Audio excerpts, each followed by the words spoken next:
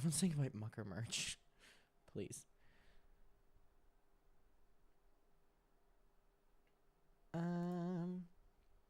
Okay.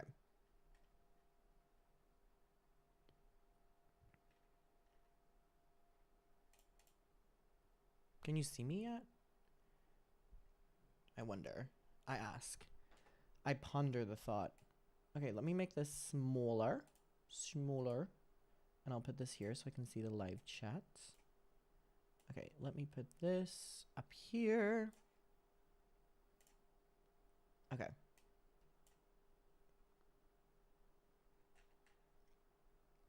Okay. Oh, I think I'm fully live now. Hello. Hi. Hi, everyone. Hello. How are we doing? How are we doing? Okay, I'm currently pulling this up so I can see chat. And I can also see all of you. Everyone's saying they made it. Hello. Hello. I loved the live stream that we did the last night, and I knew that I was going to come back and do another one very, very, very soon. So I'm very excited to be on here tonight. Hello. Hello. Hello. You made it your first stream on time. Well, hello. I appreciate you being here. Thank you so much to the little moddies. Shout out to the mods. I appreciate it. I literally will just be like, who wants to mod? And then people will be like, yeah. And I'm like, okay, welcome. Is your hair lighter? The bleach is coming through my hair. I will be honest with you. Also, do you want to see what shirt I'm wearing?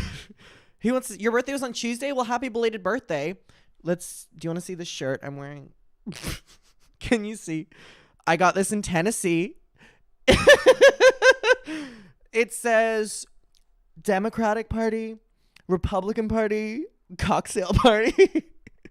I'm so annoyed that this is on the back. I wish it was on the front. By the way, I'm so aware that this shirt is satirical before people think I'm being serious. But I did see it being sold in Tennessee, and I was like, wow, people like actually wear this. And I was like, I'm going to wear it too. I'm going to wear it too. People love this shirt. If you're on the Muckers Finsta, which is our little Finsta page that we have, which is, by the way, my favorite thing that I have ever done.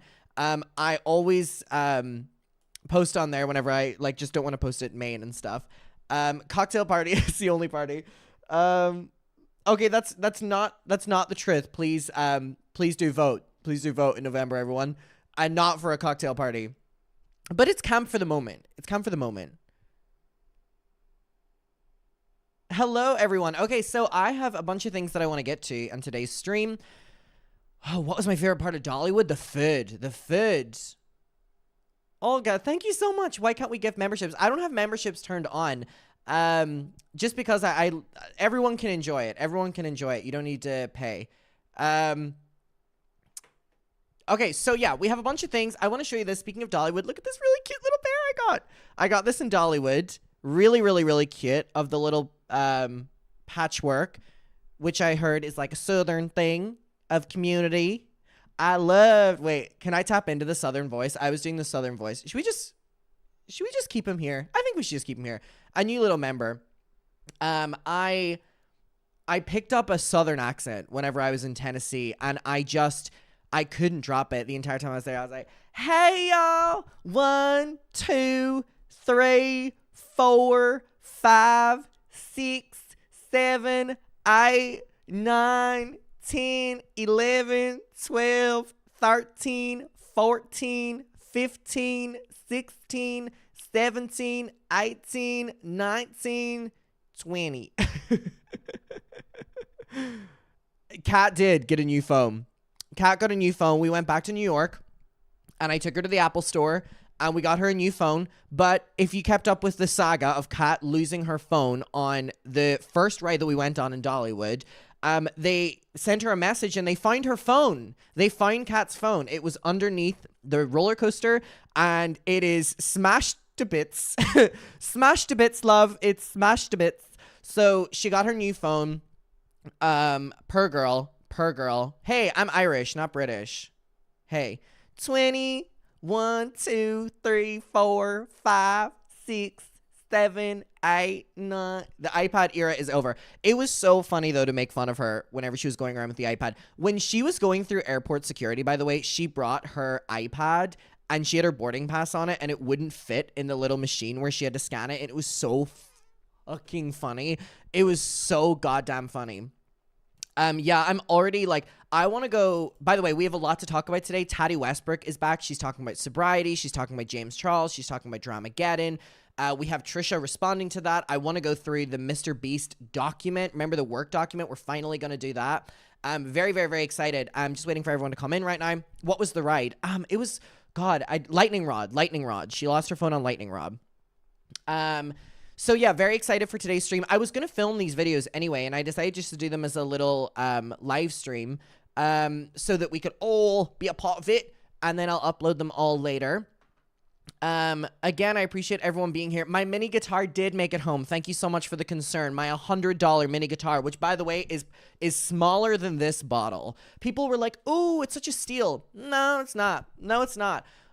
Also, can I please, for the love of God, I posted this last night, but I need to show you this as well. Where is it? Okay, here. Need to talk about this real quick.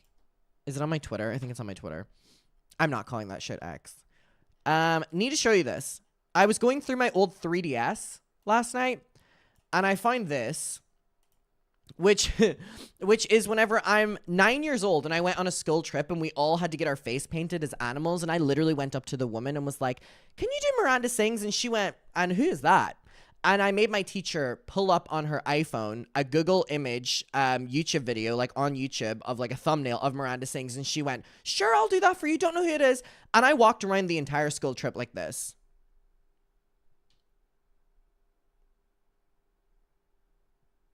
However amount that he got bullied, it was not enough.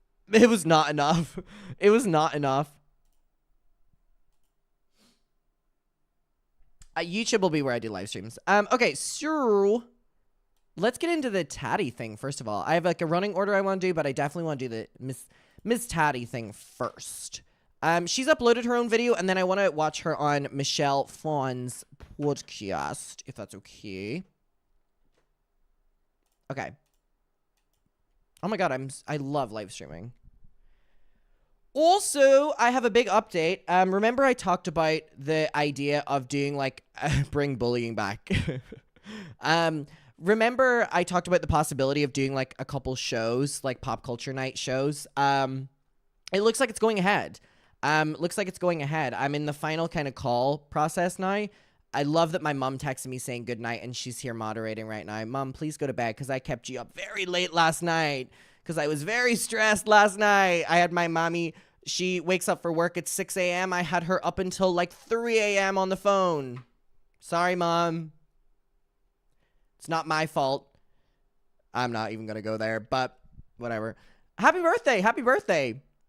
Happy birthday. Happy birthday. Why is this dude always chatting up older women? Like, it's weird that it's happened twice, right? Ali, would you consider calling me the MILF collector? Is that what you're hinting at there? Anyways, yeah, my mom is here. I love you, Adam. Please marry me. I'm a lesbian. Okay. All right. All right. So yes, we're going to get to, so Tati Westbrook has done the Michelle Phan podcast. I want to get to that, but before I get to that, I know that Tati has posted her own video talking about her sober journey, which I kind of want to watch first of all. And then we're going to get to the podcast. I want to get to the Mr. Beast document. I want to get to Trisha responding to it. Wow, there's a lot of birthdays. A lot of birthdays in the chat right now. A lot of birthdays in the chat. Little birthdays in the chat. I'm sitting on... What the fuck am I sitting on? Oh, it's like a label poking into me. All right. Oh wait, I didn't finish my thing. So yeah, I mentioned the possibility of doing a couple shows. In the final stages. Looks like it's happening. Don't know how, don't know why, but it looks like it's happening. And I think it's hold on. Before we get into this, let me quickly tell you where I think I'm gonna be doing. It's just gonna be like a fun night. Let me tell you where I think I'm gonna be doing them.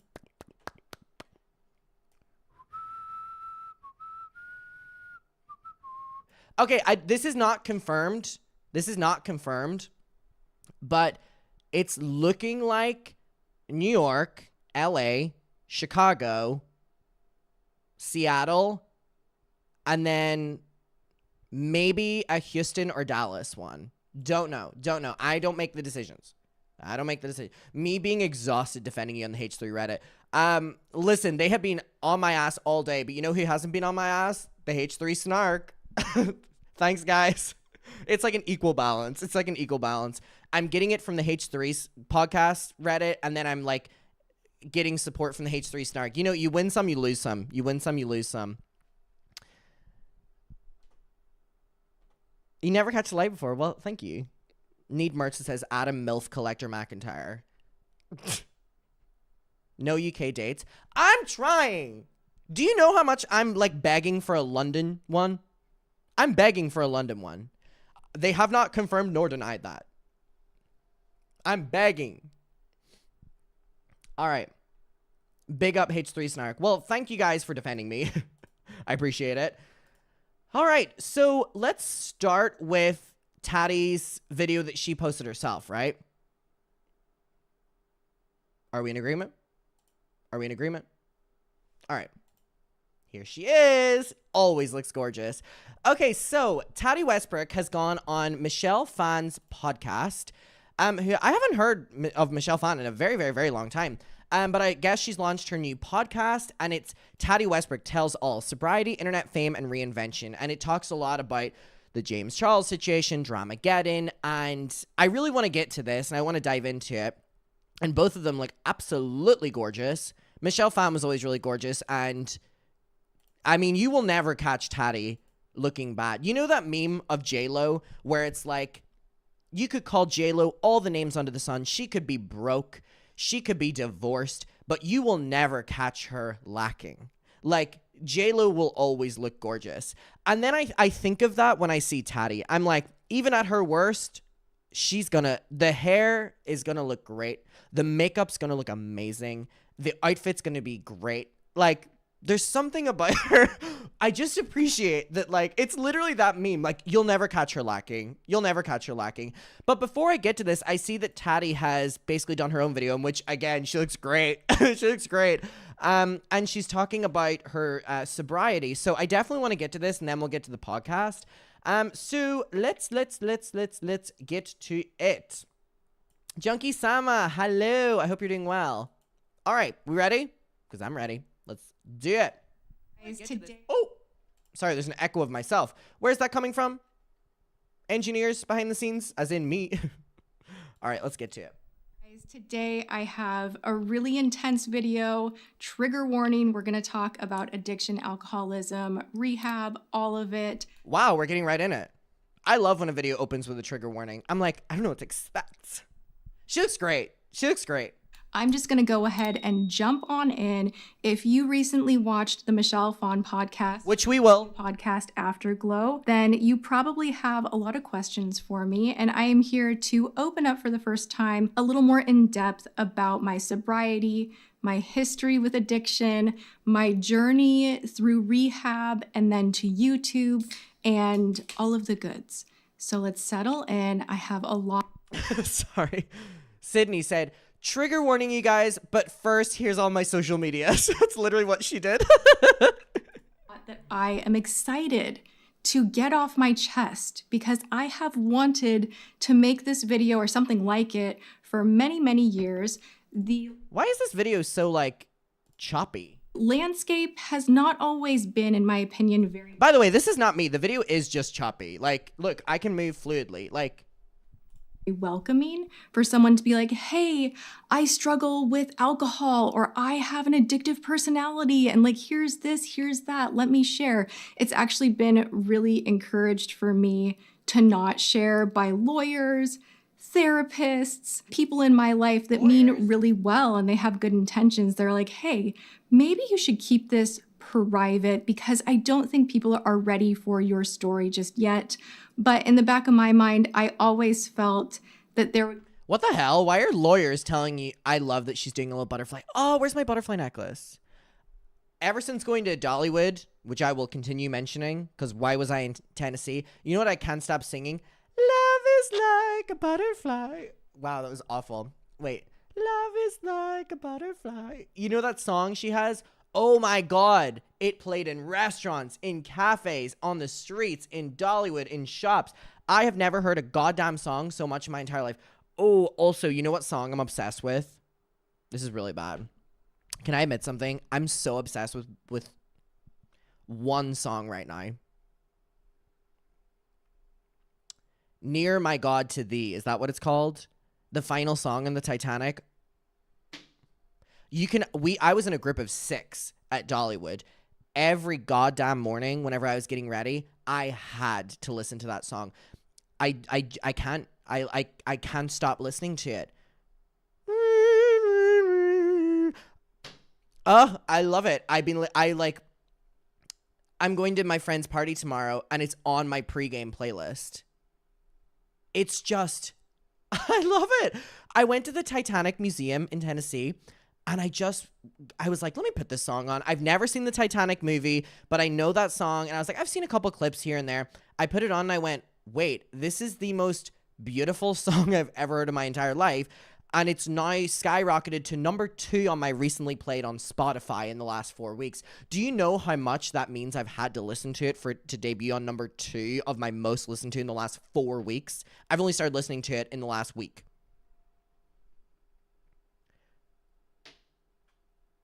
It's so good. Love it. Love it. Would come a day where... Sorry, back to the point.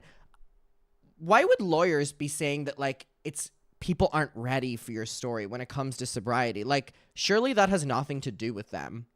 Like, this is, and I'm so glad that she, is speaking about this and feels that she can speak about it, but it's very weird that, like, lawyers would be like, people aren't ready for your story. Okay, well, good thing it's my story and not yours.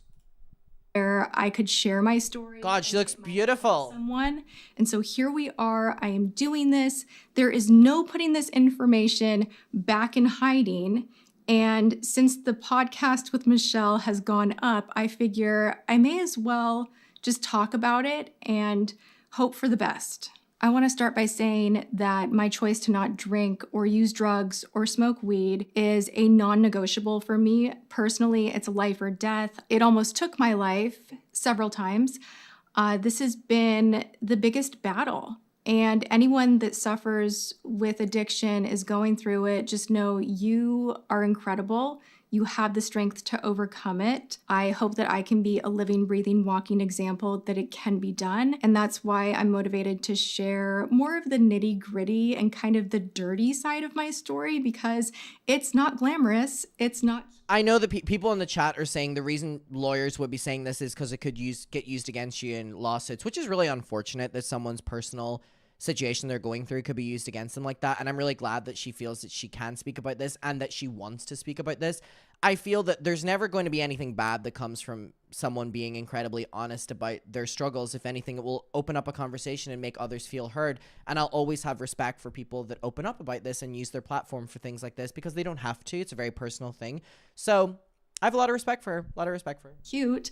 And I have felt a ton of shame over this issue. I do want to do a Q&A moving forward. I feel like you guys will have specific questions for me. Not a Q&A. I'm doing this right before Michelle's podcast goes up, so I have no idea how this is about to be received. I'm a little nervous, to be honest. Okay, people are asking me to put this in 1.5x speed. Okay, I hear you. Maybe 1.5 will be too quick. Let me hear. But I thought I would film this video and... No, somehow she sounds at normal volume when you speed her up. Sometimes when you speed people up to 1.5, they are, like, you cannot understand them. But with Tati, it's like a nice pace. Take a little bit more time. Ugh. Also, yes, please like the stream, everyone. I'd really appreciate it. Or like the video if you're watching this after. I'd really appreciate it. She's breathing heavy. Oh my gosh. And share with you my story. No one knows that I've been to rehab. No one knows that prior to rehab, I overdosed. No one knows that part of my journey or my story. I've kept that completely hidden. And you're probably asking, why? Like, why did you keep that hidden? Don't be ashamed of yourself, because a lot of people want to tell you how to feel online. That seems to be a trend. And a lot of times it can come from a really good place and it's well-intended. But back when I first started YouTube, I was still really embarrassed about the fact that I didn't drink. I was sober for about a year and then messed up, was sober again for 5 years, messed up again. didn't see that one coming. And this was during a time when I was still making 5 videos a week. It was a very short drop off the wagon, if you will. Like, it was a very short relapse. It was like oh, touch that hot stove. Oh, nope, I do have a problem. In my mind, I made the issue of me not drinking not a drinking issue. I kind of got to this point where I was like, I have money now and I'm successful. And look, everyone has fun doing this. And maybe I'm more mature and grown up and I can handle this. And this is what normal people do. And I was really depressed before. So like, maybe I've overcome this. And I fell off the wagon like that. Like, it just came back with a vengeance. And it was like, ooh, life or death. Like, let's choose. Let's make a quick choice here. It was a very short period of time. Also, one thing that I think is really important about Tati making point to this is, I think a lot of people, I have a lot of friends in my life that are sober, and for that it means a lot of different things. I have some friends in my personal life who are sober of alcohol. I have some of my friends who are sober of drugs.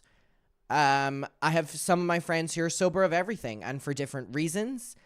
And when I've had conversations with them, an underlying thing that I've heard a lot of people who are sober say is this idea of like, if you relapse and how that looks for each individual person, right?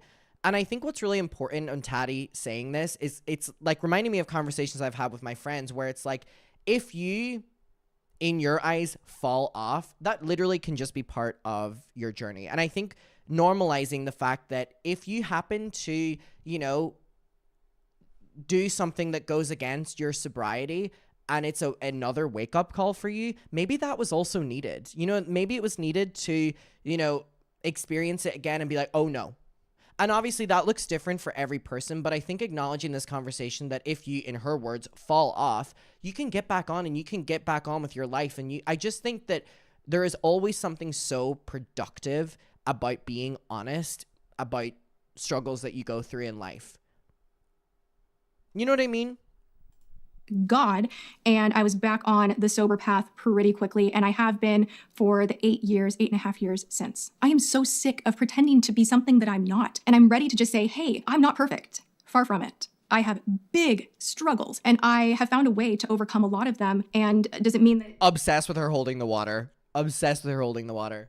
every day is like the best ever and that I never have days where I'm down and I struggle still? No, but I've made a choice to not use substance because I know it can take me out real quick. If you struggle with alcohol, it's everywhere. The grocery store, you're on a plane, driving down the street, billboards, and the sides of buses. And it's just like, if you're upset, drink. If you're celebrating, drink. Just like wild how much focus we put on drinking. It's not healthy for you, whether you have an addictive personality or not. You're gonna feel like crap the next day. It can really rob you of your energy, age you. It does all these crazy things that not a lot of people really want to talk about. But it's continued to be a thing that I've had to kind of like dodge the bullets along the way and kind of surrender to the fact that this is truly not for me. So I do not drink. I do not smoke. I do not smoke weed. I am absolutely through and through sober as they come. I might be addicted to makeup though. As I'm looking behind me, this looks like a lot of chaos and I get it. You know, my advice, honestly, like in the middle before going into a little more of my story, sometimes when you give up something that provides you with so much pleasure and escapism makes you feel good, the best thing you can do is pivot and find something else to be fascinated with that makes you feel good. Just make sure it's in a way that's healthy, that's not damaging, that couldn't potentially kill you or other people. I think that's kind of where the real intensity with loving makeup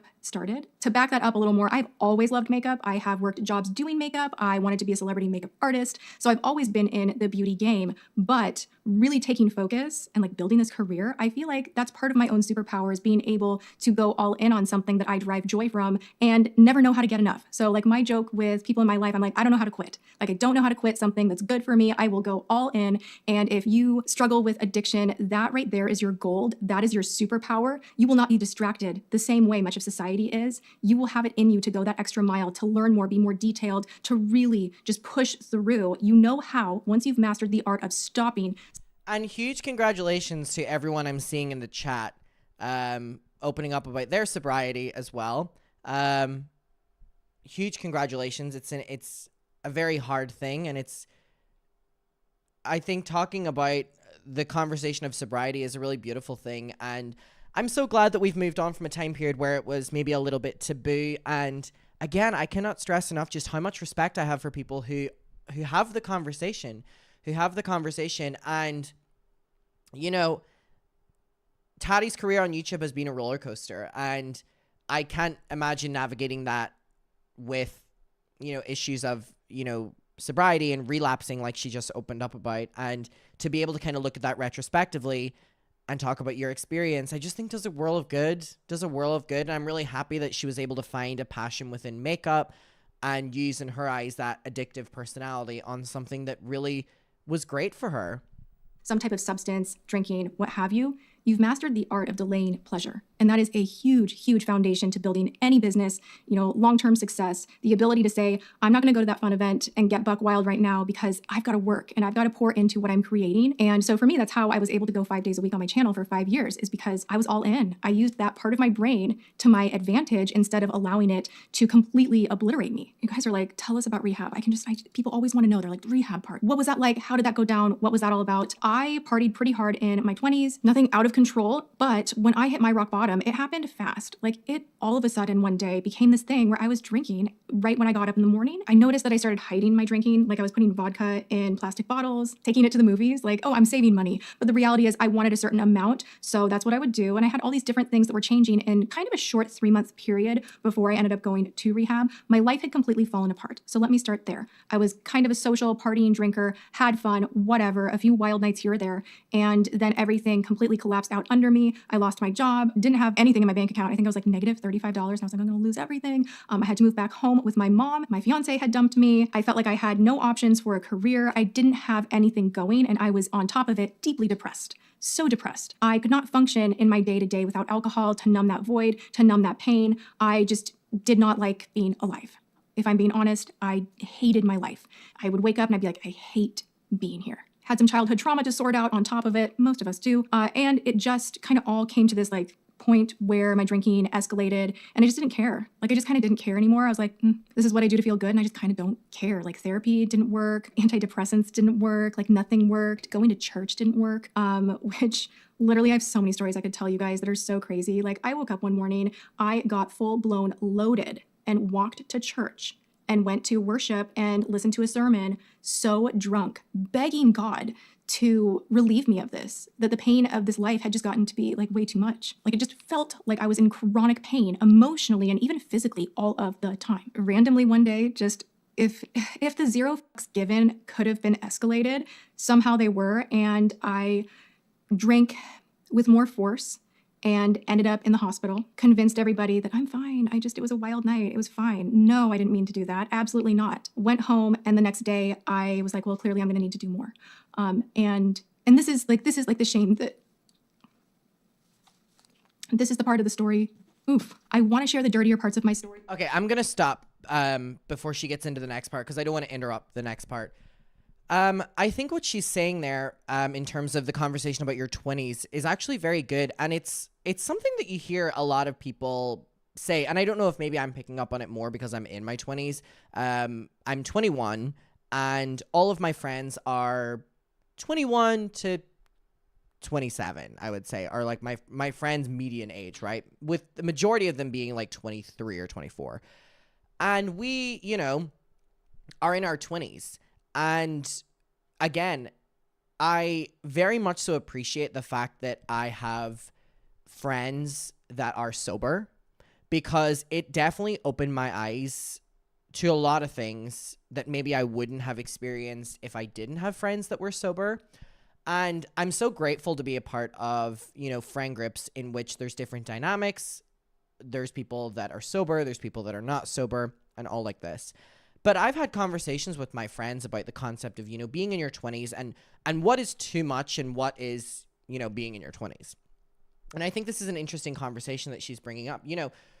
When you're in your late teens, early 20s, that is the years when typically most people party the most.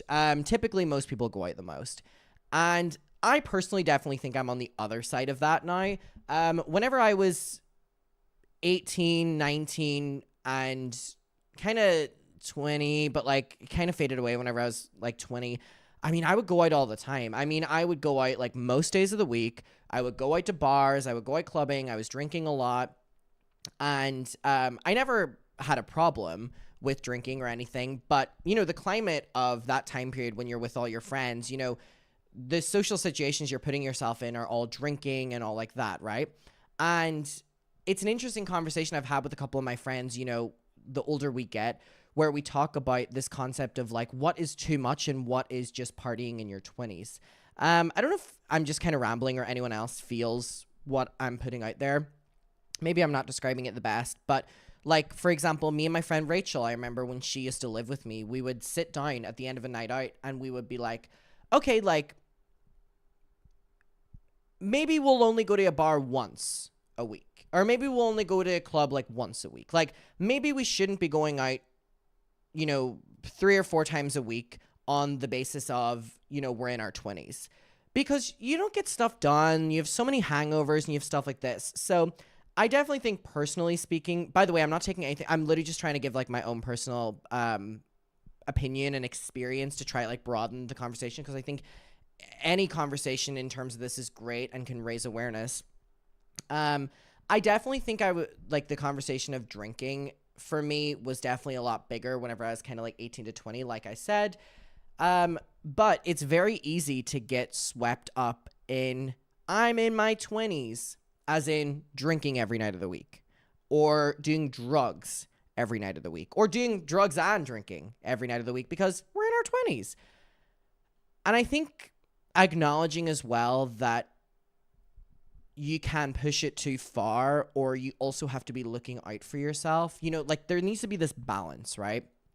And I think at 21, I finally understand that, whereas whenever I was 20, 19, 18, I definitely think I would, like, my motive thing was, like, if I'm not drinking, I'm wasting a night. You know what I mean? Like, if me and my friends aren't going to a bar, we could be out having fun right now.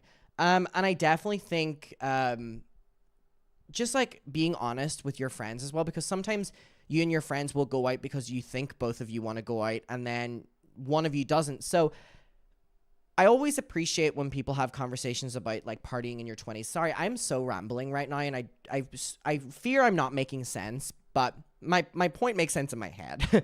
That be cautious when you're in your 20s. Obviously, that is the time period you will be going probably the craziest, but also be wary, know your limits, and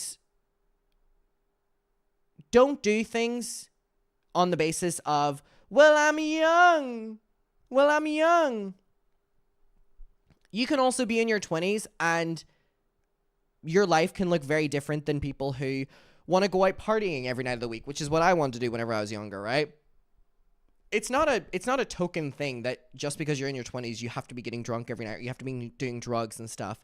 And it took me, having to surround myself with a lot of people who are sober, and I am the furthest thing from sober. Like, my attitude towards drinking is very, very, very different now than what it has ever been. I mean, don't get me wrong. I love drinking. I think it's fun and, in moderation now.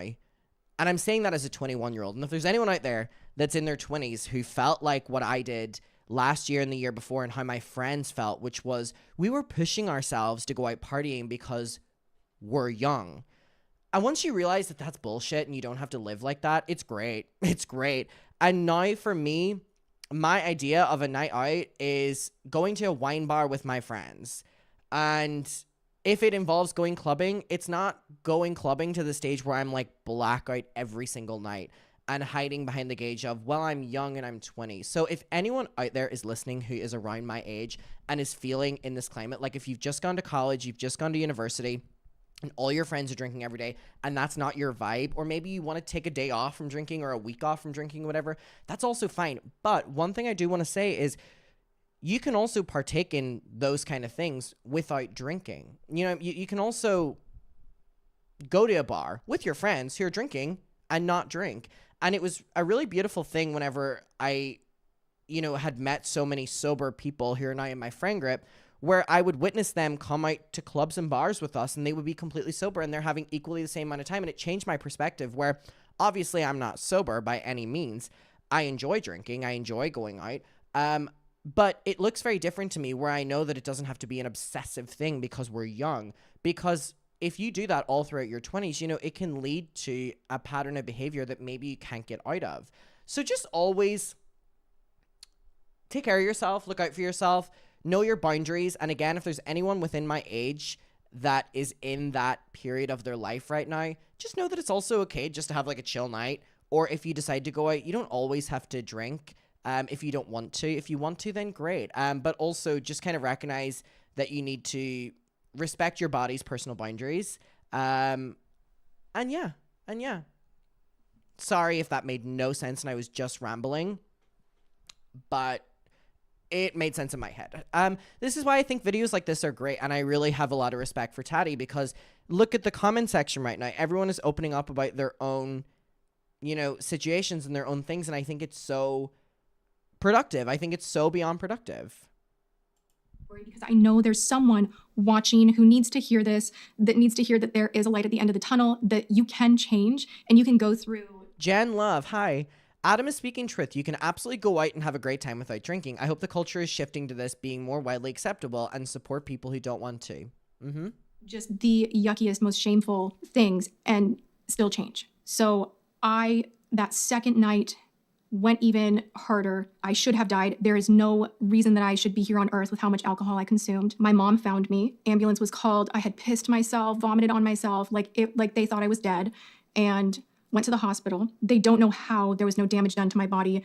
I survived and ultimately checked myself into rehab. And here's the beautiful part of my story. At rehab, when I was getting the help that I so desperately needed, I was getting out of that horrifying pain and the inability to set down something that was killing me, I found the YouTube beauty community. And in the evenings when we were allowed to use a computer, I had like a small little teeny tiny computer that was smaller than an iPad. I still have it. I don't know how to crack into it. And if I could, it would be interesting because I would journal on there all that I was going through, my hopes and dreams and wishes. And I would watch the beauty community, Michelle Phan specifically, and that's why that interview was so absolutely important for me to say yes to. And I flew to LA and I was so excited.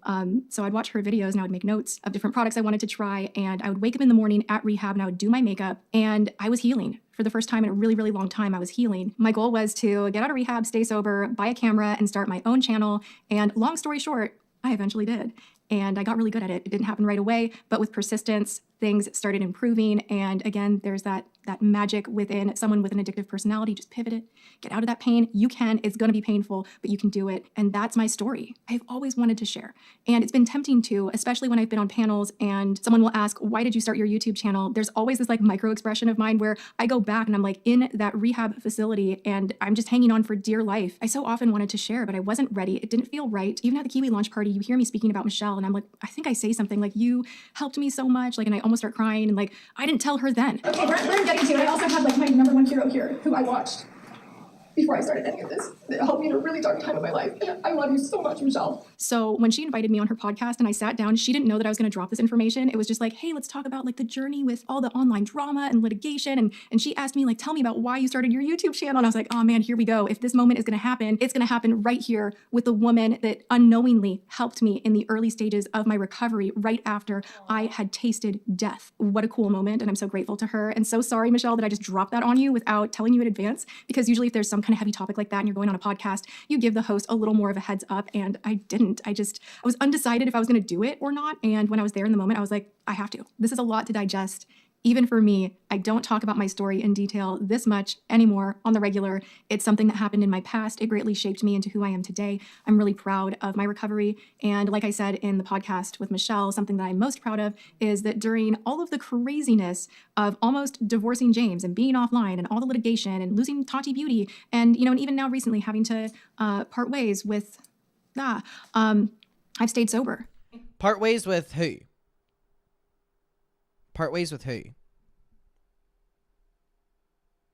What am I missing? Is that Halo Beauty? Did I read that Halo Beauty is no more? I think I read that recently, right? Is that what was happening? Was it Halo Beauty? Oh my god, my friend got great news. I think it was Halo Beauty. And I'm really, really grateful. Oh, Tati Beauty. Why did I never share this online? I was afraid. because a lot of people in my life, like in my personal life, they would downplay the fact that I had a drinking issue, and it would just always feel kind of weird. Like it would just feel like, are you embarrassed of me? Like, am I embarrassing you? It just had that taste. People are like, no. And like, people just don't know how to act. And I was like, I don't know, maybe that's in my head. Like, I don't know, people are treating me weird now that I'm sober, and it's this whole thing. And people treat you like, oh, you're just really weak, and like you have a problem, and you couldn't fix it. Oh, like, and you're just like, you're wearing that scarlet letter, and it just feels just like so coated in shame. And I want to like break that apart moving forward, because there's something so powerful about choosing to get sober. You are incredible if you choose that path. There's nothing shameful. Halo beauty, yeah. But I let it get to me in the beginning of YouTube when I was mingling, meeting people, going to events. Like I would tell people that I was like on a cleanse, or like I just don't drink for health reasons. I would make up all these different excuses as to why I didn't drink. And people so quickly would be like, oh yeah, okay. So anyway, I went to an event with a very powerful, at the time, president of an MCN was hosting, and we all, like a bunch of girls, we all went to have drinks at the Tropicana, and then we were going to a concert afterward, and everybody's just like chit-chatting and whatever, and I will never ever forget the heat in my body that went from my toes up to my head. I ordered a virgin mojito. The president of his company looks across the table right at me, eye contact, and says, "That's a virgin mojito?" I'm like, yeah. Now, again, I can speak on this because I've had conversations with my sober friends about this.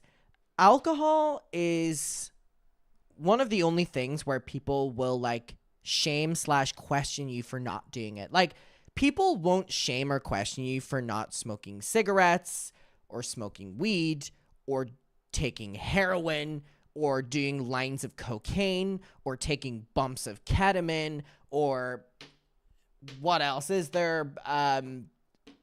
What else is there? I don't know what else there is to do. It's like alcohol is something where, and you've probably experienced it. Like you may have been in situations yourself where you've chose not to drink, and people will be like, oh, okay.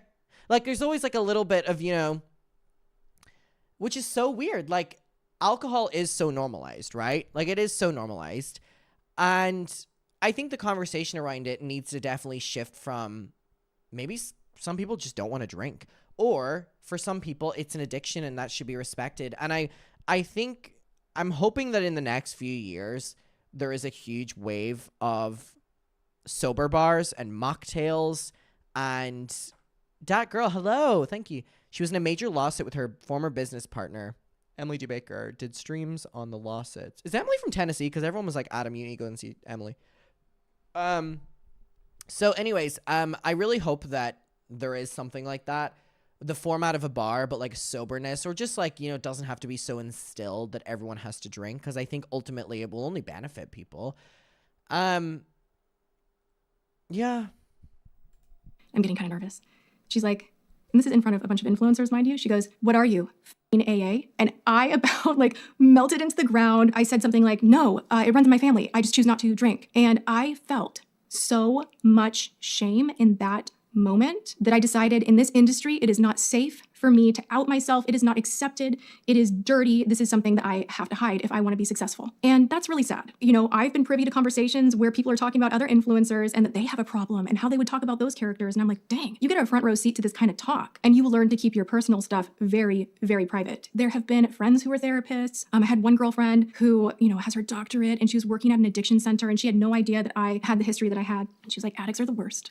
They're the worst people to walk the planet. And like, it's so pathetic hearing all of them whine and complain all day. And I just can't take it. And like, I would sit there and be like, gosh, this is how people really see this issue.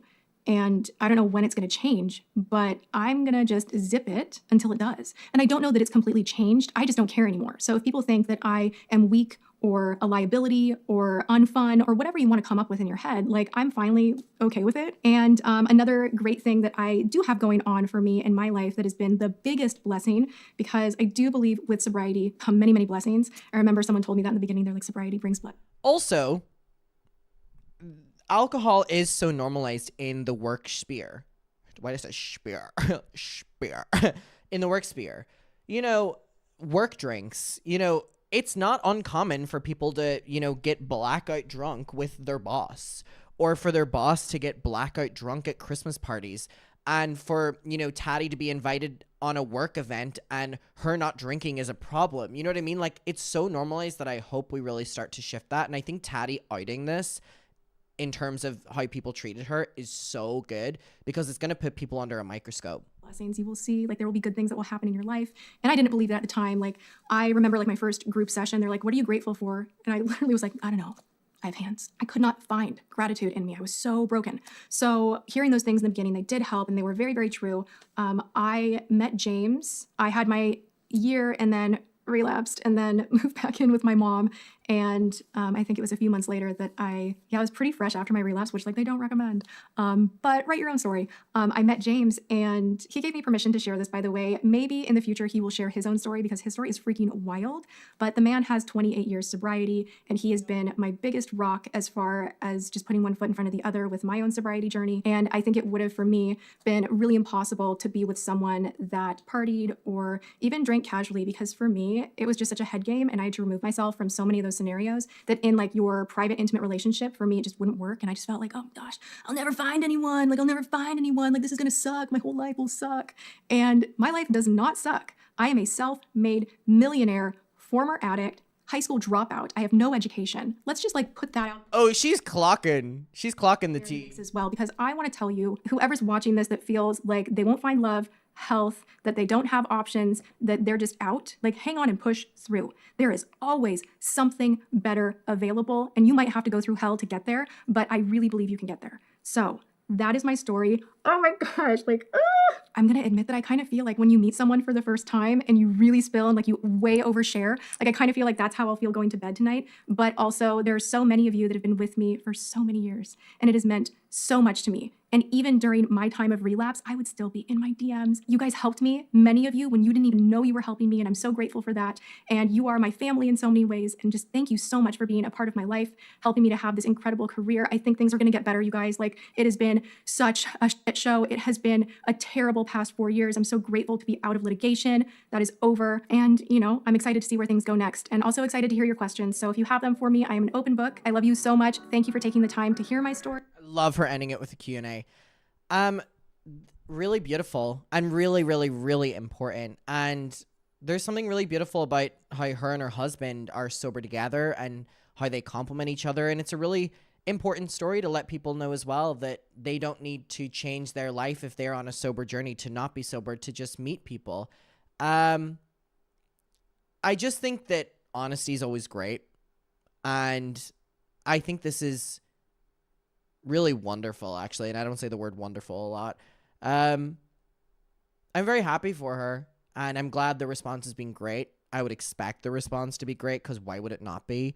Well done, Tati. I mean, the only thing that'll come from this will be productive conversations, which is great. It's great. So we will leave this here, Tati's video. I want to go and watch the Michelle Phan podcast now. I want to see how she confronted that. And yeah, let's get to that. Oh my God, how do we feel about that? Hello, Glow. Hello, Glow. How are ye? Good to see you. Glow with a glow. One of my OG supporters. I hope you're doing well. Hope you're doing well.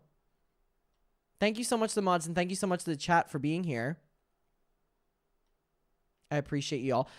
Yeah, I wanted to watch this before we get to the Michelle Phan thing because it like set a lot of context.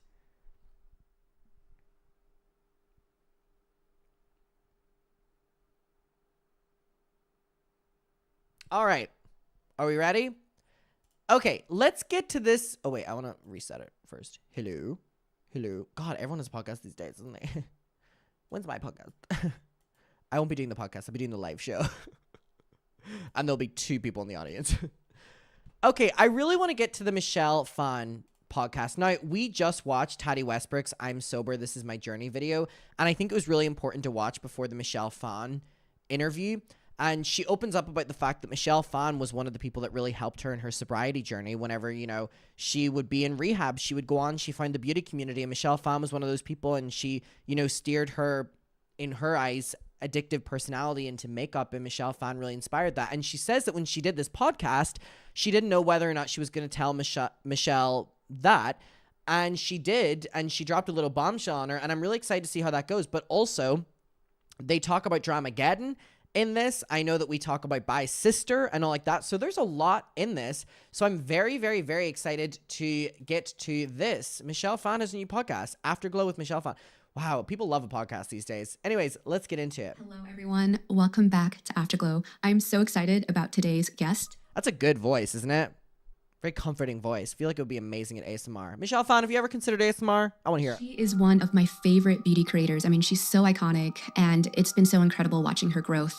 So I am excited to introduce you to Tati Westbrook. I have followed Tati's story ever since her early days on YouTube when she was doing like these like get ready with me's. I remember like her favorites. She was so iconic. So we got a chance to sit down and talk in February of 2024 about her behind the scenes. Her work. February? February?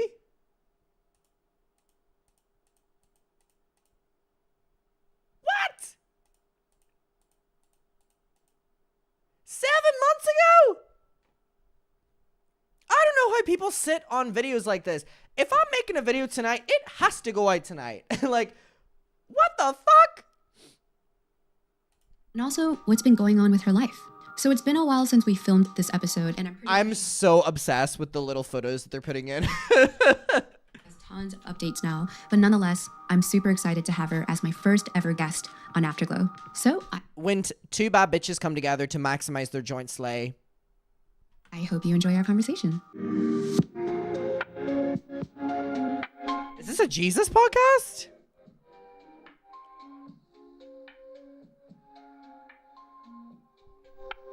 I'm so excited that you're here. Oh, people are saying it might have been her waiting until Tati was ready. Maybe. Oh, maybe this had to be cleared for the lawsuits to end first. And I'm really honored because this is my first time going into a podcast. And I know this is a big deal for you because you've been invited onto so many other podcasts. And when we reached out and you just said yes, it was such a huge honor for me. I'm the one honored. This is amazing. Oh, Tati looks gorgeous. Michelle does too. But again, I will always start at... Did I say Gabby? Did I say Tati or Gabby?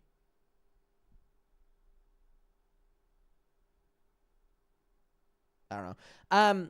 Hair, amazing. Tan, great. Glowing skin. Effortless outfit. And yeah, this is a huge first. I have never done this. I know. This is so fun. I remember watching you throughout my entire career, actually, because I just saw that you were just someone who was so articulate, so elegant, really great at doing reviews, and just like this trusted source. And I'd love to know, like, before all the glitz and glamour of YouTube, what were you doing before?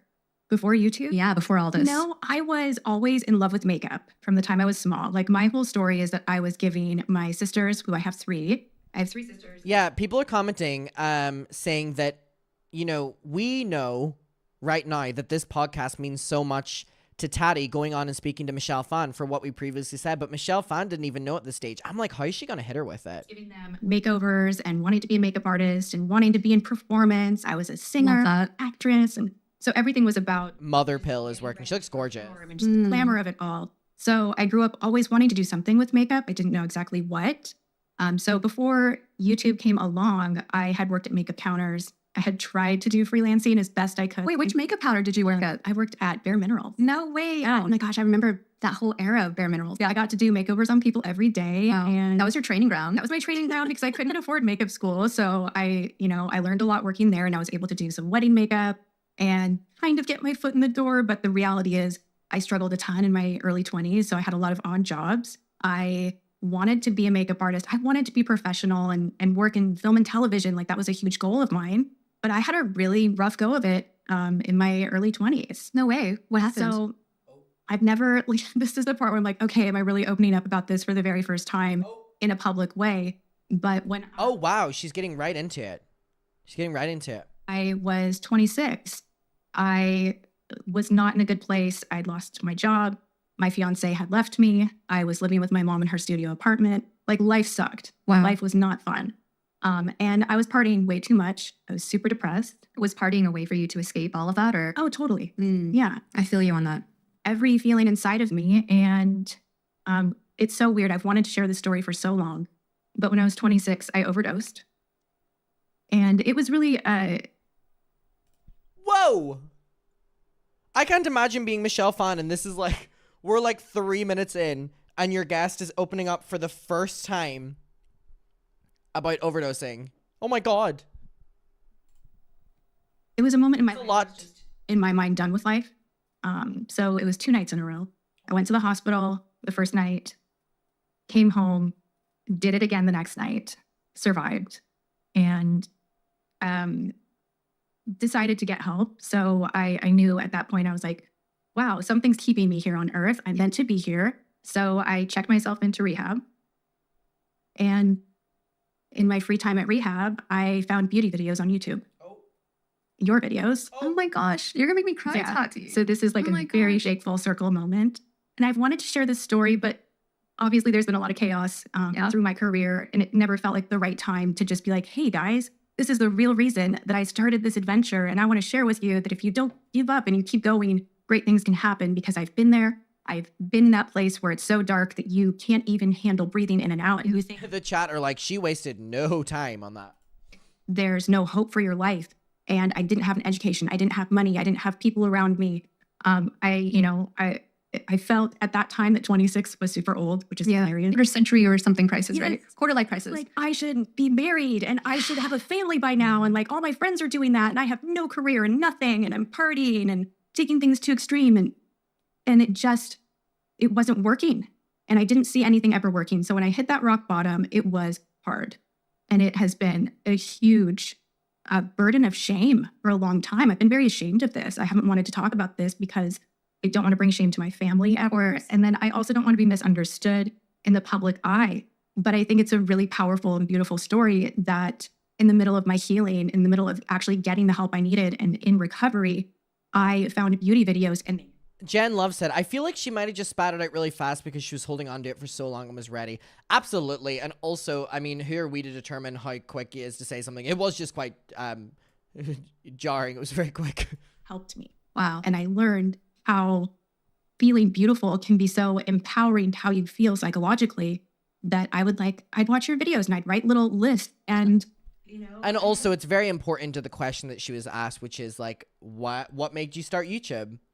I'm really happy for her that she's able to, feel she can open up about this now. like really crappy little teeny tiny computer that's smaller than an iPad. And I'd sit back and watch all the beauty videos. And that first year of sobriety, I continued, I got a job at a beauty supply. So I was back in the beauty thing. Yeah. I'd watch videos at night and, I'm staying sober. And I wanted to do YouTube. I wanted to make videos. I'm like, I'm going to be like those women. I'm going to do that. Wow. And that's really how That was the call. There was a calling for you and you answered it. Yeah. So the early beginnings of you starting your channel, by the way, thank you so much. That's so incredibly powerful. I mean, I think the fact that just you opening up and sharing that part of your life, and I think a lot of people can relate to you because it's true. We're kind of told at a certain age, you have to be at this stage in life and, finish with college, have a career, have a partner, and then get married. And I think in a way, weirdly enough, it sets a lot of people up for failure because it's not always meant for us. And I think it's so incredible that you had this self-awareness to know, okay, you know what, it's time for me to get help. God, sorry, this is so unrelated to the point. They are both having a face card off. They are both gorgeous. That's amazing self-awareness that you have. And I'm so grateful that beauty in a way saved you because we have you now because of that. Had you not have gone through this, Tati Westbrook on YouTube would have never existed. I think about that all the time. All the time. Any trip, event, any cool thing that happens, and even falling in love with James, my husband. I think about these cool things that happened after, and I'm like, wow, I was ready to throw in the towel. I was done. I had no hope. Again, another really beautiful way to frame the story, which is that if she hadn't survived those overdoses, look at the great things that she has gone through that she wouldn't have got to experience. And there's actually a TikToker I saw who popped up in my timeline a couple days ago, and he was in New York, and he was talking about how it's his birthday, and this time last year he attempted, and he's saying that the last year of his life was the best year of his life, and he was basically saying that if anyone is feeling like they're at that stage, you have no idea what is to come in your life. And I just think that's such a beautiful, beautiful, beautiful thing. I didn't see myself ever being able to get it together and being successful. I was so depressed, so anxious, and I just didn't know how life could get better, right? now I have this amazing career that I was able to really pour so much focused effort into and be excited about, and it worked and it came to life. And I found myself in really extreme hurdles again. And, there's been some not so pleasant moments on YouTube. Of course. Yeah. I know that as long as you keep going, you're going to get to that next destination and you can't give up. Yeah. And so that's been a huge part of my perseverance. People are like, how do you deal with it? Like, how do you keep going? I'm like, you just put one foot in front of the other and you do it. I love that about just how much you are able to just find the strength to just continue on, because it's true. Like sometimes I know so many people, including myself, like I'm just done, like I'm over it and everything. But it seems like you have this amazing intuition within you that is this flame that keeps you inspired to continue on. And I'm so curious because as you're like developing your early era of YouTube, did you feel like you had to create a persona and kind of live up to that? Because I felt like I had to do that too. Like the persona I created was like, in a weird way, this persona, Michelle Fawn on YouTube, is saving my life because she is someone that I need to continue being because she gives me hope to continue being a better person. I don't know if you went through that. I love that so much. So like, let's drop all the bombshells. Right? Okay. Like, let's just do it. So I fully reinvented myself. Like the old me she had to, it was an ego death. Like, I don't want to say. The old Tati can't come to the phone right now. Why? Like she had to die. Like, no, it's an ego death. But yes, that happened. So growing up, my birth name is not Tati. Oh. It's Tanya, which is interchangeable for, Tatiana, something. Tanya Westbrook? James Charles was exposed by Tanya Westbrook? What? Family has called me, Tatiana, Tanya. And when I would do, little acting that I did as a child, I did musical theater and I would use the name Tatiana. And just because I thought it was so pretty. But everyone growing up otherwise would call me Tanya. And that's the name my mom gave me. Tanya? We have, the story of me being a little kid doing theater and using the name Tatiana. You open up so quickly with these strangers. Right. Tatiana is so cunty. They started calling me Tati. And I'm okay. Like I'm this new woman and this is a fresh start. And the old me is gone. And this is real reinvention. And just the whole process of even getting ready in the morning was so important to me for my health. Oh, yeah. And just becoming something more positive. So I fully, it's not that I'm pretending to be someone else. It's like I stepped into a fuller version of myself in a new. And that's beautiful. And she even got a new name. That's incredible. How? It's actually powerful that the people that you were sharing space with and you were vulnerable with, they clicked you that. Yeah. Like, wow. Yeah. Tati. Who would have thought? Tanya. Okay, Tanya, I guess you do look like a Tanya. Like, some people, their names, they look like that. Yeah. But Tati is so unique and memorable that I think it's such an amazing rebrand if there was. Right. She's not really giving me Tanya. She's giving me Tati. I feel like Tati makes so much sense for her. Tanya? Even though that's like her actual name. That's Tati. Who the fuck's Tanya? Oh, thank you. I don't know why I feel like let's just spill everything. Yeah, no, this is amazing. Wait, have you ever shared this with wow, oh my gosh. This is amazing. I kept, Ali, please. As much as I've shared, I've been able to keep a lot private. Oh yeah, there's a lot of mystery around you, but I think it's good. It's better for people to want to know more about you than to just be sick and tired of you. Well, I'm now at a point where I'm like, you know what? It's just. Bitch, I need them Halo Beauty. Look at her hair. Look at her hair. Gimme those Halo Beauty things. I don't even know why I'm holding it back. Like there was a time where I felt like I really needed to. And now I'm just like, I accept more of myself. So this is an even newer version of who I am and where I'm headed. Hold on. People keep making fun of me for saying tatty. They going Taddy as in tatty. How do you say it? Tati. Is that better? Tati. Tati Westbrook. Can you understand me now, Americans? Tati Westbrook. People say it with Trisha as well. Trisha Paytas. Trisha Paytas. Oh my God. We're talking about Trisha Paytas and Tati Westbrook today. Don't piss me off, Americans. Don't piss me off.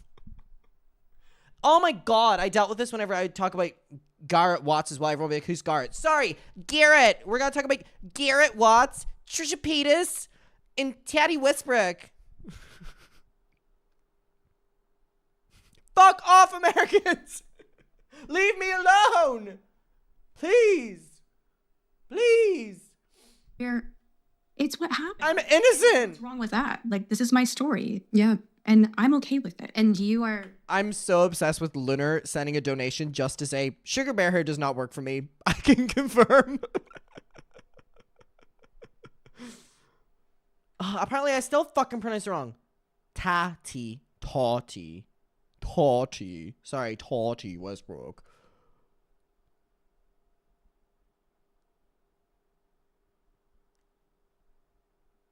We say Tati.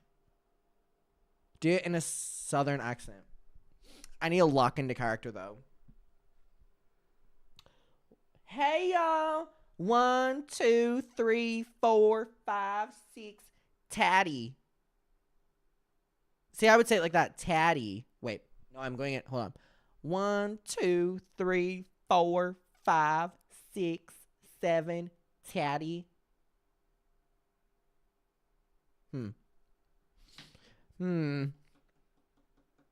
I've really been throwing a curveball here. Tati. Is that better? Say potty with a T. Potty with a T.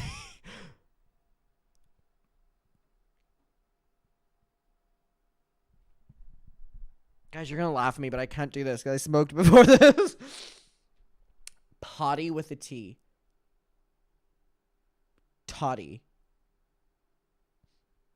Okay. Well, my fucking edible didn't kick in until now. Somehow, y'all fucking me up as I just made the edible kick in. Say toddy with a potty has really just fucked me up.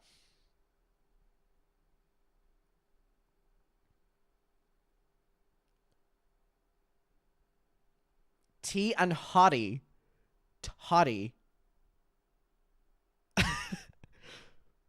Leave me alone, Americans!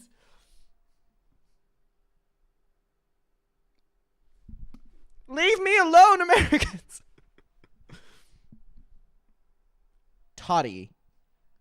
What am I saying, tatty? See, no, I don't even know how to fucking say it. Oh, you've just all pissed me off. You just pissed me off. Tatty. I forget how I say her name now. Tati. Tati. I literally forget how I say her name now.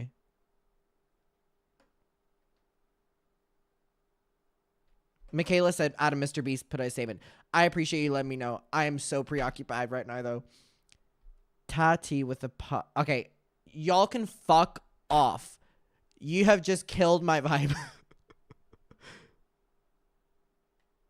Adam, it rhymes with fatty. Okay, you're just all throwing me off now.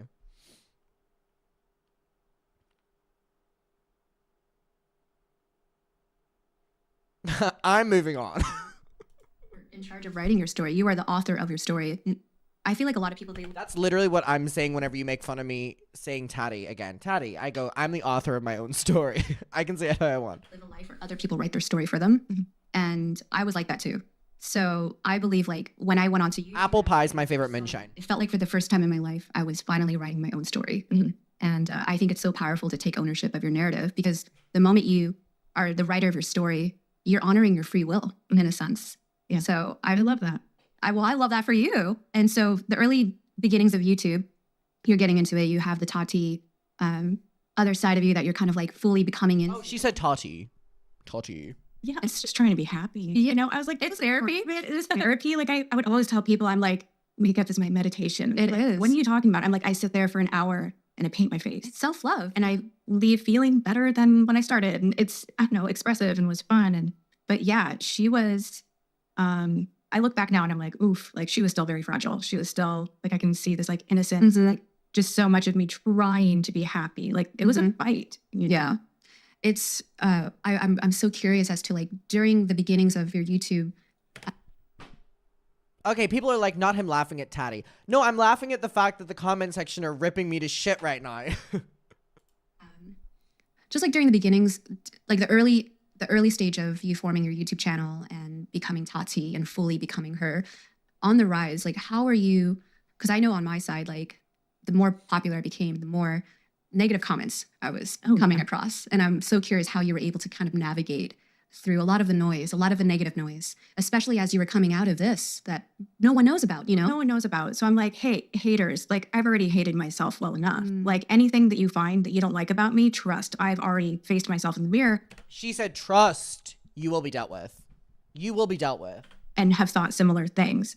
So like you can't out dark my darkness. And that was tough. Like I had no preparation that people online could be cruel, also super naive. Yes. You know, I thought, oh my gosh, we're playing with makeup. It's so fun. It was like, who would have a problem with this? And people did. But I'm so curious, while you're on the rise, like when did you started seeing the traction and everything? When did you started seeing, wow, this is going to become a career for me? I had on the wall a dry erase board that had every day of the week. And I would have all the videos that I would have to film that day and where I would have to go to shop for product and how I was going to do it. And it took over the room. So like my bedroom was the studio, was my life of filming every day. But really that dedication is what got me to where I am. And I always tell people, you know, something that is overlooked in the human experience a lot is consistency. Yeah.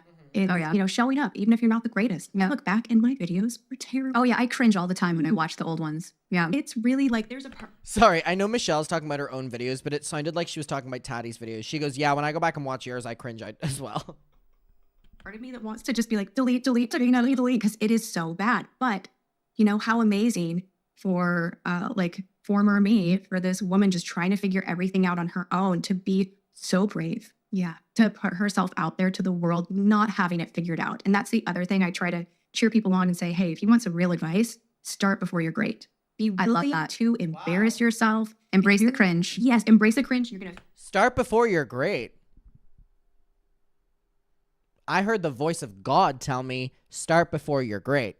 Wow. figure it out. I love her. And that's the greatest. I love that. And I love that people can see the growth, because the shame, there's so much shame. And that's something I want to talk about like later, probably in another episode, how shame can dictate so much of our lives and how much effort we put into hiding it, when actually there's so much power in being vulnerable and honest and showing people that I'm real, just like you. Yeah. You know? So, okay, you were doing 5 videos a week. That's crazy. I thought 2 videos a week was hard. Right? 5 is insane. I did that for 5 years. That is incredible. And the first 1,000 videos I edited myself. That's crazy. That's amazing. Yeah. Wow. So you're full-time in LA, you're doing 5 videos a week. I'm assuming around this time, I remember this time, brands had a lot of budget and they were throwing so many different parties.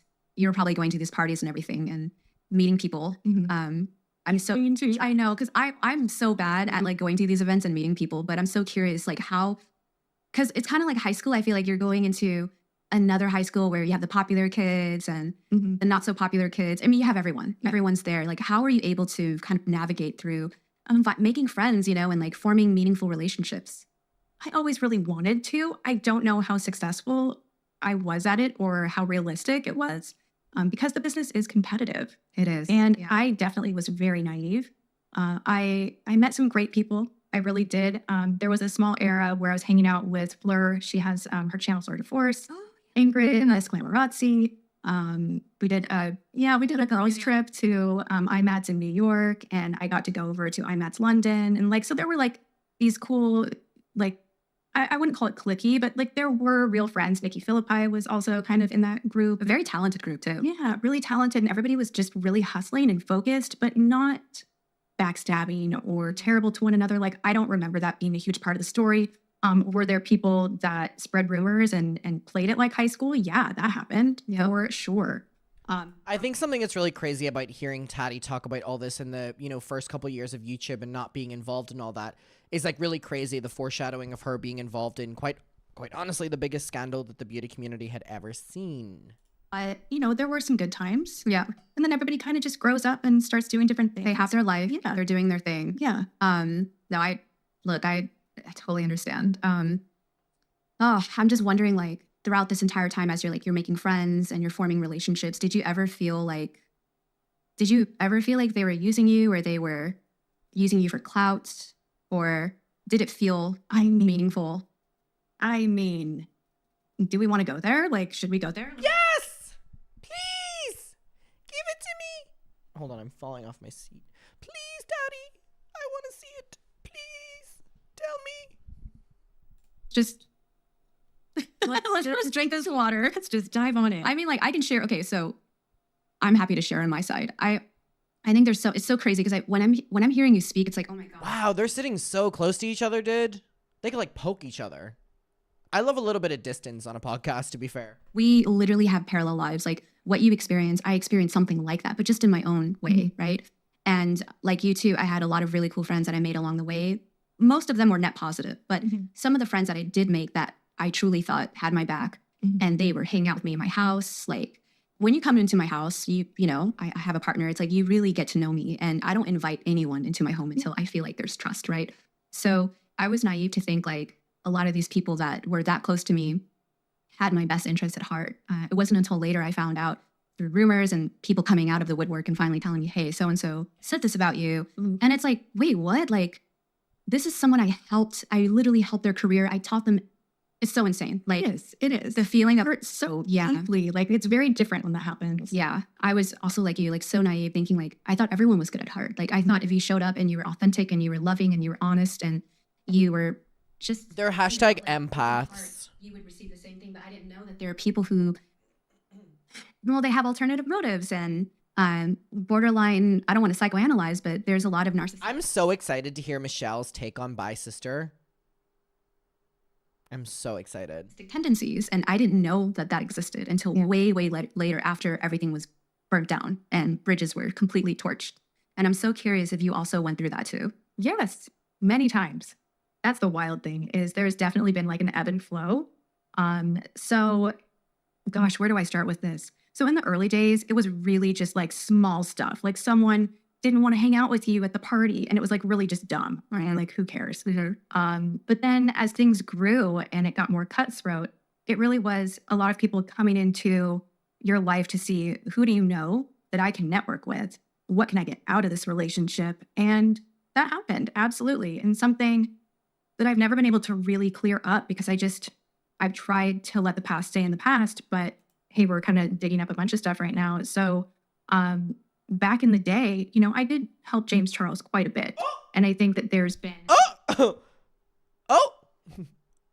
Oh, we're getting right into it. Oh, we're getting right into the James Charles stuff. Okay. Okay. Can I also say something real quick on James Charles? On that point, whenever I was in Munich, I had went to Adele, best night of my life. At the Adele concert, when I'm on the way, I'm getting tagged in so many tweets. And I am getting DM'd. So many DMs. What were those DMs?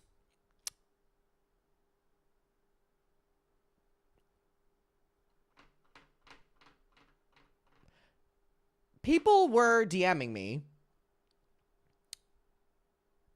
James Charles's leaked nudes. Let me tell you something. Number one, that was incredibly jarring to open my DMs to. So thank you so much to every single person who flooded my DMs with that. Number two, it was crazy to be on my phone with my mother beside me and I click one of the tweets that people had sent me, and what does my mother see? Me on my phone with James Charles's hole on it. That was an interesting conversation of me explaining that to her. Now, the reason I wanted to say this was there were so many people that had sent me the James Charles leaks and said, I'm not kidding you. When are you going to make a video on this?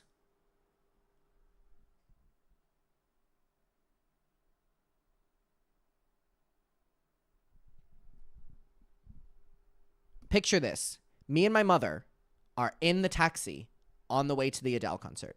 I have just explained to my mother, no, James Charles has not sent me booty hole video. Someone DM'd it to me and it's all over Twitter. My mother goes, ooh. And we move on. Then, 3 minutes later, picture this. I turn to my mother and I go, Mom, look at this. Look at the tweets and DMs I'm getting and comments of people saying, when am I making a video on this? And my mother goes, a video on what? And I go, what you just saw me looking at on my phone. And she goes, do they want you to react to it? And I go, I don't know, Mom.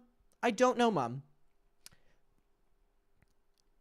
To this day, there are people that are saying, why did I not cover that? And I know that other people made videos on James Charles's nudes.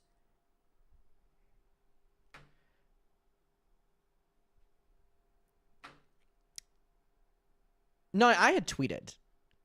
Actually, whenever I was sitting down at the Adele concert, it was really beautiful lead up to the Adele concert. I'm going to be honest. Before I heard Adele sing Hello, I had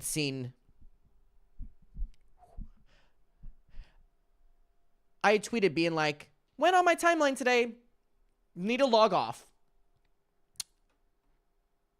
I want to make it very clear that we all know my opinions on James Charles. What happened to James Charles is incredibly disgusting. And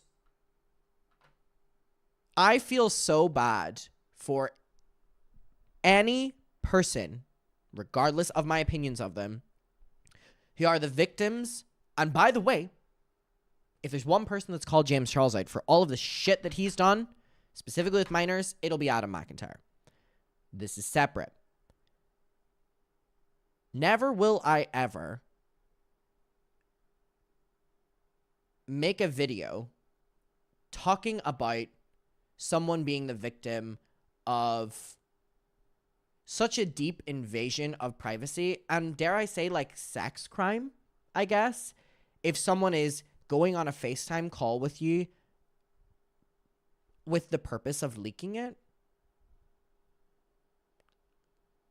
that is not something I will ever make a video on.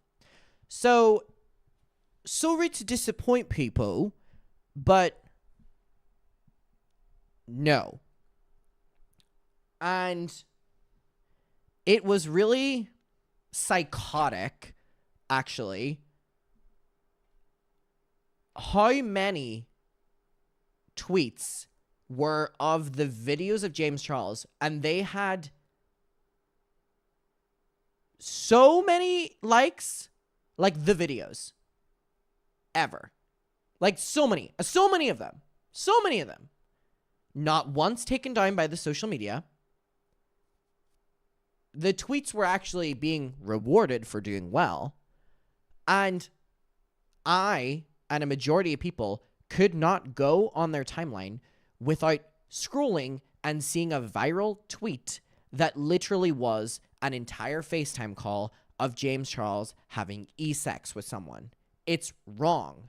It's wrong on the basis of that is revenge porn, you guys. And it is illegal.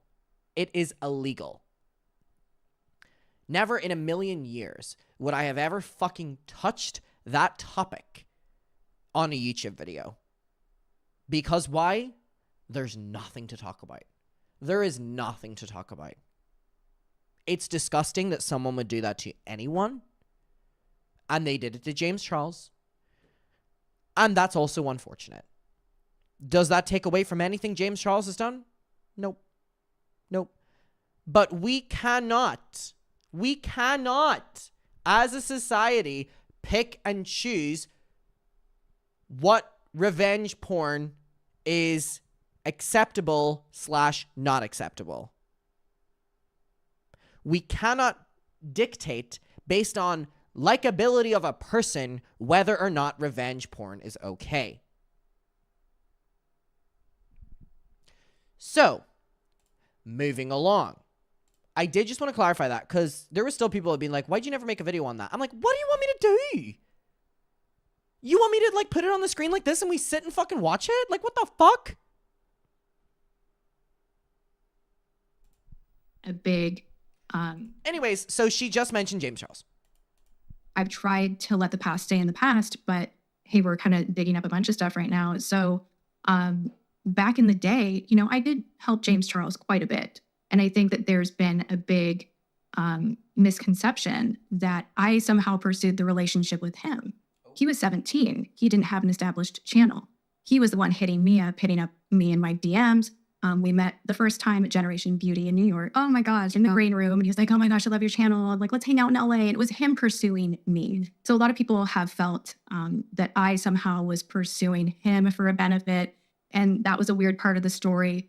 During that time, like my channel was growing. There were a lot of people coming at me that wanted to suddenly be my friend. And that was really bizarre.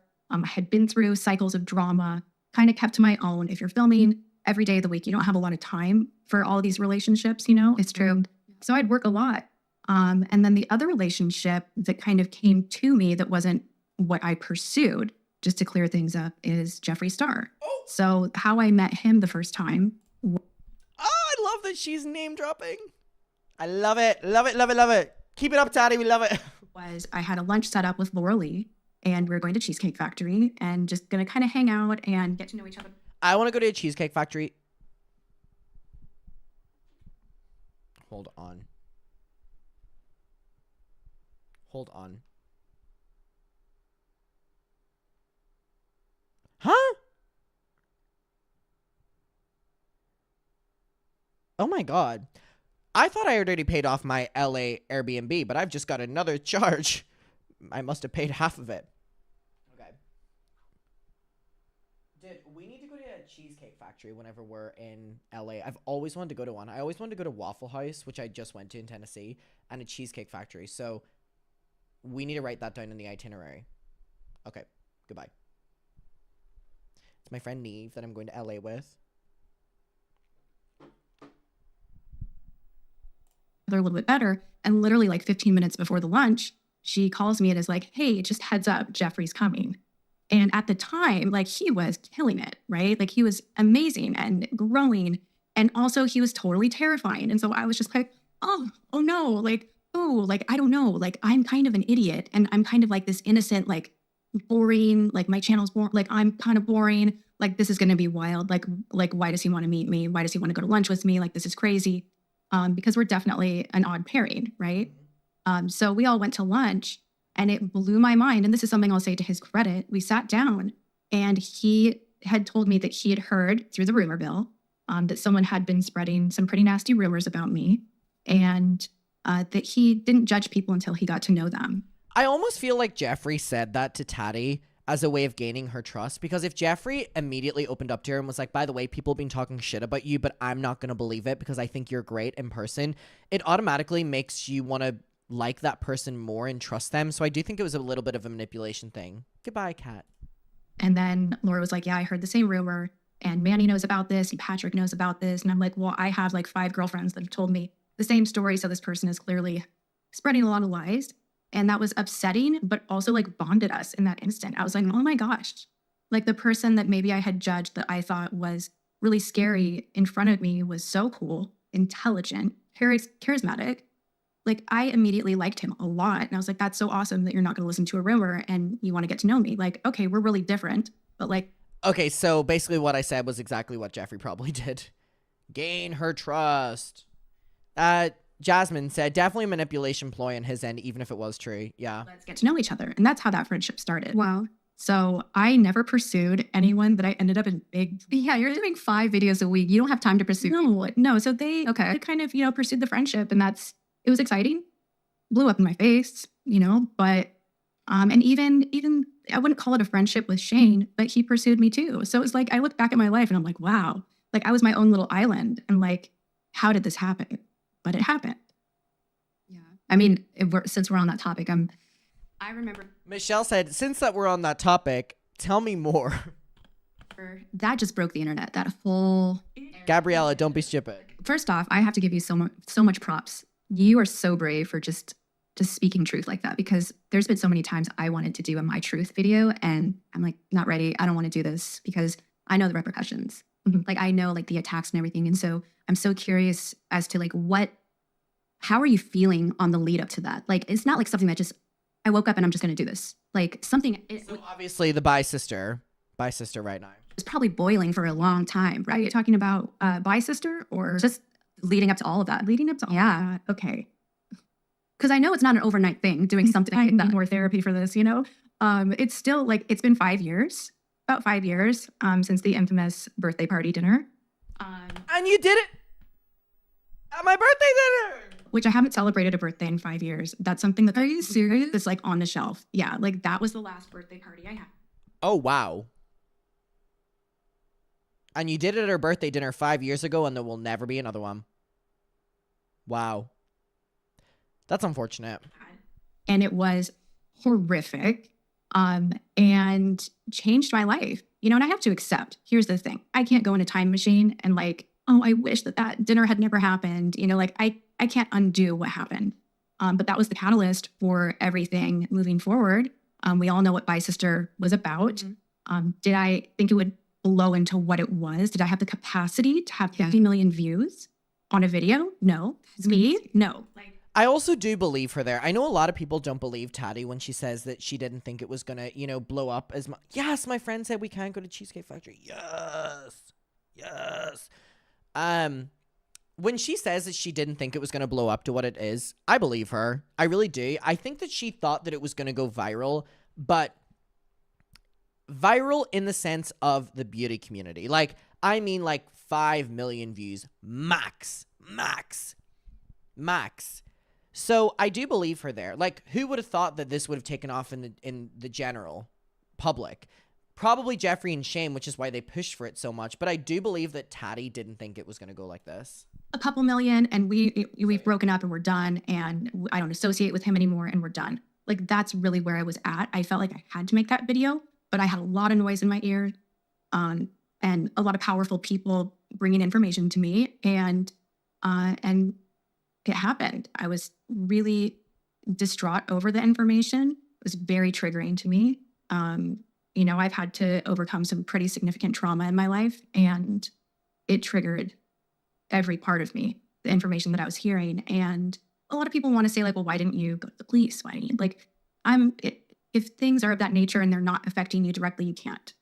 I felt like I needed to cut ties publicly. I didn't like how he was behaving. I was very clear about that. Looking back, were a lot of things fed to me that I don't know. Diva Moon, obsessed with your username, by the way, said, "Oh, to be a fly on the wall at that dinner party." True, yeah. You know, if you hear that YouTube executives are going to be deplatforming someone, and you should definitely make sure that you keep your distance, because that's really crazy. I don't know if she's ever said that before, that she was told that YouTube were going to be deplatforming James and to kind of make herself very away from James, which was obviously a lie that she was fed to distance herself because YouTube were going to be distancing themselves from James, which is really unfortunate that, I mean, again, she chose to do it, and she was also led astray.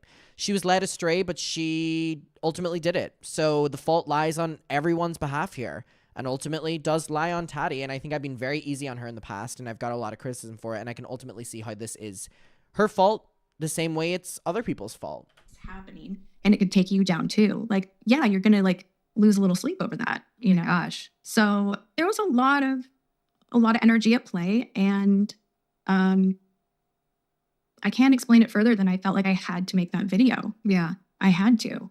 And the weird... Listen, her story has never changed in all of the time of saying this. You know, maybe minor details here and there, but overall, she has continuously said from then till now that she felt she had to make this video. Listen, I'm just going to take her at her word now. She felt she had to make it, and that's why.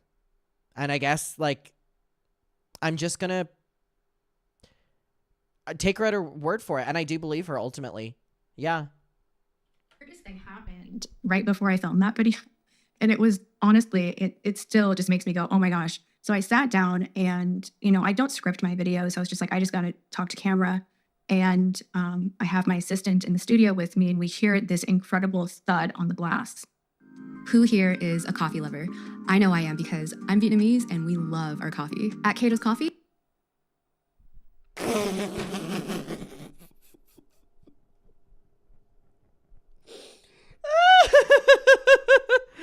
oh my god.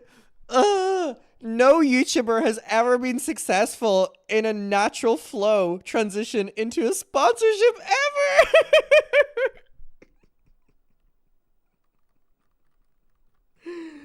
Oh my god.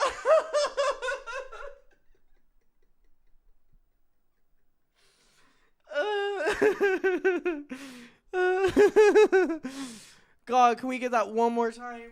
And I have my assistant in the studio with me, and we hear this incredible thud I think it is a real ad. on the glass.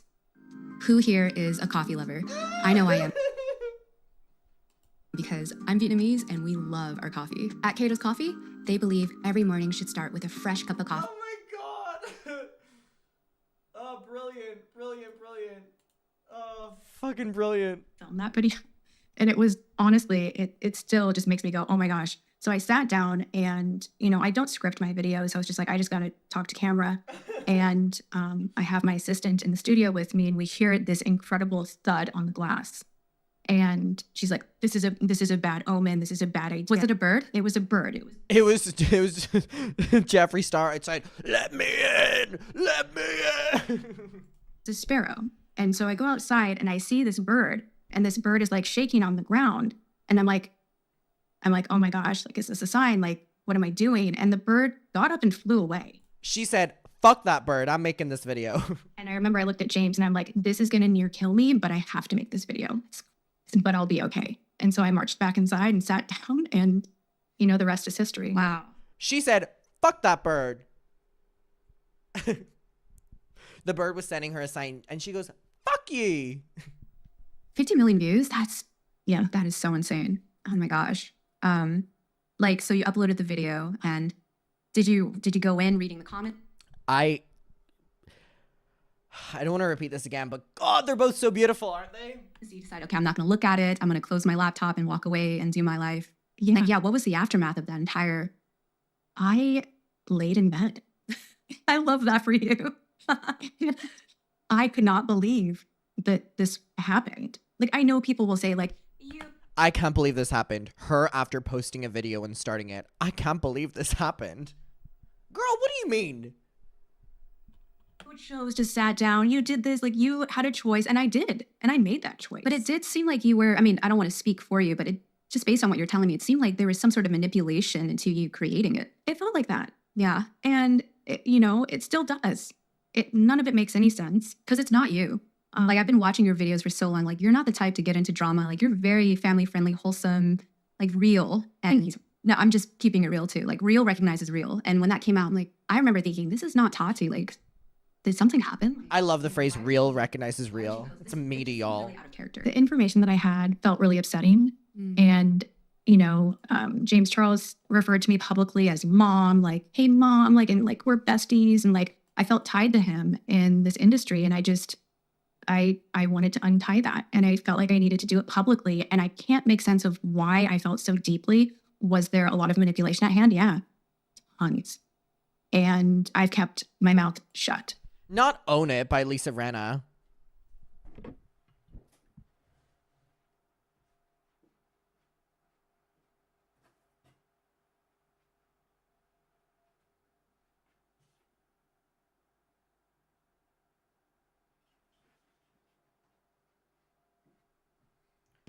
Who commented that?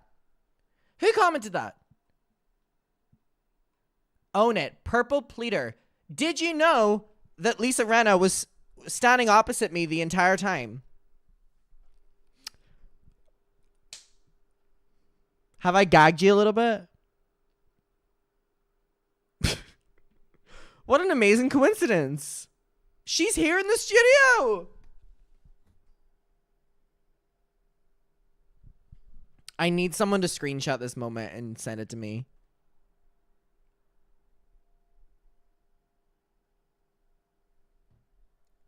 I don't know what else to...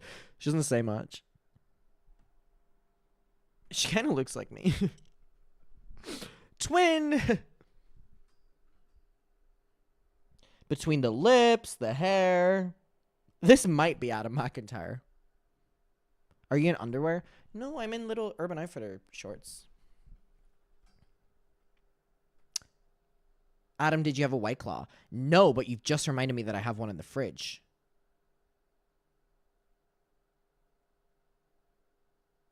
Interesting.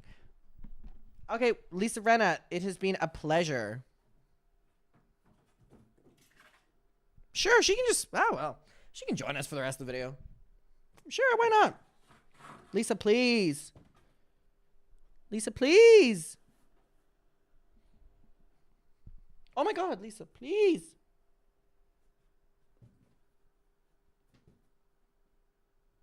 Sure. Whatever. Shout out to that person who commented "Own it, Lisa Renna," and now you've just completely changed. You've just completely changed the stream. Thank you so much for your input. And I felt that was the best path for me. And you know, that first week after, like, YouTube was not happy with me. Like, oh my God, you know, they were not happy with me. Really? No, it was Mama, there's a girl behind you. What'd I do? the behind the scenes was rough. I took a little bit of time, like not a significant amount of time, couple weeks to kind of dust myself off. You know, I'd made that second video kind of. I do think it's really interesting. Sorry, I feel like someone's watching over me. It is really interesting. This is just, sorry, hold on.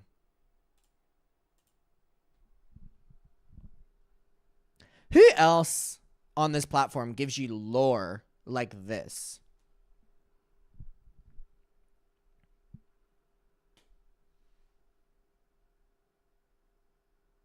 I struggle to believe that you will get lore this great from anywhere else. And I want you to appreciate that. Who's the woman on the cardboard cutout? This is a cardboard cutout of meat and drag.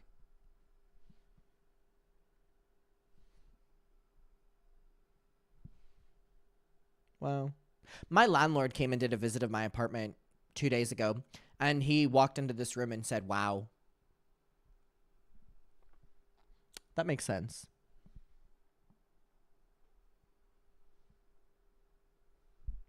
Checks out. Anyways, it's really interesting to hear how much YouTube hated it. Because, you know, it went mainstream for YouTube. It went mainstream, and, you know, there were news articles about it, and it transcended YouTube at a stage, and it was part of the general culture. And to hear that YouTube were not happy with it straight off the bat, like, I'm surprised they didn't like kick Tati off the platform. Wow, guys, this has really gone out of control. Like, I said what I said, but this doesn't mean that people need to go out there and, like, you know, hunt him down and be so nasty. Like, I didn't think it would turn into what it turned into. It was a full-blown Mama, a girl behind you. Yeah. I, for a while, really regretted making that video. Oh, for a while regretted it. Is she going to say that she doesn't anymore? What people, I think, don't understand, like, even when I did, I think it was like a year later, because everything had been kicked up again and I was being blamed again for so much. And I'm like, this is making me crazy. Like, I really feel like I need to speak my side. When I made that video, that last video about this situation, I never said, hey, none of these allegations are true. Like, what I regretted was that it blew up into this big circus, that I took things publicly that I should have taken. And keep in mind, Bye Sister was what stopped YouTube from showing live subscriber counts, because people were doing, you know, watch parties of James Charles losing millions of subscribers. Privately, that I should have investigated more thoroughly instead of trusting people that were close to me. I had regrets over all of those things, but I never said, hey, and it was all a lie, and none of it happened. Like, I never did that. And that was the story that then took off, which was just like, oh my God. Yeah. Verna said, Tati girl, I don't believe for 1 second you didn't think this video would send a lot of hate to James Charles. Julianne said she's still playing victim. Jenna said, because you were messaging drama channels. You can't control. It's like wildfire. You really can't control stuff like that afterwards. You can only speak your truth from that point. And that's what you were trying to do when you're making these other videos to clear it up. I was trying to clear it up. Yeah, but then it didn't get cleared up. It just brought on more. So it kind of gets to a point where it's like, well, should you ever speak your truth?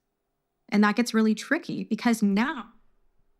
Shahad said, then what were her intentions? Now, that's also a very good point. What were her intentions? She says that she was trying to cut off communications from James, but if that was the case, would she have went as hard in the video as what she did? I don't think so. Oh, I'm in a place where I want to speak as much truth as I can, but let go of the outcome and let go of what people say. And if people are like, can people comment speak her truth? Truth in all capitals and the purple emoji. Not many people are doing the purple emoji bit tonight. I miss it. Oh, you are crazy. I'm like, well, good thing you're not living with me. Like, if you feel that way, like, I'm in my skin, I'm in my life, and I need to focus on that. So accept me or don't. And that's kind of where I'm at. Yeah. So interesting because I feel like sometimes being a public figure, you're putting yourself out there and everyone, you can give someone the same book. If you read it and I read it, we have two different experiences. And oftentimes that's how it is. There's always another side to the story. But sometimes you have to kind of accept that. I feel like she was also trying to warn people about his predatory nature. I guess, yeah. I guess. I mean, you know, it's an interesting one. I mean, it really comes into like what were her true intentions. Ah, there they are. There's the purple. Love. Love. Speak her truth. You might be a villain in someone else's story, and you can't change that. You can't try to go in and force the narrative to change for you. You have to detach from that if you want to live a life where you have sanity. Yeah. So sure. Yeah, you know, like honestly, Tanya Westbrook, purple emoji. Thank you for sharing that. And I know that I just knew when all of this was happening that my intuition, because I lean into my intuition a lot. My intuition was telling me, I don't know, this is not Tati, you know, but I was so impressed with how you gracefully moved through this entire thing because I've never gone through anything like that. I've gone through a lot, but not like a public, like having friendship like that and just publicly breaking up with your friends like that publicly. I've never gone through anything like that. So I commend your bravery on that. Thank you. Honestly, like, wow. Thank you. It's been wild. I've learned a lot, you know, and I don't think I'm perfect. I don't think I handled everything perfectly, but there was a point where I was like, I've got to let go. Yeah. And it feels so much better to be in that space now where I'm not so micromanaging it. Like it's been 5 years since that first dinner. I don't know if it feels like it's been longer or shorter than 5 years. Oh my God, I'm still mentally there. Help, I'm still at the restaurant, still sitting in a corner. It feels like a lifetime ago. Do I feel like people still have a lot of that situation wrong? Yeah, absolutely. But I also know that I'm not here to create Michelle said, I'm not messy like you, girl. more damage. And I think that some things are better handled in real life. And I think that's the one thing that I wish I would have done is not bow to so much fear and handle things in real life. Because I was worried for my career. I was kind of in a bad place any which ways. I really wish she would talk about what was that goddamn video called where she had like this like glow? What was the one called? Where she was like, fuck Shane, fuck Jeffrey. What was that video called? Well, in the sense that if you kick every Tanya Westbrook out of this country, who's going to make your expose videos, Donald Trump? Oh, that's not in the sense that... What was her video called?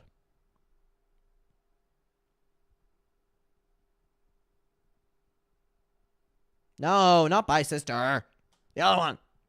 Breaking My Silence. Yeah, I wish she would talk about that one more, because that one was crazy. She's like, I'm suing everyone, and then she was the one that got sued. You know, she made a lot of promises in that video. How are you able to continue creating after going through so many like episodes of I don't want to call it setbacks, but just challenges like this conflict? Because you seem like a very peaceful, you want to make sure everyone's chill, everyone's good, you want to just focus on you and work on yourself. Yeah, people want to come. Whoa! Look at this! Taylor looks amazing!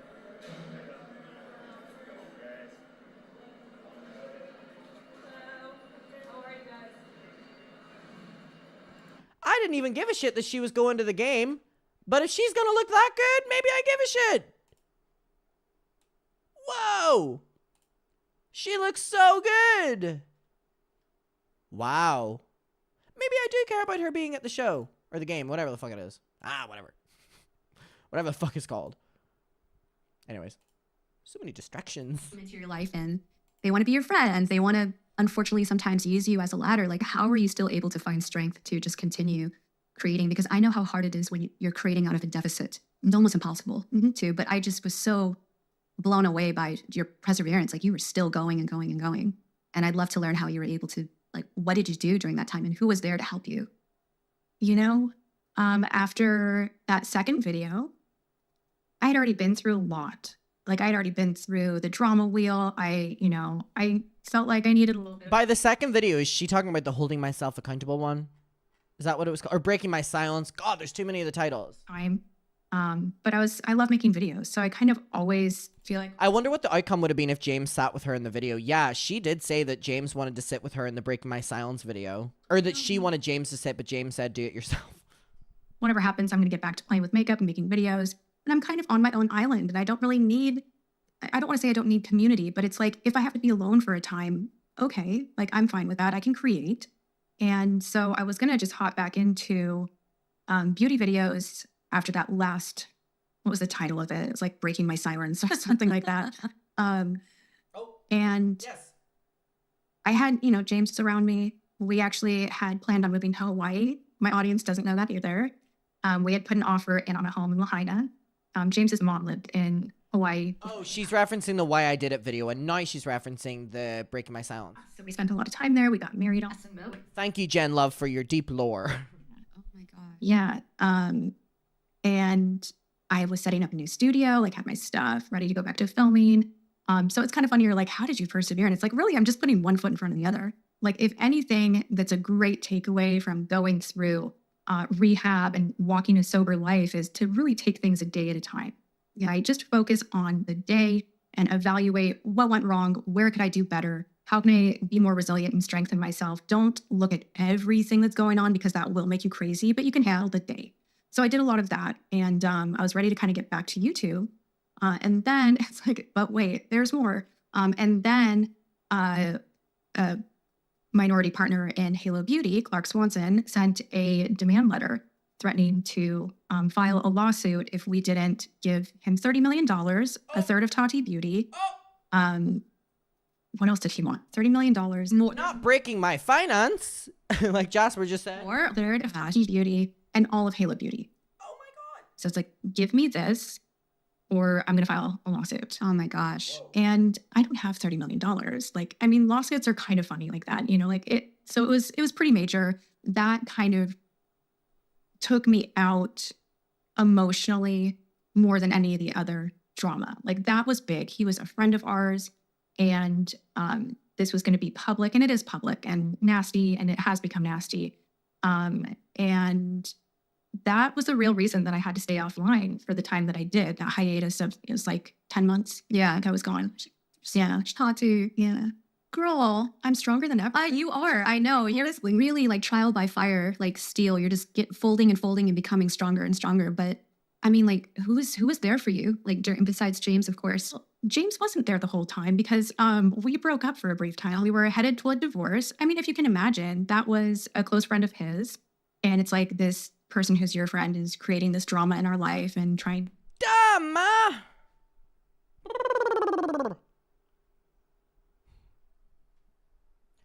Where are the Tati blessings? Where are her Tay blessings?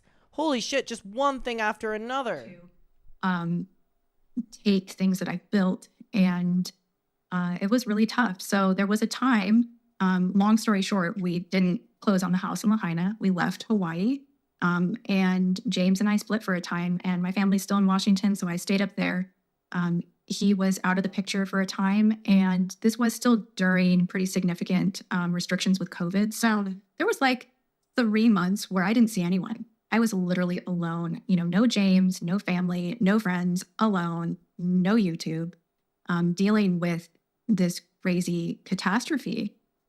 It was wild. I'm so sorry. That's truly the darkest point of my life. Out of all of the wild that I've been through, that segment of time was the darkest, but I also grew the most. I became so reinforced, self-reliant.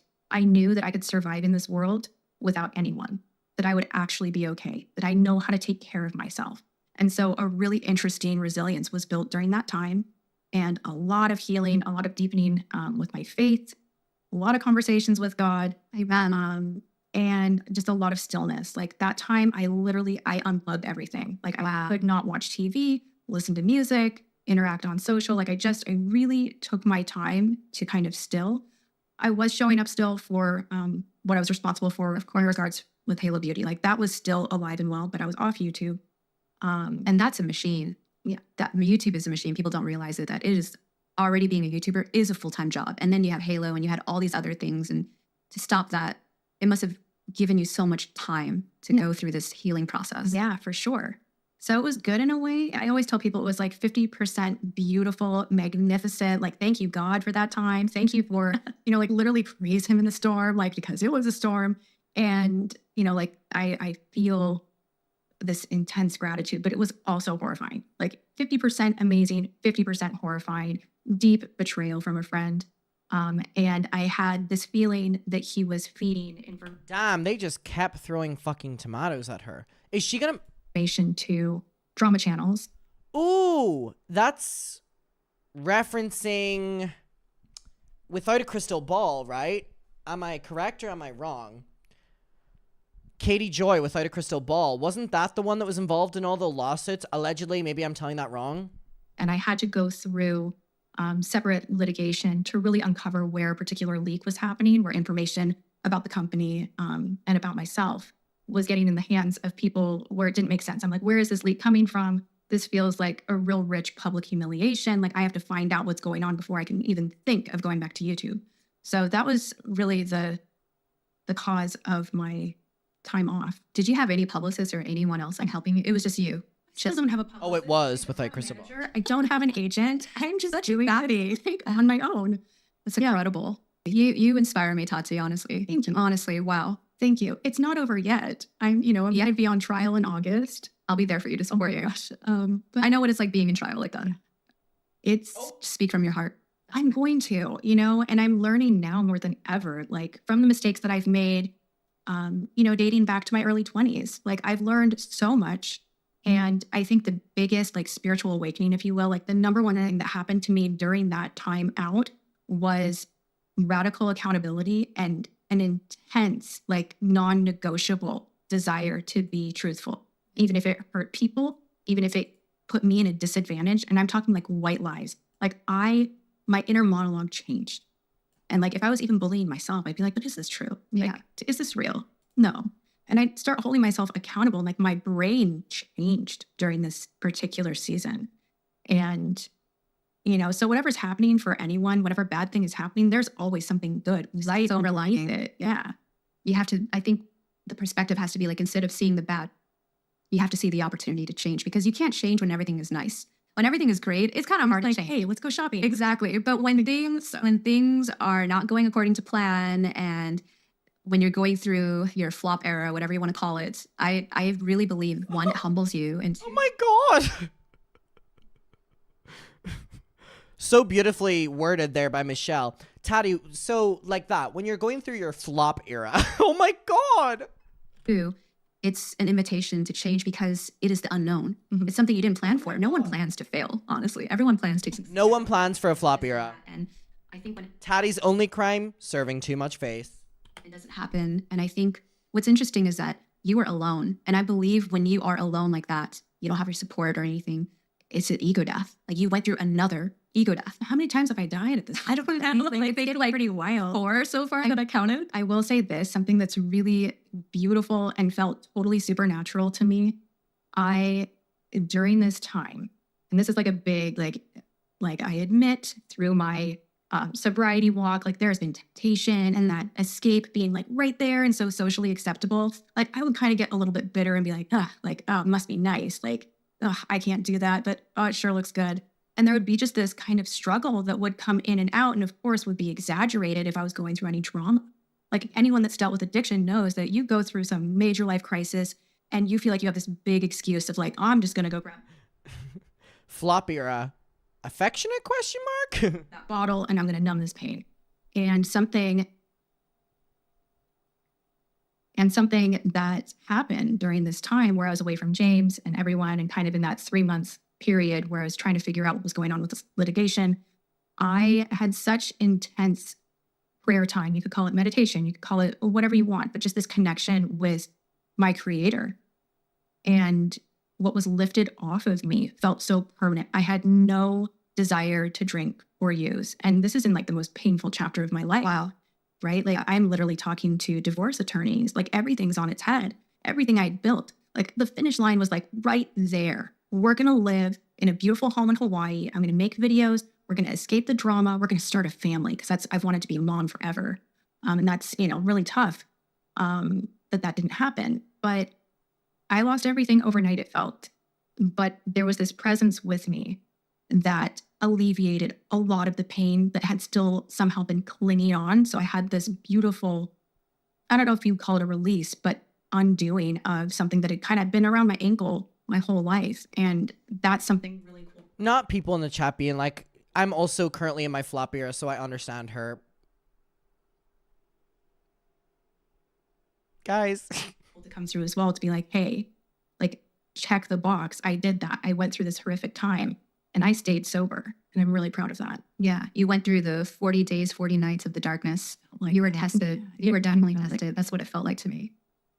I think I'm so blown away by your strength, honestly. Like that, to me, it's testimony of resilience and also you letting go of these energy attachments that were holding you down. That's what it feels like. And because like, if I were to put myself in your shoes, I would for sure cave. Like knowing that, like, and there's been times even on my end, like I was done. I was done with everything. And it's so crazy when you are at the lowest point. In my experience, this is where God comes in. Oh, yeah. In a strange way, like, okay, then maybe I'll stay because maybe it seems like there's purpose for me here. Mm-hmm. And it's so personal. Like some people might not believe it because it is so personal. Yeah. Like only you can experience that presence. Yeah. And it seems like you had a presence like that. There was some, I've kind of alluded to this a little bit on my channel, but there was some wild stuff going on. Like we're talking paranormal activity and like, what the heck is happening? It was definitely, there's a heavy charge. It was a really intense period of time and really opened myself up to pursuing God and pursuing a deeper meaning in life and trying to understand truly what it means to go inward, the idea that the kingdom is within. I think that's real. It is. I think that's where we find what already exists. And I'm curious if you vibe with this or not. Like this is something I've been talking about recently. And a lot of my friends are like, what? Like you're being so weird again. Like, oh my gosh. But I always think that we have all these amazing feelings, creativity, like beautiful things living within us. And sometimes I'm hearing her right. I'm hearing her right. I'm hearing her right. It's an experience. Sometimes it's a person. Not the haunting of Tati Westbrook. And that brings these emotions out. But it's really cool to step back and be like, but that person isn't experiencing the same beautiful emotion that you are. It already was built in you. It's already there. So if you can remember that when you're freaking out and you're going through something terrible, you're like, I don't know how to be still. I don't know how to do this. Yes, you do. Those feelings already live inside of you. That feeling of love, whether it's for a family member or a new romance, like that beautiful feeling of love, that's your feeling. Like Jen Love said, I remember when she came back to YouTube and she begged tarot readers not to read her anymore. It freaked her out. Do people do that? Do they like do tarot readings? Oh, I guess, what's that one called? The twink. What's the twink called? What is that twink called?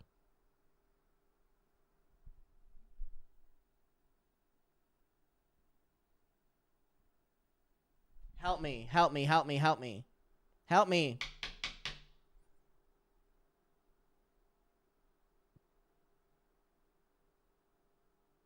No one's helping me. Aphrodite. already built in you. Like learn to access it by setting some things that you might be attached to down. Yep. And you can flow with Y'all in the chat are being like, oh, why are you calling him a twink? But whenever I said, who's that twink? Look at the comments. Everyone knew. No shade. No shade. that feeling. And that has helped me so much. Like I feel a kind of strength that I never knew was possible. And it's really great. And I haven't stopped the Someone said, I'm going to need a little bit more than a twink with tarot cards. journey. Like I'm continuing to pursue, if we want to like throw the Bible in the mix, God says, seek me and you'll find. Oh yeah. And I'm seeking. And it might not look the same as a lot of people would want it to, as far as what religion looks like sometimes, because I don't align with everything. But I align with seeking, and that has brought me a lot. It's so personal. The spiritual journey is so personal. It's not a one size fits all. I mean, I think it's so incredible. And I feel like there's this new era for Tati, like this, we know about the outer beauty, but then there seems like there's this inner beauty era, right? That I would love to see more of, because I feel like as I'm getting older, I'll always love beauty. I'll always love that part. That's always going to be part of my identity. but there's so much more that I want to explore in the spiritual consciousness space. And this is something that I want to talk more about on my I love channel. that. It's interesting. It is. And I don't think a lot of people are interested in it. Yeah. You know? So we've gone through this crazy hero's journey. We're not done with it yet. You're not done with it yet. Done. But I just know that there is you coming back home, changed and transformed. That's on the horizon. I'm so curious as to like, as you're going through your moment of slaying the dragon and everything, because you're still making content. I saw the Tati list, and I would love to know more about like, what is Tati list? Is she coming back with something new and exciting? The Tati list. Slaying the dragon. This is something I wanted to do for a while. I just didn't know how to, and technology wasn't up to speed, and now it is. So I have, this is going to be a little like a little techie for a moment, but I got a short code to be able to reach my audience through SMS. And that takes time. It's nothing that you flip a switch overnight. So that was a whole, how do we do this? How can I connect with my audience more intimately without relying on any one platform? Like if all of it fell away, could I still connect with my audience? Let me figure out how to do that so that I can do this forever. Is she talking about the app community that like you tell your audience a number and you can text them, but they can't text you or whatever it is? Remember that was a big thing a couple of years ago. Building this, and I want it to be many different things, not just one thing. I want to do meetups. I want to do events. I am going to be sending, mass gifting out to select winners, and it's going to be a pretty robust. The giveaway arc. I guess you could call it a club. Yeah. Could you? Yeah, it it's is. the Tati list. It's just a place for all of my audience to participate in many different cool things. And as we grow, maybe I do build out a separate space. I've had an app in the past, and that was really fun. But again, I don't think that technology was advanced enough at the time. But who knows? I mean, there's so much on the horizon with like AI, like what I'm seeing in the coding spaces, you can build an app just using AI alone. So give it a year or two and you might just be able to build a crazy super app. it's still just All right, I'm done with that. All right, or maybe pay workers to create the apps instead of relying on AI. Shocker. All right, I'm done listening to that. Oh my God, I've had enough. But anyways, I think that was a great podcast. I'm really happy for Tati to be in this time period of her life right now. I think that the conversation between her and Michelle was really nice on the basis of we know the lore between Michelle and Tati. And it was a really productive, like nice, sweet conversation. Can't wait for Tati list. Hi, everyone. Sorry, I could not handle the rest of those 2 minutes. All right. Cannibalism, serving face since the Dark Ages. Oh my God. Okay. So now, wow, I can't believe the Taylor looks really good. All right, I'm impressed. Okay, so now I want to load up Trisha's response. Trishy Fishy's sorry, this is so funny.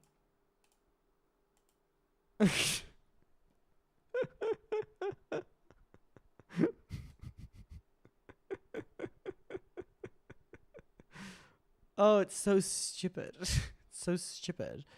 I want to load up Trisha's response, which I have right here.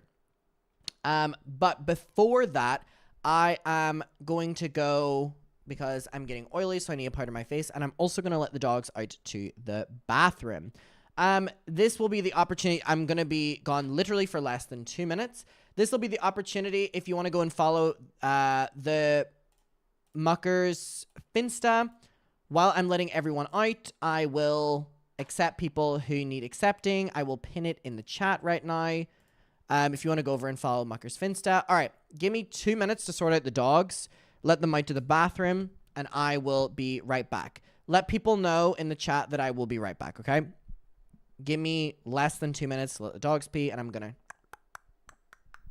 BRB. Give me a moment.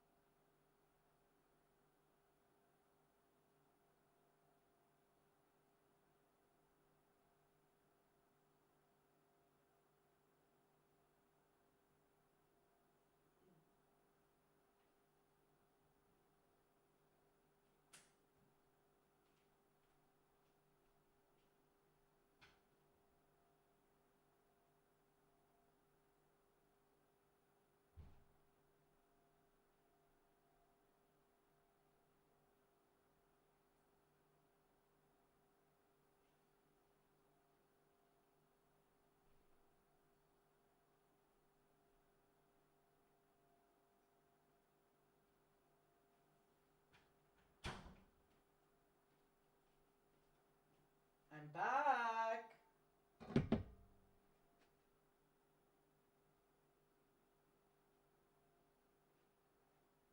Hey.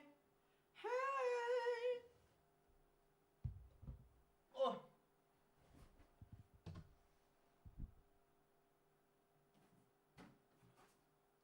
Are we just committing to the bit of her being here?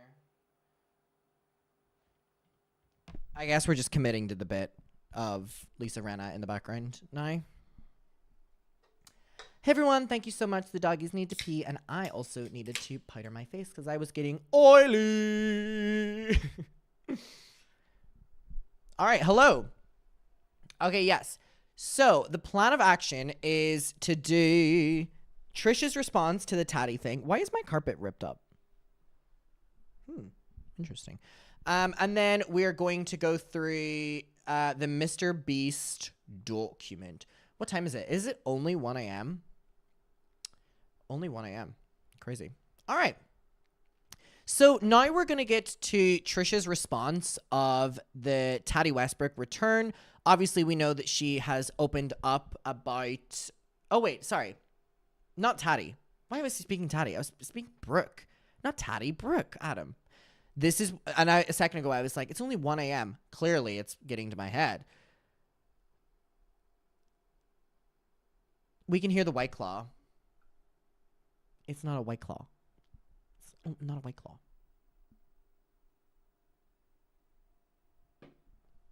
All right.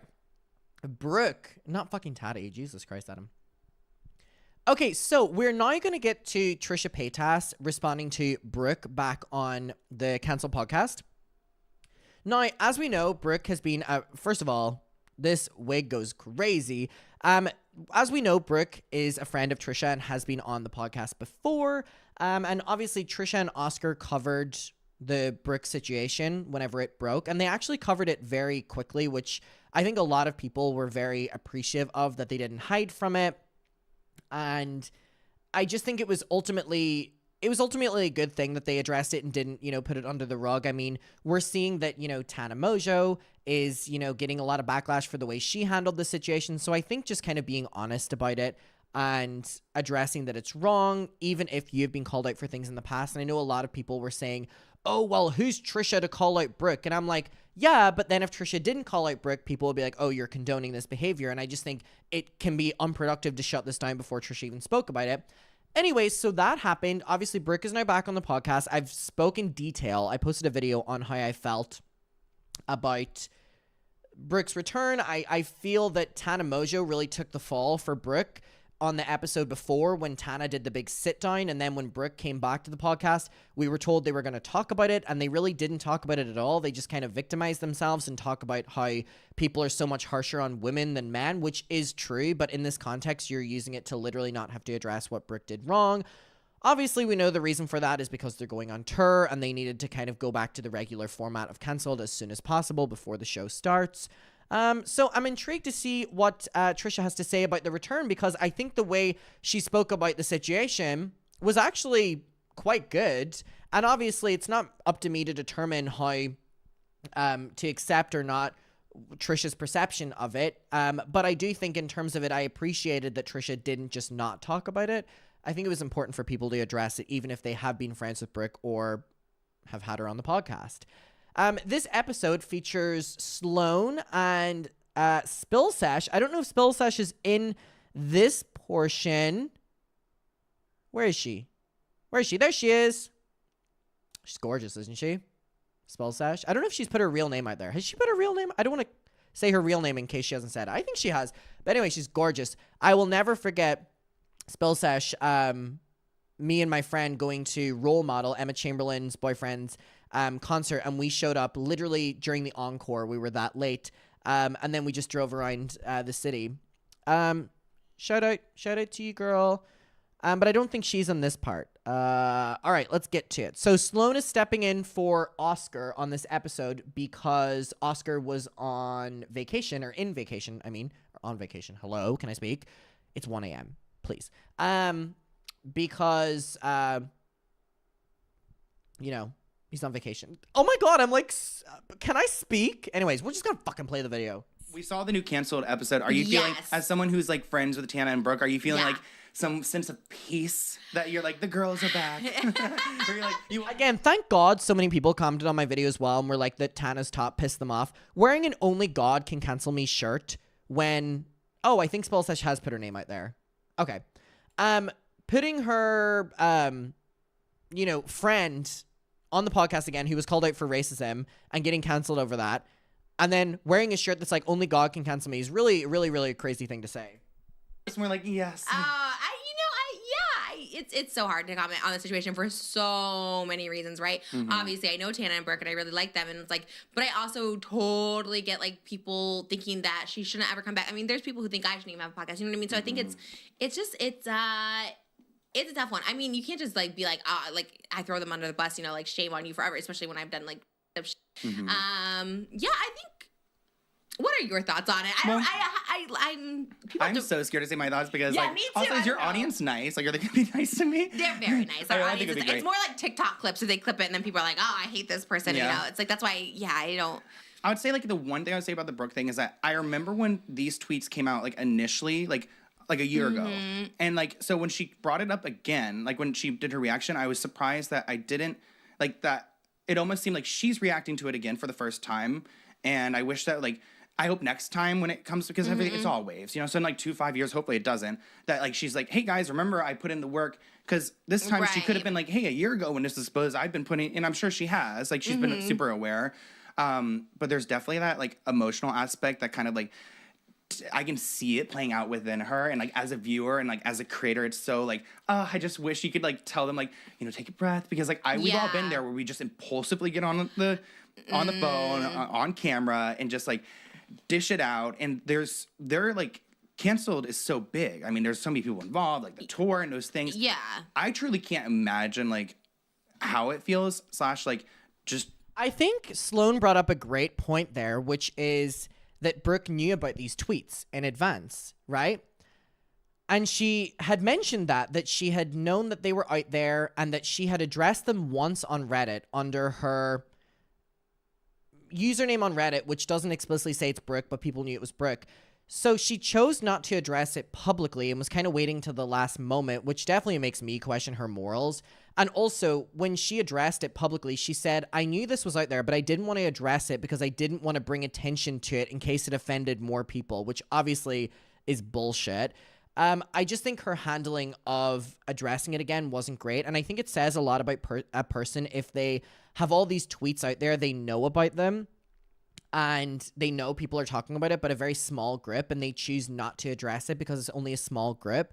But then when the majority of people are talking about it, they're like, oh, I need to address it now. It's very inauthentic. And it's like, you as a person should feel that if one person is upset by it or a million people, that it's equally as important to address it and be like, I'm not that person. I don't believe that. So Trying to do everything in my power to make it like better, like less worse.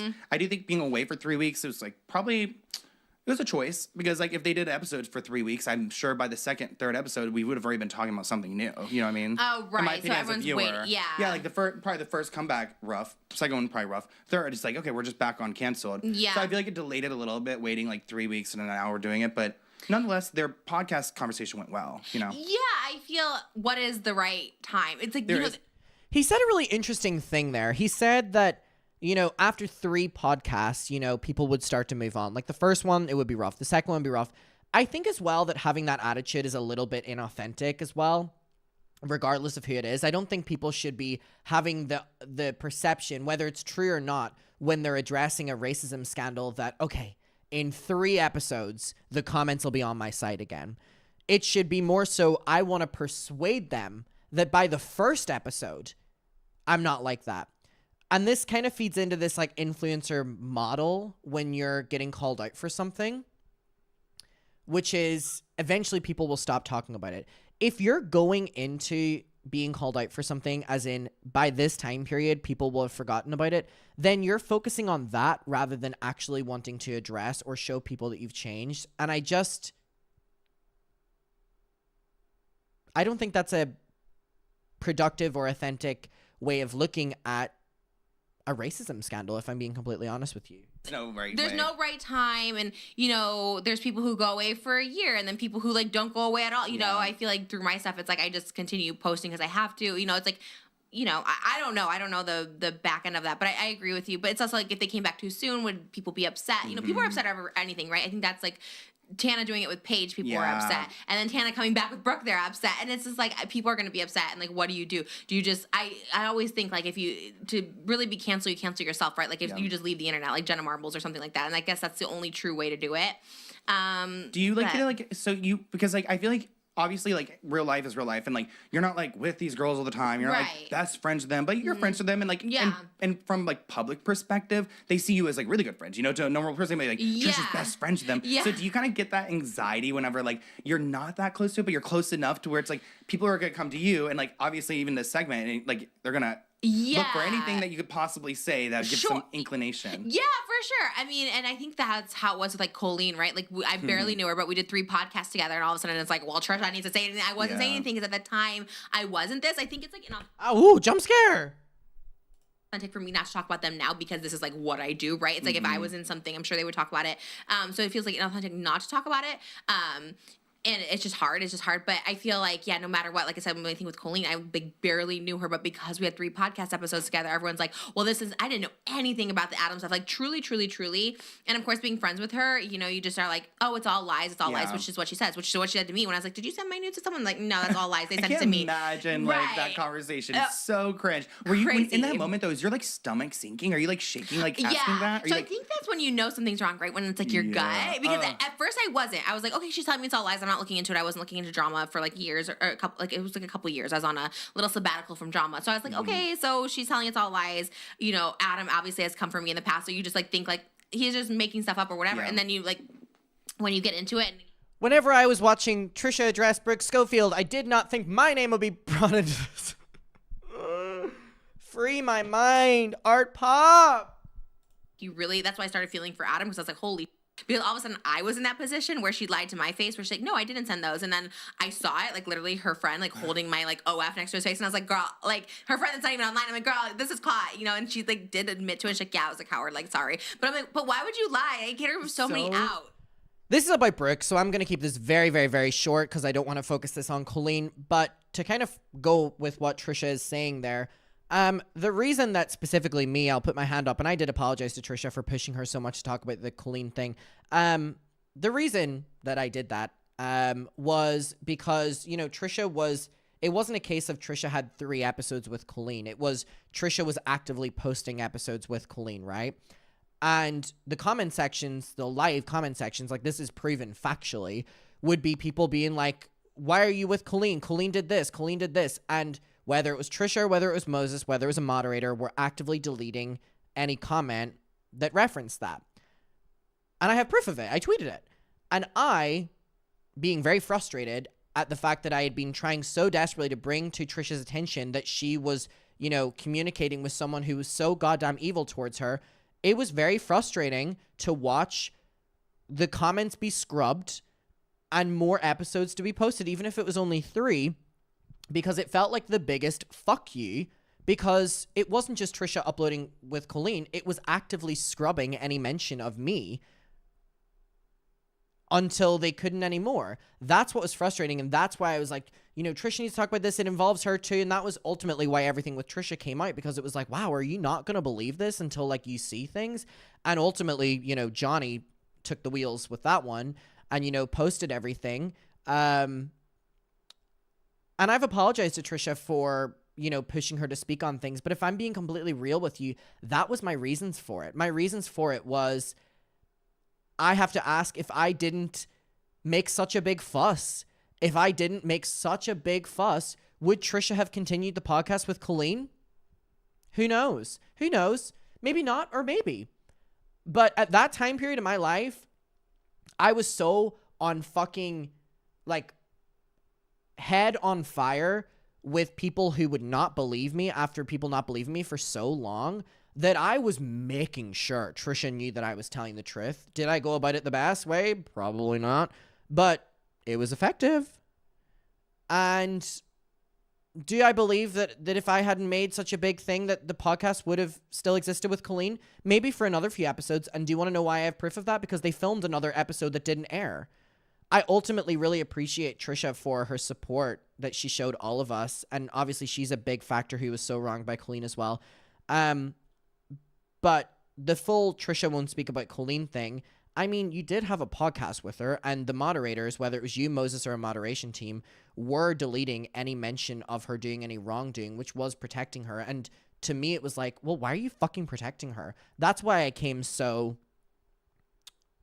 hard at her. And I do apologize for pushing her so much, because it was also a very sensitive time for her. But it was also really sensitive to, you know, be so honest and put so much out there that Colleen was doing this to Trisha, and then Trisha, you know, post podcast with her. So two wrongs don't make a right. I still apologize to Trisha for pushing her so much. Full stop. I also understand why I pushed her so much, if that makes sense. It's not excusing it, but I understand why I was at a fucking breaking point. And I still do to this day. That doesn't excuse me pushing Trisha to talk about it. I understand my reasons for doing it. I was fucking furious. So, anyways, back to Brooke. I was like, girl, I've talked about people behind their back. I get it. Just tell me if this is true so I kind of know how to, like, she was trying to get back with the podcast. Because even though she was like, this is so weird, Trisha, like, I'm sorry, this is the weirdest thing. It was such a bully. Like, I did it, though. But, like, no, but she didn't. How do we move forward? But no, she was like, no, they sent me weird pictures of you. So then when I saw it, I was like, girl, what? Yeah, like, make you it got make caught. sense. Like, yeah, that's why I'm very honest. Like, when I did Call Her Daddy, I was like, just so you know, girl, there's probably clips of me saying that you're annoying and why do you have, like, I was very honest because, like, how can you, like, hold that back when you're, like, face to face with someone? And so many people talk people, and like I was giving her that out, and when she didn't, I was like, girl, you're psychotic actually.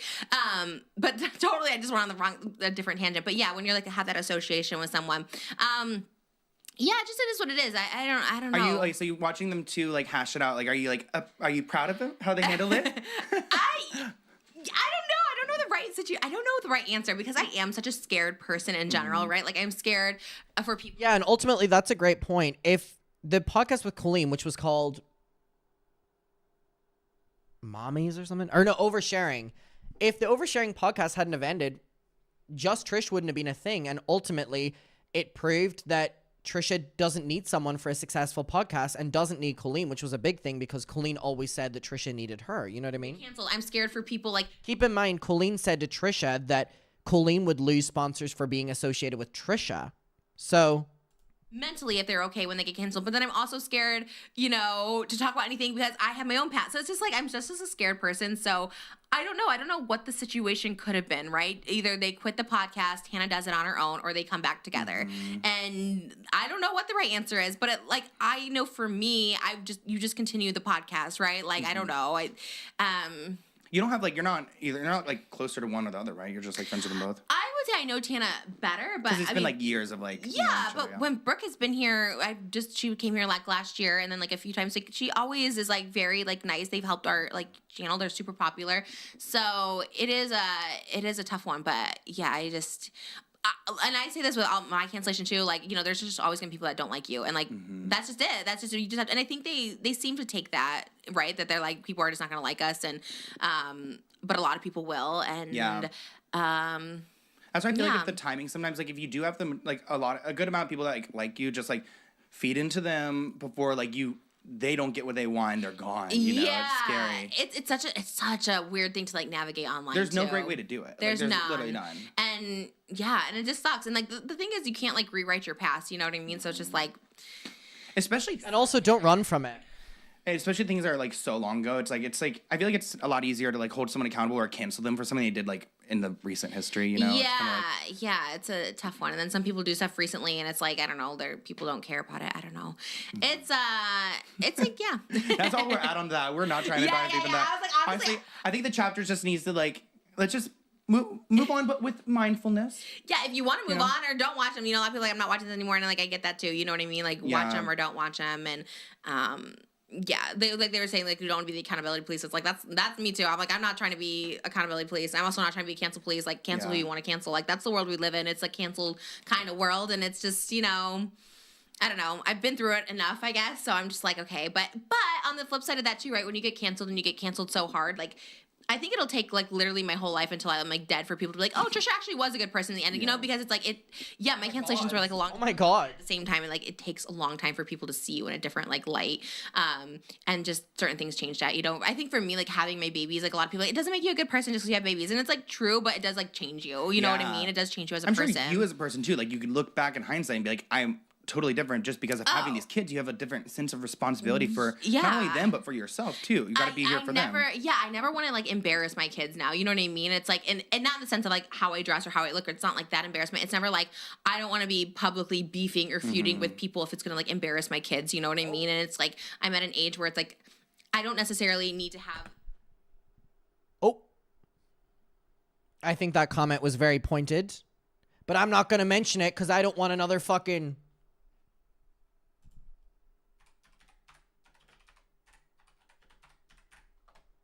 39-year-old man to have a manic breakdown over me. Woof. So I'm not going to say who I think that statement's about because I don't want to cause any stress to anyone.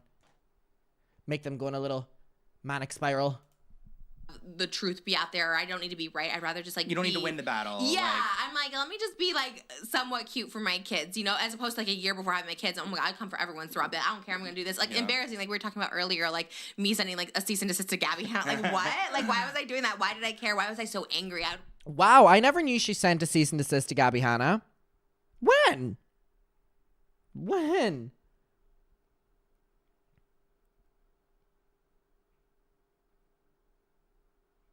Shout out to our little rat. Thank you. It's a rat autumn. When did she send a cease and desist to Gabby? Stop misusing the word manic. It's trashy. I think I can confidently say that what we experienced last night was manic, though, to be fair. When did she send the cease and desist? Huh. I need to look into that. I'd watch my outbursts to people. I'm like, God, I was such an angry person. Was it the Jason Nash herpes thing? God, I never knew she sent a cease and desist, though. And I think when you're like young, like the canceled girls are like, just anyone, right? Like the Sophia LaCour and the hot, like, you know, you're young. So it looks to everyone else, you're like, girls, this is embarrassing. This is messy. Like, what over a guy? Like, but you're young. And like, that feels like that's what you need to do at the time. Lessons learned. Yeah, Sophia's trying to be like villain. This is my villain era. And people are like, yes, we love that little. Oh, we can't say it. Hey, don't say too much. Love to you in Australia too. Believe it. I guess you can't say the word. I don't know. It's also just a root. Can you say like redhead? Redhead. I don't know. Is that even how you want to say that? Chrissy's saying yes. Redhead? So yes. Okay. This is an interesting point. I need to Google.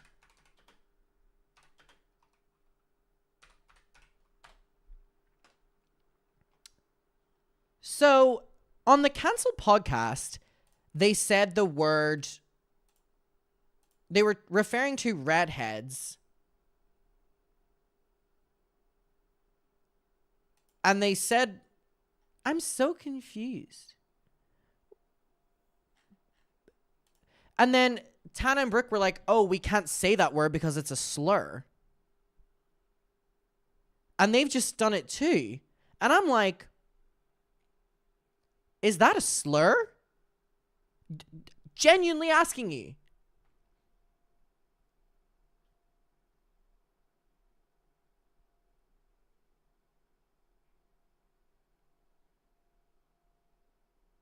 Okay.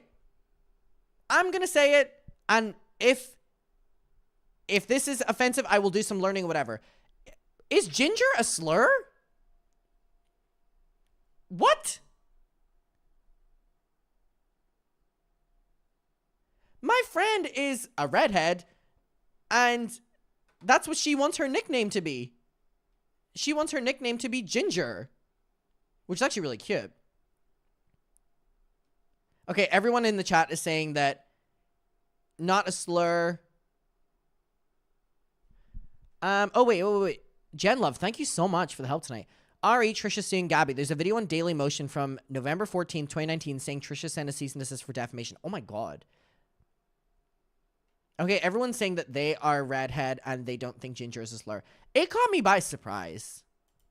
Orange hair. But people are like, they really come for her and she's like playing into it. And it's like, I get it. When you're young and you have like nothing to lose or no one to embarrass, you're like, who cares? But, then you look at it. She's also getting that negative feedback that like, that the hype, the clout of it in like the worst way possible. Like we all have seen it before where you're like, maybe not doing the best, but then like everyone's eating it up. So it's like, might as well give them more. I think that was me too for so long, right? You're like, I'm just going to play into this. I'm going to be even like more crazy. I'm getting all the money and all the attention. And yeah, like now I can look and be like, oh my God, that's embarrassing. It's going to be on there forever for you. Like what? And they'll like regret it later on. But I think that's just part of like being youthful. Well, her too, it's like, you can't call her, she's owning it. She's like, I am this. You can't call me crazy if I act crazy. That kind of thing. But that was always double down. If someone's like, you're crazy, I'm like, watch this. You know what I mean? I'm like, I'll show you it. And you haven't seen crazy yet. Yeah. And I think that's like a scary thing. I think about that with like Pearl or HRH even. And like, it makes me sad actually she's not a troll. Because in my head, I'm like, she's a troll. She'll regret this later. You know what I mean? But if she's like, if that's how she feels, honestly, I guess that's good because it's like if I said stuff that I felt and people canceled for me, I'd be like, whatever, this is how I feel. But because I didn't like feel it and stand behind it, it makes me sad because I'm like, God, I wasn't that person, and people will know me forever as being, oh, Trisha's a bad person, right? And it's like, but the things I said that like made me quote unquote a bad person, like I never felt. It's one thing, I guess, if you truly feel that way and you can stand by it, okay, fine. But that Pearl too, where she talks about people, I'm just like, oh God, it's like you're gonna regret this. But maybe they won't. Maybe if you're just a bad person truly, like you're just like a judgmental person, like maybe you don't feel bad, maybe you don't feel guilt, and then you just, eventually those people don't last, or they go to Fox News or whatever, and then that's their life. But it's just crazy. Amber Rose. People are saying that ginger is not a slur, but it can be used in a negative connotation. But well, I think you've done really great, and you've built such a great community here, and like the people, like, and I would say like myself who's followed your story, like I can see who you are, like those hours and hours of footage for years, like it gave us the opportunity to see, like you could pick up on those little things, you can see when you were in like the I can remember like when you're saying back like double down in the troll mode, I could see it. There's something in the eyes too. It's like you can just tell when pearly things in HRH. Yeah, but I think that's like it's really cool just like acknowledge that too, and just like to see the growth and to see the behavior and post this I guess like trolling wave you've had. Yeah. Because you were I think about the dogs have brains. Right, which is clearly like a troll, right? But then it's like people like don't get it. Sometimes they think that's so real, and you're just like, damn, I was like a troll. But also it's like, damn, sometimes it's like, and that's like the least of it, right? That's like the least of my stuff. But it's like sometimes those things you're just like, oh damn. And sometimes when you're not trolling, they still see you as a troll, like the transgender video I made, right? It's like I really just knew myself as like non-binary, but it wasn't like a word back then. You know what I mean? So it's like in my head I'm thinking, well, I'm like, trans. Finally I learned the word. And and then it comes around, and I appreciate you saying that. It's always like nice to hear, and it just takes time. I think any cancellation, the only way you get uncanceled is to show you've changed, which I really do think it takes a lifetime, right? Until you're dead. It's like, was she a good person until she died? Like, do her kids say, oh, again, circling back, I think what Trisha's saying there is a good point, which is, the only way to change or get uncancelled is to show change, which is why I don't think that the previous, I don't mean to say anything bad about Sloan here, but which I think Sloan saying at the start of the video, and maybe he was just playing sides and, playing devil's advocate, but I don't necessarily think being like, okay, well, they know that after 3 episodes, the comments will be on their site again, or the comments won't be bad. I just think that proves that it's like a timed thing for you. You know what I mean? Rather than changing. I'm not saying Sloan feels that way. Maybe he was just playing devil's advocate, and maybe he was speaking generally, but I think Trisha's expressive of it here is a lot better, which is like, show people that you've changed. She was a good person. She tried to do that. It's like, that's what is the so real scary. test. It's like, you just want to like operate in silence at that point, right? Right. No, that's true. And then you never know. I know. But then you have people like Rob Schneider's daughter just going on blast being like, he was a and it's like, and he's, I mean, kids are truthful, and it's like, so you just try to be the best you can be and best person, and it's, I don't know. We're trying. Yeah, I'm so glad I'm not like a 20-something influencer, because it's hard to navigate, and it's just, I don't know, there's no way to do it and go about. People are always going to be mad, and I don't know, rightfully so, unrightfully so. It's just what it is. I agree. Like, especially seeing these TikTokers and stuff nowadays, I'm like, oh, I'm glad I didn't do this at like 2021. Like, I went to the government. I worked a full-time job. Like, I know it's like to work. Is this play about me? Like 50 hours, like doing data science. I don't want to do it again. So filming my videos and doing these things, it's like, it shows me what the real world is. And like, thank God I had that, went to college, had those real experiences. Cause I can't imagine like this environment, like even TikTokers I know nowadays are like 21 years old, like figuring themselves out and like real time out here in LA. Like, I know. I've had like 18-year-old TikTokers on here, and I'm just like, oh my God, like all the stuff they have to like deal with and go through and all navigate. It's like so hard. not Ash donating and saying gingers for Adam. Thank you. Question mark. When you get, like you said, a ton of money at a young age, and you're just not, you don't really realize like what it means. Like, who was it? There was one TikToker who's like, I spent an hour on that and it was $4,000, and all I got was $4,000. I was like, $4,000 an hour? I will do anything for $4,000 an hour. Like, I'll do anything for $400. I'm on Cameo. Like, I don't care. Like, I will hustle to like the dying day, because it's just like, that's insane. Like, you know, to get $500 for like a minute of your time, like that's like, so to even say $4,000, like it's, and people are just so out of touch, and I get that. I think that's what's frustrating about the influencer world today, right? People are like, you're so out of touch with it, but it's like they haven't had to work these like real jobs, and that's why I'm so thankful I did, because I'm like, luckily I'm just not out of touch in that way. Like, I can go back and use my degree if I needed to, but I don't want to, so I'm gonna work really hard doing this, you know? Well, you kind of are. I mean, you're very smart. You've used your degrees another way, which is like really, really smart, and I think that's a good thing. You're just more appreciative of it, because you know the struggle of even people who went to like medical school, right? Like, you're like, some of these people are making more than like a doctor who like is like literally a brain surgeon saving or something. lives. Yeah, and it's so I think people just don't realize like how lucky they have it. It's what's that one, Michaela, where she's like, try being an influencer for a day. Try being an influencer for a day. It's 5:15 and I just got off work. I'm like, girl, I love her for that, but that's a wild clip. When I hear that, I'm like, oh my god, it needs to be like an SNL skit. Like, seriously. That was that one was a wild one. But again, they're young, and it's like, I get it. Like, you know, it is, you know, and you have to deal with hate online too. That's a whole other thing. You don't deal with it in like a government. Maybe you do. Maybe the government's like yelling at you. They're hateful in different ways. Oh, okay. Yeah. So you're like, your data sucks. Like, your data. I used to do data for like for like the military. So like pretty much I did like all the data analysis to make sure like we could go to war at any point. Oh my so, gosh. like every base and stuff. Yeah. Did you have like the codes? Not the codes, but I had the data that would like. Wow. That could, like, so I had a security clearance and everything, so I couldn't like get like bought off, I guess, by like foreign governments trying to like figure out how many personnel we have at all of our. All right, we'll leave it there. Okay, not YouTube user donating. Gingers are showing your support for Adam. Thanks to all of you out there. I appreciate that. Okay, so in closing, I think that, you know, Trisha's original handling of this was very good. I think that only time will tell. Obviously, I don't think Brooke handled it very well in the long run, in the short term. It'll just be moving forward, I guess. You know, she's going to be on the podcast. She's going to continue to be on the tour and stuff. So it's basically like, I hope these promises she's making aren't false promises, that she wants to learn, she wants to educate, she wants to... But time will only tell. Time will only tell. All right, we'll see. Hey, everyone. Okay. Do we have time for us to go through this? Please. Please. I want to go through it so bad. I know I've taken so much of your time already. I know I've taken so much of your time, but please, I want to go through this so bad. Please, please, please, please, don't prove I'm wrong. Someone wants to message you on Messenger. I don't want to talk to them. Please, please, please, don't prove I'm wrong. Okay, let's do this then. Yay, people are on board for it. Yippee. Yippee. Perfect.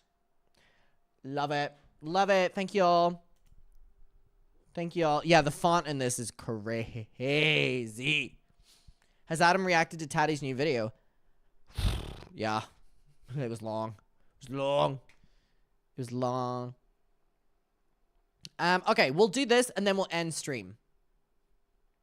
Because we've been on for... Woo! We've already been on for 3 hours.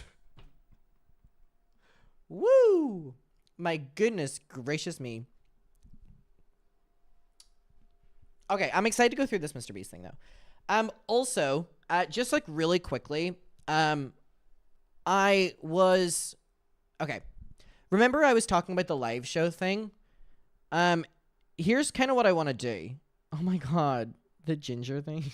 I really want to have so the show that I'm going to be announcing, the like couple shows, they're looking like they're going to be like 400 to 500 seaters. I'm like, if I can fill half of that, I'll be fine. Like, if I can fill half of that, I'll be fine. And they'll be in major cities, so I'm like, listen, if fucking 10 people buy tickets, then I'll cancel it all. But like they reached out to me, so like I'm not losing anything either way. They will. I really want to do a section of the show where I bring 4 people from the crowd up, and because I had to, whenever they reached out, I had to pitch it, where I bring 4 people up from the crowd and I do a who's more chronically online competition. And there's like a bunch of questions and it's who buzzes first. And they have the opportunity to like call on the audience or something. And it's like whoever wins that. And people were asking how much tickets are going to be. I think I actually know that. Again, 100% transparency with you. I have no control over it. I actually have no control over it, and I actually shouldn't be saying this. I do not have any control over it. General admission, I think, is going to be $30, and then meet and greet is $40. I know that for a fact. And then they have, like, other tiers as well, but, like, they're the main tiers that I, like, care about. So anyways, there's going to be a who's most chronically online competition from the crowd. So I'm going to, like, people will have to be, like, really, really, really chronically online to come up. And then I really want to do a section where for each show, there will be an email for each show. And not bad at all. Okay, thank God. Thank God, I was so stressed. Again, is it US only? I don't know. I really don't know. It's looking like it's going to be a 4-city US one because, like, obviously they want to see if, like, I'm able to sell any tickets. They want to see if I can sell any tickets. I think the goal is to sell at least 30% of the tickets. So if the venue's, like, 450, like, it's to kind of sell at least 30% of those, which is why we're kind of aiming for the biggest cities, like LA, New York, Seattle, Chicago. So what I'm going to say is if I announce it and you're in those cities, please bring all of your friends. We need to fill the seats. We need to fill the seats. Again, I also should not be saying what I want to do in the shows because I'm going to get in trouble for that. But I really don't give a shit. So I really want to do the who's more chronically online test. I really want to do, for each show, there's an email. So if you're going to the New York show, you can email for the New York show. And it'll be, like, asking for advice. You know the way we do, like, the asking for advice videos? But live. And then the crowd can help. So I'm going to pick, like, 3 from each city. And the person will have anonymously emailed in. And they're in the crowd. So there will be someone in the crowd who needs advice on a situation they're going through. I'm going to be reading it out. Blah, blah, blah, blah, blah. Then I really want to do reacting to, like, YouTuber songs live on stage, and we rank them. So I want, like, the crowd to cheer for each one, and then we, like, live, like, I want, like, the screen behind me, like, based on how people cheer, like, they get ranked, because for each show the ranking will be different, which I think will be so fucking funny. And then I really want to do reacting to YouTuber cancellations, ranking them best to worst. So I don't know how long they want the show to be, but, like, give me a mic and I can fucking, clearly I've been on here for 3 fucking hours. The main concern for me is that they want to go ahead with it. Like, they really want to go ahead with it. I've already had a couple of calls with them. Like, it's like the touring company that are doing, like, the main YouTuber tours right now. And they had basically reached out being like, we think you could sell, like, small venues. And I was like, sure, I think it'd be fun. My main concern is that people were commenting being like, I could come to a New York show. I could come to a LA show. I could come to a Chicago show. I could come to, you know, a Seattle show. I could come to a Texas show. My main thing is, like, I've said this to them, like, what happens if no one buys tickets? Like, that's also something that can happen. Like, do they know what happens if no one buys tickets? And by the way, I'm not saying that in terms, no one's going to buy tickets, because there's people commenting being like, oh, if you do a New York show, I'll come to it. I'm like, okay, great. I have, like, 10 people. Like, I'm like, what happens if it doesn't sell? So that's why I'm almost, virtual tickets for one show would be cool. That might be cool. So my main thing is that, like, I just wonder if there would be enough people. And, you know, I think, if I'm being completely honest with you right now, like, I really hope they don't see this. Luckily, you don't know the name of the production company. My thing is, like, well, I would go to YouTuber tours, right? No, I want to do it. I think it'd be so fun. I've gone to YouTuber tours when they've had, like, under 1 million subscribers. So I'm like, okay, you know, this is a thing, and it kind of just depends on, you know, prices and stuff like that. But, like, I do think I can, like, kind of confirm that, like, general admission will be $30 and meet and greet will be $40. Now, I'm pretty sure they want to offer, like, other tickets that are, like, expensive, where it's, like, super duper meet and greet VIP, like, all this. Which is, like, whatever that is going to entail. Like, they have not told me yet. But, like, I've said this to them. I care about general admission and meet and greet. Like, I care about, like, people actually sitting in the venue rather than, you know, super duper crazy VIP meet and greet. You know what I mean?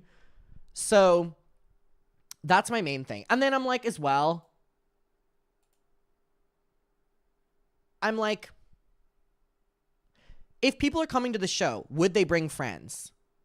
And then I'm like, does that mean that, like, on median, people may bring friends to the show, which is, like, more people at the show? My main thing is, like, I've said this to them. I'm like, what happens if we announce this tour?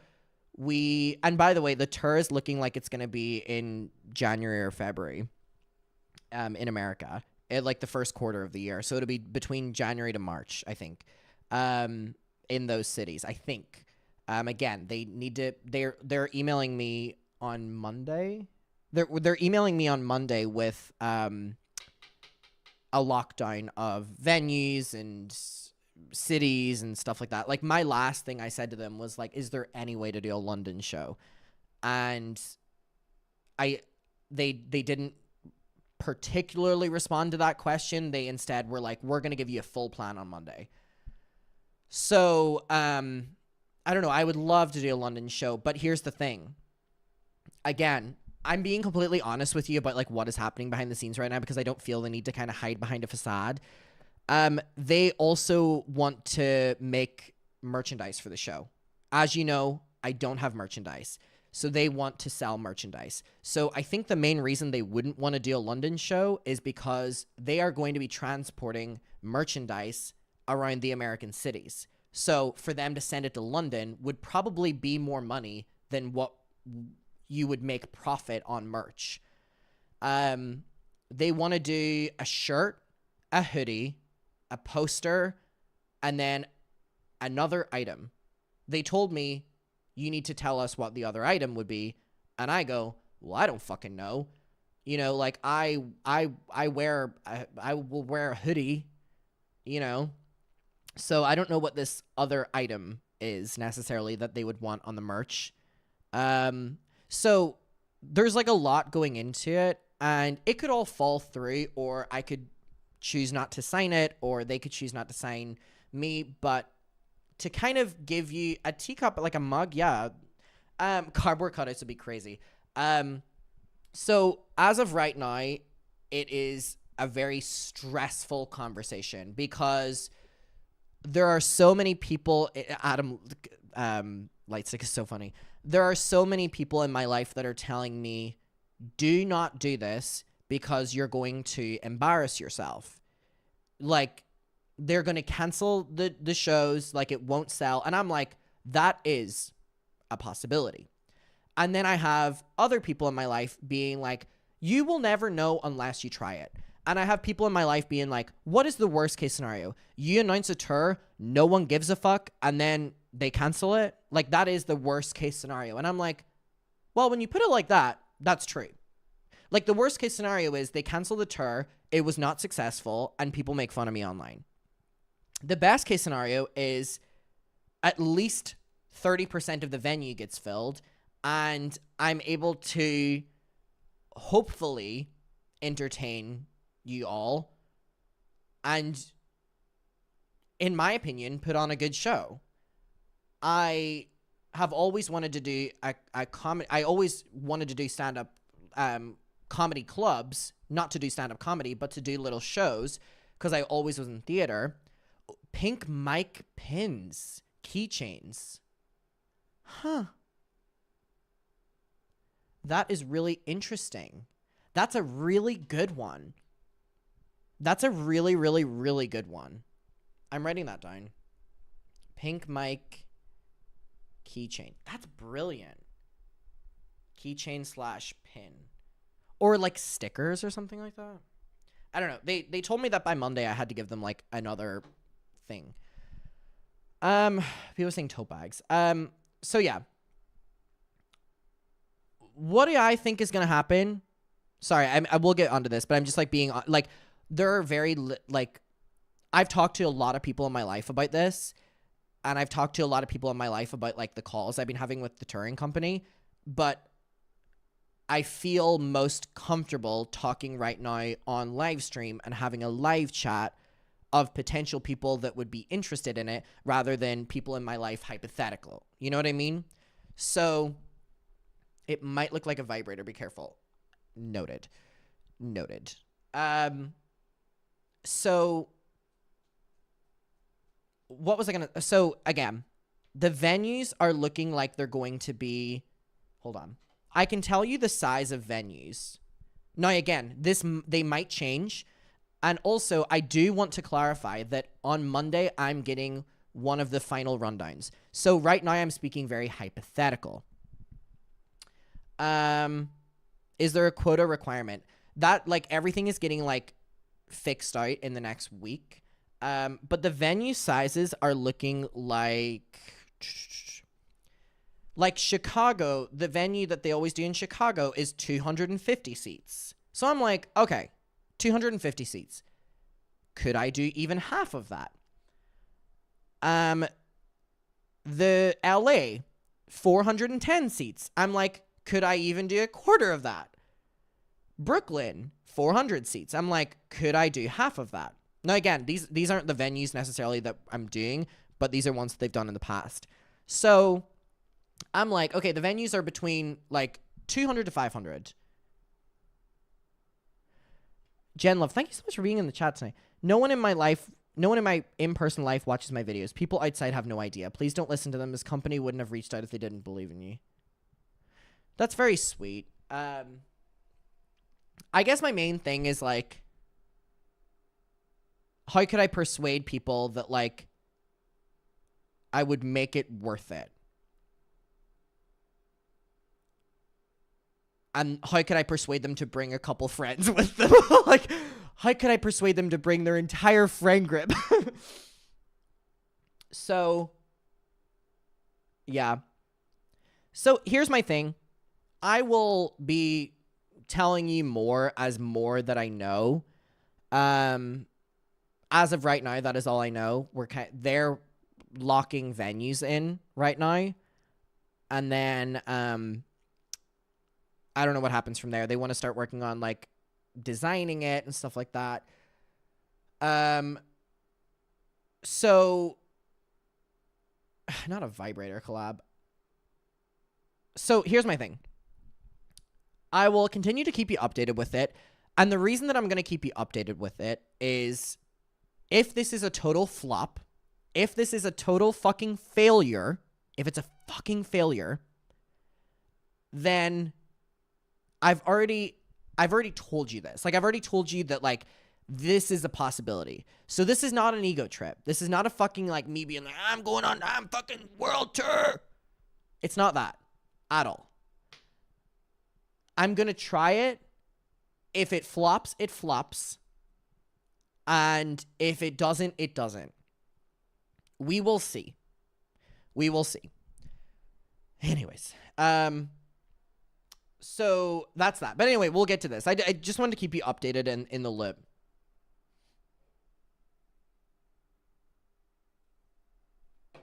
It'll be a great video if it fails. Sure. So, yeah, for those who were asking about price, I'm pretty sure it's going to be $30 general admission, $40 meet and greet. Yeah. If you flop, we flop together. And you know what? That's incredibly beautiful.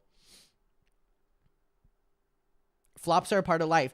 As Tati said, flop era. I'll just say flop era.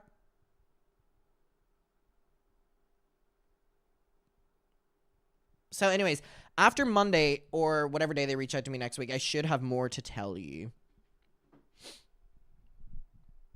All right. Let's get into this. Sorry, I didn't mean to derail for so long. My bad.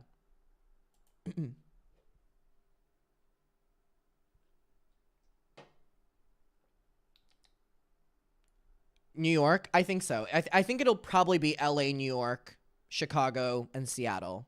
If I had to guess. Maybe a Texas one. I don't know. I'll have to like let you know. Honestly, do you want me to be completely transparent with you? All right. I'm going to be so fucking honest with you right now. And I'm going to show you something that I don't think a lot of people would show. But I don't care. I just want to be completely transparent. Give me a moment. All right. I'm going to show you the following. How do I zoom in? Okay. This is how it's decided. Right here. This is how they decide tours. It is based on your watch time. So as you can see, these are the places in which my audience are mainly from. So New York, so this is within the last 6 months. So within the last 6 months, there has been 350,000 people from New York. LA, there's been 247,000 people. London, 240,000. Chicago, 211,000.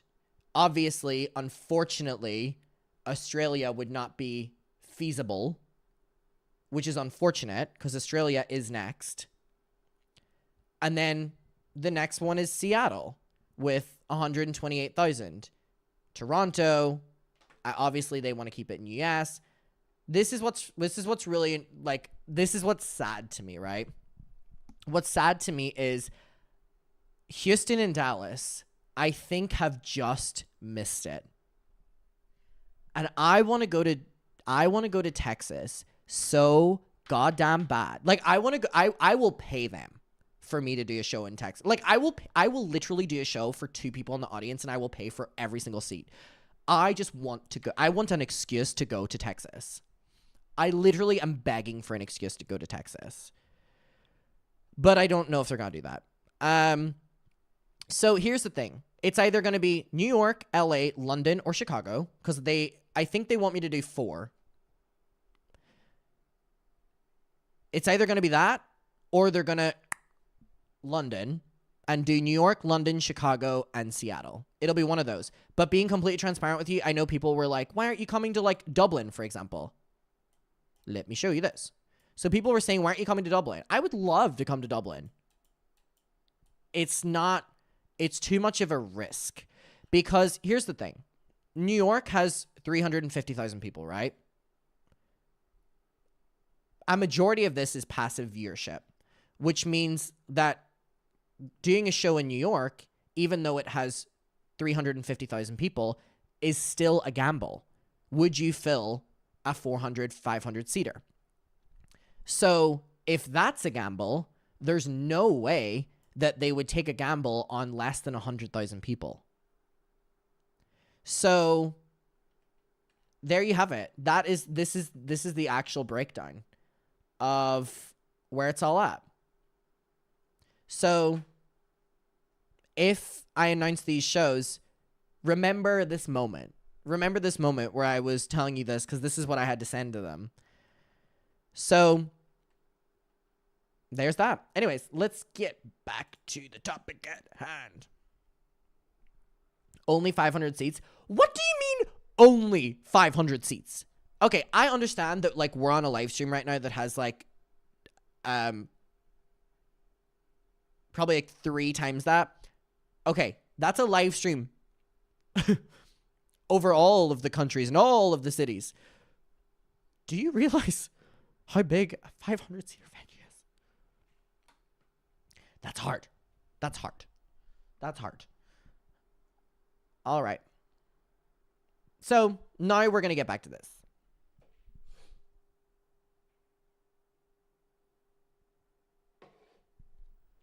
Texas has the most collectively.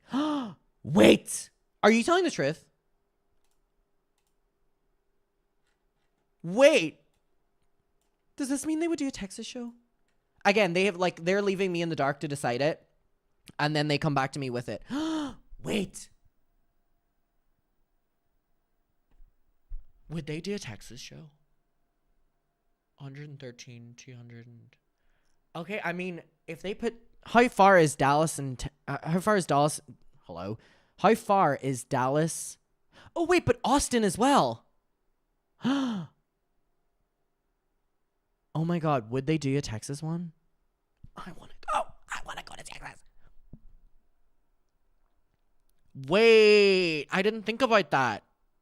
Wait, let me read what their last email was to me. God, I really shouldn't be saying any of this.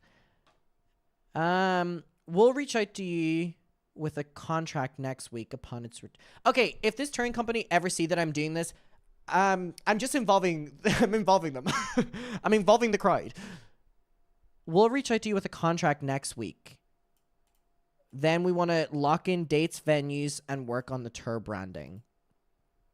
Okay. I wonder if they would. So wait, do you think they would skip Seattle and do... They did tell me they want to do a 4-city US one.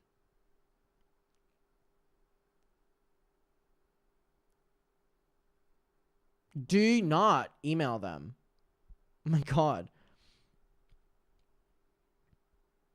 Sorry, chat is so funny with people from Texas right now. This ain't Texas. Woo!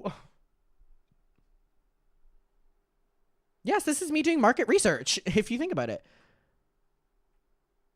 People in Texas drive. Interesting. So do you think that they would switch Seattle with Texas as a whole? But then where do you think they would, if they were to do Texas, where do you think they would do this? I might bring this point up to them if they don't bring it up. Because if on first glance, you would think to do Seattle. But on further inspection, Texas makes so much more sense.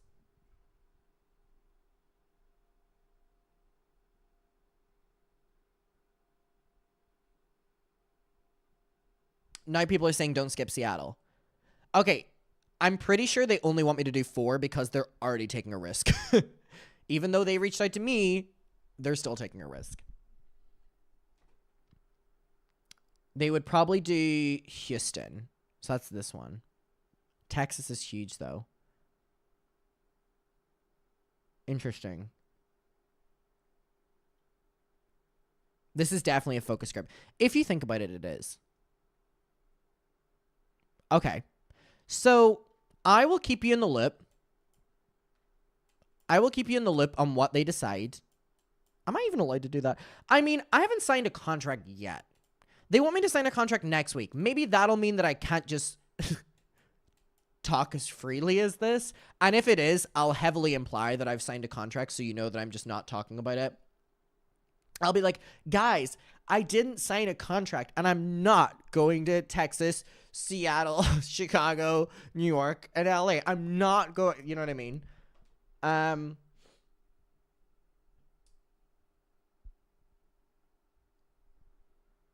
Okay, people are definitely thinking that they'll do Texas then. This ain't Texas. Woo. Also, my mom was like, my mom is refusing to let me do it unless she can come. And, like, the touring company will be paying for me to come around the US.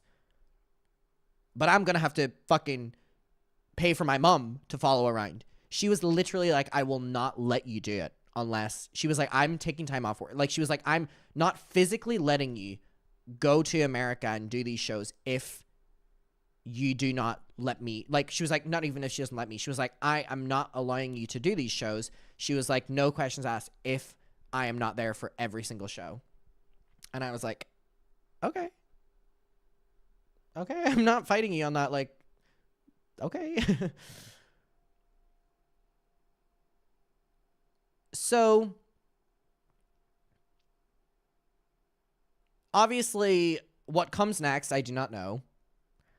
I think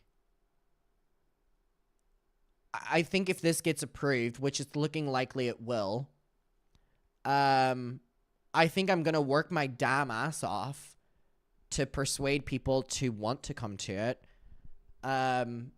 Because if I'm gonna do it, I want people to know that I'm not taking the piss. Like, I want people to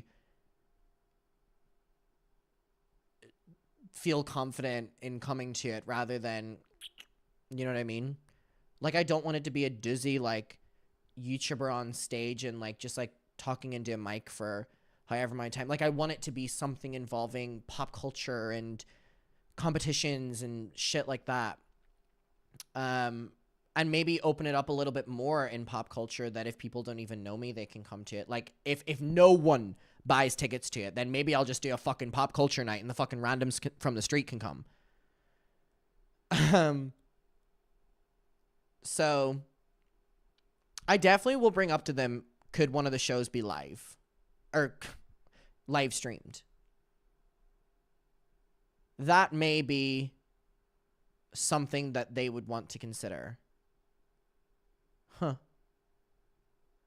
Anyways, we'll get to the Mr. Beast thing. I appreciate you all doing that. You've kind of filled me with a little bit more confidence. It's a very scary thing. Obviously, it's very exciting, but it's very scary to put yourself out there so much that it can lead to a big failure. But I guess you'll never know until you try. I guess you'll never know until you try. But anyways, let's get to the Mr. Beast thing. Finally, sorry.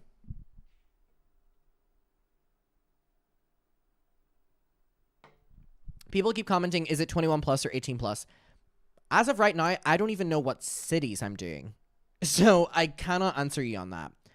I literally cannot answer you on that. I'm trying to think of the venues that they've done in the past. I don't think, and I also don't want to bring up one of their current tours. Hold on, let me really quickly. I don't want to bring up one of their current tours and put it on the screen because then you'll know the company, and I really shouldn't be saying any of this. They're currently doing tours with a couple big influencers, and the branding goes crazy. Let me see if they're 21. Okay, some of these shows... Okay, wait, it's only some venues. Interesting. So I'm looking at this particular YouTuber who's doing a show, and it says... For a bunch of the shows, it says nothing. And then for 2 of the shows, it says anyone under 18 must be accompanied by an adult. And then the other one says that, but then the other ones don't. So it might just be venues, but... Okay. I don't think that would be the ones that I would do, though. But I still think you would be able to buy drinks, right? Let me tell you something. I'll be drunk either way. If I'm on stage, I'm drunk either way. All right, let's finally get to this. Otherwise, I'm going to yap at you all night. All right. Wait, so would people want it to be?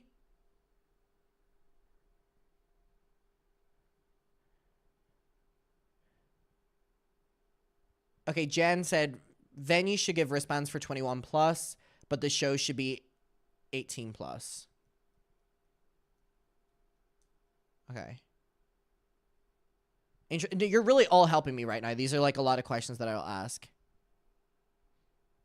Okay, anyways, let's get to this. Okay, so I have wanted to get to this Mr. Beast document for so long, so goddamn long. It is the leaked document, How to Succeed in Mr. Beast Productions. I'm so excited to go through this. Let's do it. Hi, I'm Jimmy, Mr. Beast. And as the team is growing larger, I no longer get to spend as much time with everyone as I used to. The first dozen employees had unfiltered and unlimited access to me to learn as much as they could about my vision and what I wanted. Sadly, you don't have that luxury. Oh my God. Sadly, though, you're too late. You have been demoted. Wow. So I thought it would be useful to try to brain dump as much as I can into this silly little book to give new people to help them bring them up to speed on everything we've learned over the past decade with this channel. We've been through a lot, and chances are most of the problems you face we've dealt with. So I genuinely believe if you attentively read and understand the knowledge here, you will be much better set up for success. So if you read this book and pass a quiz, I'll give you $1,000. Sorry in advance for the run-on sentences and grammar issues. I'm a YouTuber, not an author. Haha. Wait, I kind of feel like I'm like, this is literally their Bible. I literally feel like I'm like applying for Mr. Beast right now. Should we pretend we're like applying and we just read this? Okay, perfect. So we're possible employees, right? Possible employees. And we're reading this. We've just got hired, or maybe are about to be hired. All right, that's the mindset we're reading this with, right? This is not a rule book. I need to kick this thing off by saying the purpose of this is not to give you a bunch of rules to follow. What is it then, motherfucker? Hello? On top of that, I want nothing in here to be taken literally. Well, what is this for? What we do is complex and changes based on the situation. I need you to repeat this in your head 3 times. Okay. I will apply everything I read with a grain of salt. Okay. I will apply everything I read with a grain of salt. I will apply everything I read with a grain of salt. I will apply everything I read with a grain of salt. Ugh. I will apply everything with a grain of salt. What the fuck is this? This is not an inclusive list of everything. This is 30-something pages, and this isn't everything. I hope this inspires you with questions and come to learn more. Prelude. I don't know what that means. I could make a separate book for creative, a separate book for production, a separate book for editors, etc. But I think that'd be dumb. Everything we do here is interconnected, and the more you understand about what others are doing and trying to accomplish, the better set up for success you'll be. So this will be information on all parts of Mr. Beast Productions, and I advise everyone to read it in its entirety. Unfortunately, we are going to be locked in and reading this in its entirety. So you better be ready. You better be ready at home. A good example of this is James Warren. Oh, we know about James Warren. He understands every single part of this company and at a deep level and as a result can make decisions faster than anyone else.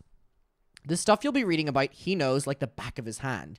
I've seen a team of 5 people work on a project for a week just to give up, and James will solve it in 30 minutes. Oh, he's such an angel, isn't he?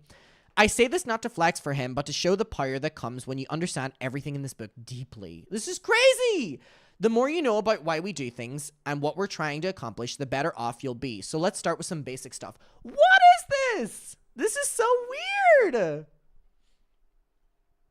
This is so goddamn weird. What is your goal here? All right, let's figure out. Your goal here is to make the best YouTube videos possible. Well, I failed. That's the #1 goal of this production company. It's not to make the best produced videos, not to make the funniest videos, not to make the best looking videos, not the highest quality videos is crazy. Sorry. It's not to make the best produced videos. Not to make the funniest videos, not to make the best looking, not even the highest quality videos. It's to make the best YouTube videos possible. What does that even mean? Everything we want will come only if we strive for that. Sounds obvious, but after 6 months in the weeds, a lot of people tend to forget what we're actually trying to achieve here. Well, I don't know what you're trying to achieve. IDK, how traditional media does things. Pardon the bluntness, but this is not Hollywood, and I do not want to be Hollywood. And if that sentence is a turnoff to you, then you'll probably be at the wrong job. I genuinely mean that. YouTube is the future, and I believe with every fiber of my body, it's going to keep growing year over year, and in 5 years, YouTube will be bigger than anyone will have ever imagined, and I want this channel to be at the top. He is so crazy! Which is why I say we're not Hollywood. 99% of movies or TV shows would flop on YouTube because they'd be copyright struck. On top of that, they'd be wildly unprofitable, have no flexibility, and long lead times that can't adapt to trends. We aren't here to make a small movie once or twice a year. I want to make one a week. LOL. Which is why you need to be nimble and produce content R, in all capitals, way. Not the way you were taught before.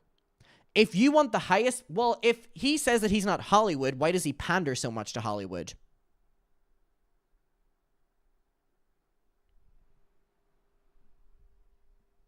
Let me ask the audience.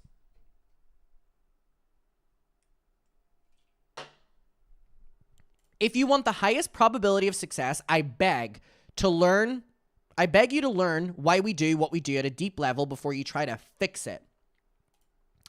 We've done countless videos and invested hundreds of thousands of hours collectively building how we do things. I know it's not perfect, but we have a reason for how we do stuff, and it's probably a decent one. It's crazy. The amount of hours you work is irrelevant. Wow. Nab said, basically just admitting to being a content farm. Literally. The amount of hours you work is irrelevant. Before you get mad, the story about James solving a problem in 30 minutes, a team of 5 couldn't in a week, in that example, does it really matter how many hours they worked? Obviously, we want grinders. You want grinder? That put in the hours and love you guys to death that do. But at the end of the day, you'll be judged on results, not hours. We are a results-based company. Get shit done and move the goalpost.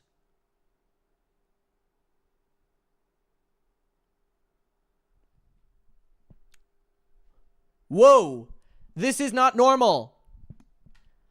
I only want A players. As I type this, I realize it may not be the wisest to categorize everyone into 3 buckets, but this is how I believe we should look at everyone. How I believe we should look at everyone a part of the production team. You're either A player, B player, or C player. There is only room in this company for A players. A players are obsessive, learn from mistakes, coachable, intelligent, don't make excuses, believe in YouTube, see the value of this company, and are the best in the goddamn world at their job. If you thought he wasn't going to say what B player and C players are, he does. B players are the new people that need to be trained into A players. And C players are average employees. They don't suck, but they're not exceptional at what they do. They just exist, get a paycheck, they aren't obsessive, and they aren't learning. C players are poisonous and should be transitioned to a different company immediately. It's okay, we give everyone severance. They'll be fine.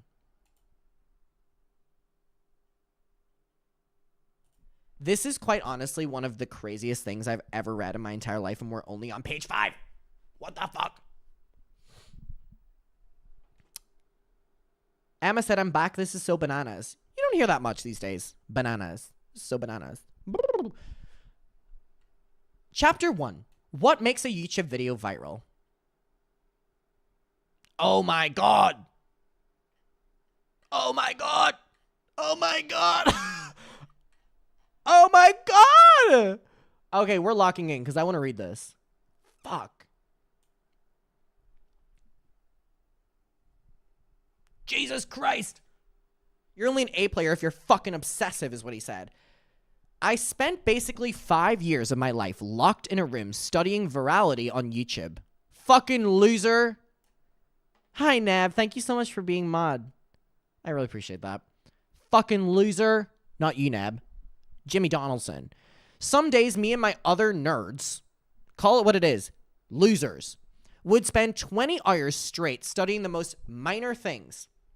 Oh, my computer's about to turn off. Like, is there a correlation between better lighting at the start of the video and less viewer drop-off? There is. Have good lighting at the start of the video. Ha, or other tiny things like that. And the result of those probably 20,000 to 30,000 hours of studying is, I'd say, I have a good grasp on what makes YouTube videos do well. The 3 metrics you guys need to care about is click-through rate, CTR, average view duration, AVD, and average view percentage. Who's fucking reading this and going, I would love to work for that company? Make sure you know those phrases, because that's how most people refer to them. Up first, we'll talk about CTR. This is important no matter what department you work in. CTR is basically how many people see our thumbnails in their feeds divided by how many will click it.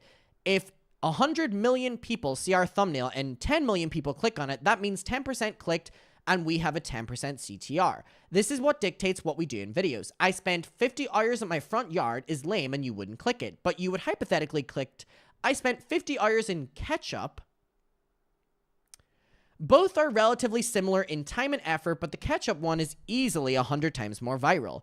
An image of someone sitting in ketchup in a bathtub is more interesting than someone sitting in their front yard. Titles are equally as important for getting someone to click. A simple way to up that CTR even more would be titling it I survived instead of I spent. This would add even more intrigue and make it more extreme. In general, the more extreme, the better. Oh, we know you think that. The more extreme, the better. I don't like bananas won't perform the same as bananas are the worst food on earth. Now, if you're in a production or creative, you might be wondering, why does the title and thumbnail matter to me? Expectations is why. The title and thumbnail of the videos you'll be producing set the expectations for the viewer of the video. Imagine you clicked on a video titled World's Largest Bouncy Castle, and the thumbnail had a giant yellow bouncy castle beside a bunch of huge buildings. Then, when the video plays, it's not a yellow bouncy castle, it's red. It's also not the world's largest. It's also in the field with no buildings like the thumbnail. You'd feel like you were lied to and click off the video because it did not meet the expectations of the title thumbnail. This is why you must know the title and thumbnails of the videos you're making. Sorry, they're in capitals, so I felt the need to shout that. Shout that. How can you know how to start your video if you don't even know what the expectation your viewers have of you? Now, let's jump to the second metric that matters, AVD. This is how long, on average, people watch a given video. The cool thing about YouTube is that they give us a super detailed graph for every video that shows the exact second we lose a viewer on every single video. So here, he showed that. See that blue line in the image above? That represents the attention span of the 60 million people that watch this video.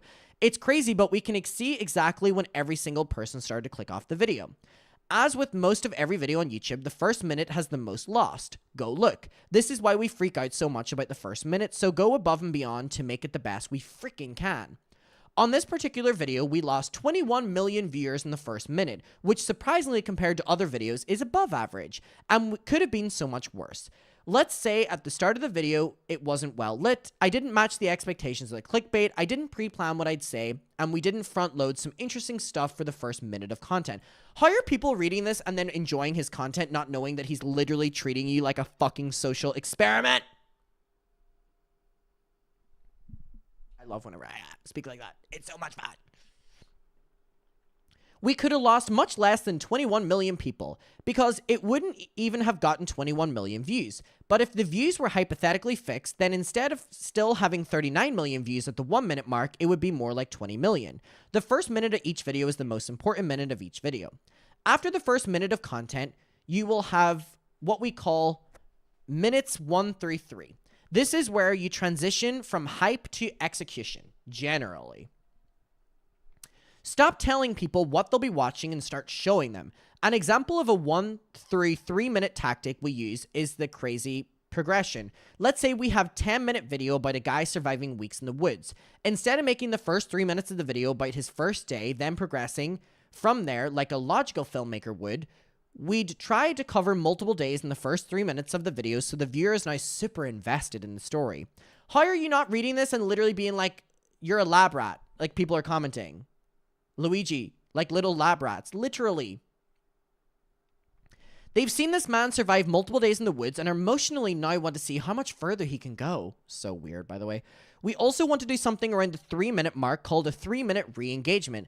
A re-engagement can be described as content that is highly interesting, that fits the story and makes people genuinely impressed.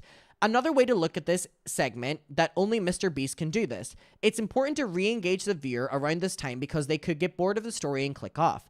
These re-engagements are usually spectacles and sometimes need lots of time and money to perfect. A good example of a re-engagement is when Carl was put in charge of watching Josh in the $10,000 Everyday You Survive prison video. Here's my thing. If you are literally having to do this with your content where you are making sure that you're not losing people minute per minute, the content is so fucking fake. And he says his content isn't fake.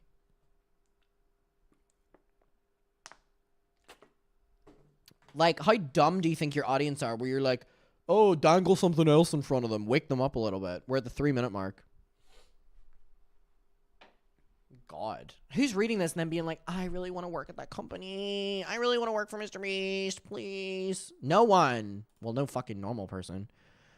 Following the first minute, then minutes 1 through 3, is obviously what we call minute 3 through minute 6. And it's the most important part of the video.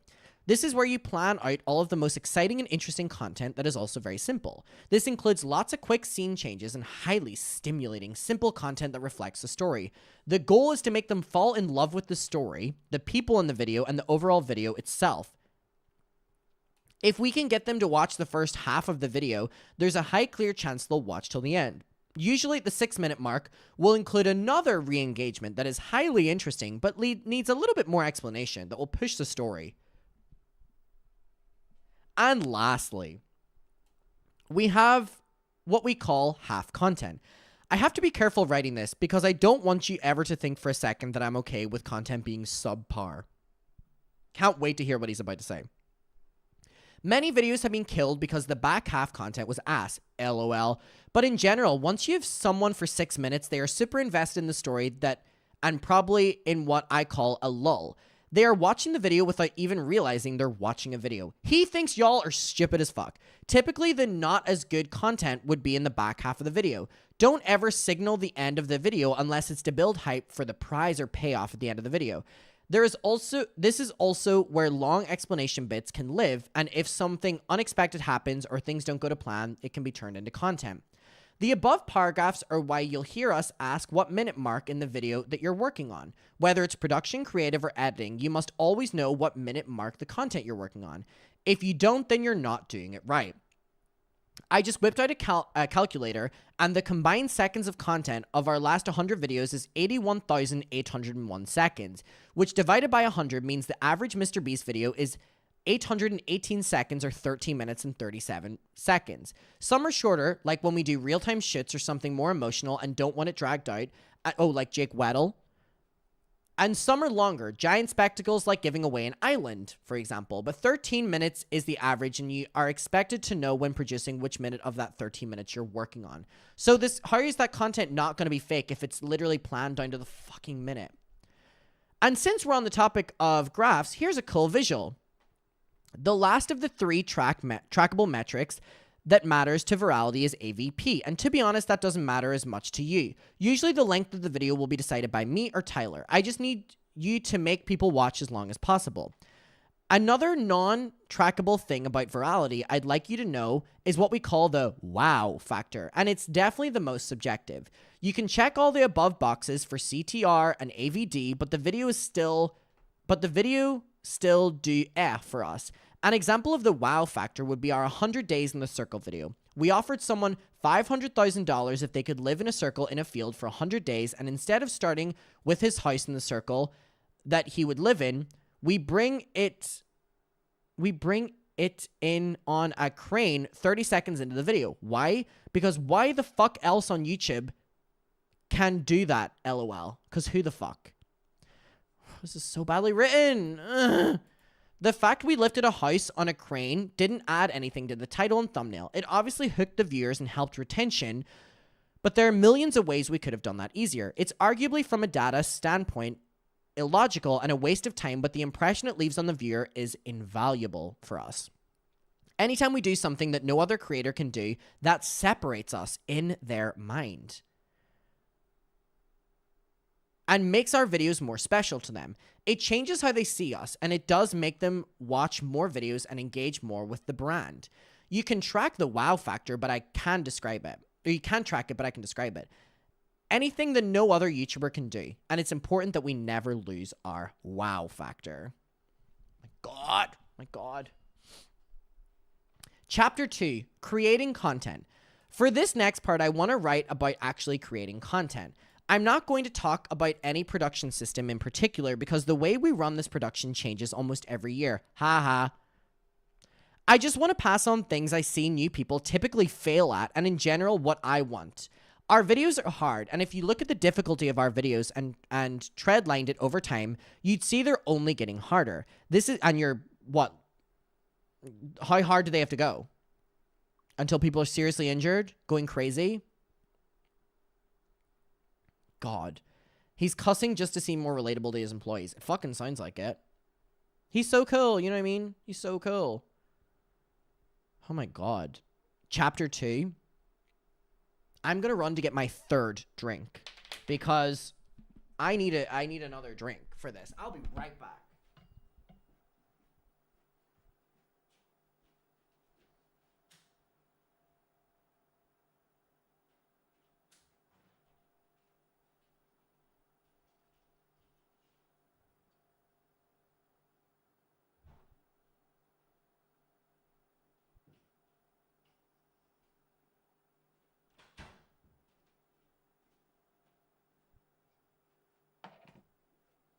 Dear God.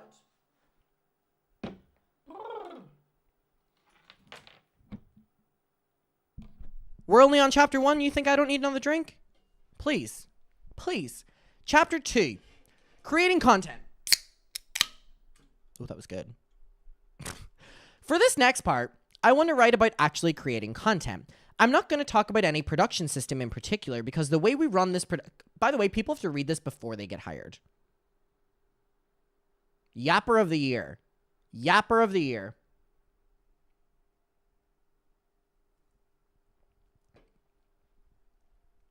All right.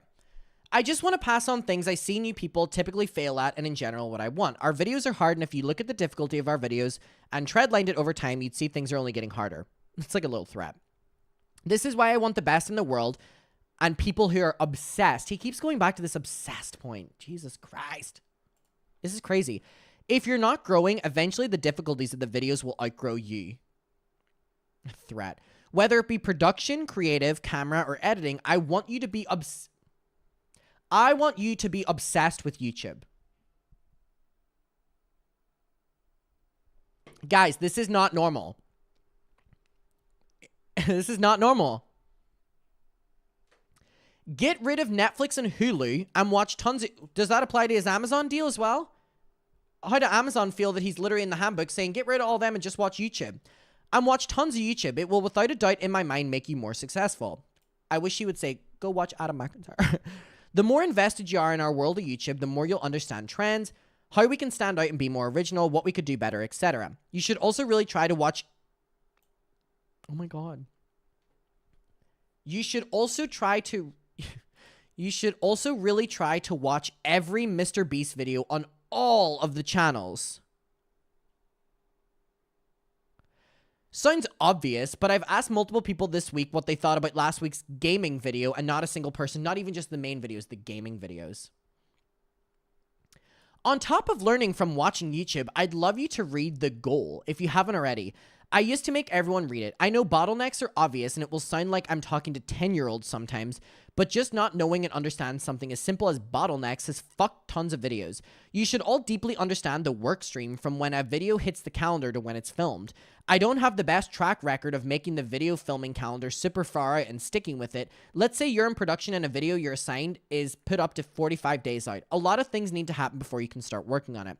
The big things would probably be you need to work on a thumbnail sketch and creative on your team to write the video. Do not just go to them and say, I need creative. Let me know when it's done. And I need a thumbnail. Let me know when it's done. This is what most people do, and it's the one reasons why we fail so much.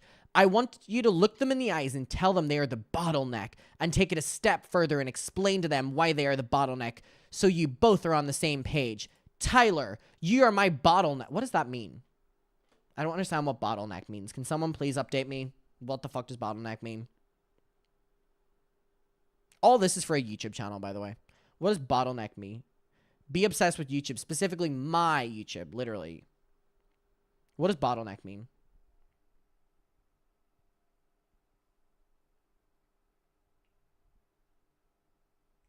Anyone?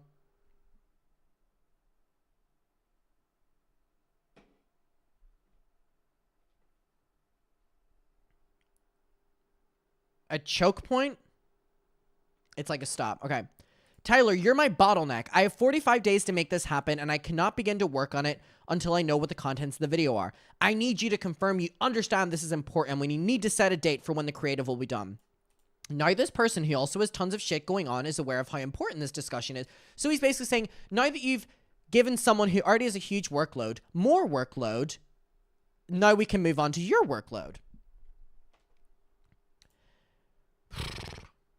Now, let's say Tyler and you agree it will be done in 5 days. In capitals. You don't get to set a reminder for 5 days and not talk to him for 5 days. Every single day, you must check in on Tyler and make sure he's still on track to hit the target date. I want less excuses in this company. Take ownership and don't give your project a chance to fail. Dumping your bottleneck on someone and then just walking away from it until it's done is lazy and gives room for error. And I want you to have the mindset that God himself couldn't stop you from making this video on time.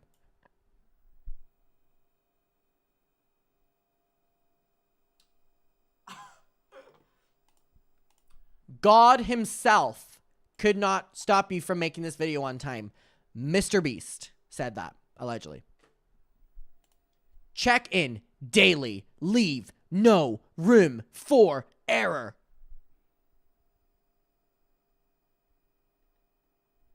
For this next part, I just want to brain dump about random things and explain why we do say certain things. If you understand all this, then you'll be in a good spot. Like seriously, these are cheat codes and you should take them to heart. Oh my god, Milk, Tsunami, thank you. A bottleneck is like a 50-lane highway turned to a 2-lane where they all merge at the bottleneck. Okay. Video everything. I really want us to see producing as a team job, not a solo thing, which is why it's important for you to video everything critical and also anything you think people would ask about. Let's say you go to scout a set for a video in a month while the rest of the team are working on this week's video. Most people just go to scout the set, maybe grab a photo, and walk around and try to grab a good mental model of it. Then a week later when you're back, the video is now Tyler's main focus, and then he starts to ask questions about it and you can't quite recall. The questions get more and more detailed, and you go off of what's on your mind. The rest of the production team also needs to start planning bits, but they don't know what it looks like, and it's now a shit show. This is why we say video everything, which is more important than one person has a good mental grip of everything, so then they can recall it. Obviously, the team. The easiest way to bring your team up to the same page is to frickin' video everything and store it where they can constantly reference it. A lot of problems can be solved if we just video sets and ask for videos when ordering things, especially because I personally am a visual guy and I always want to see what we're doing. Video everything. God.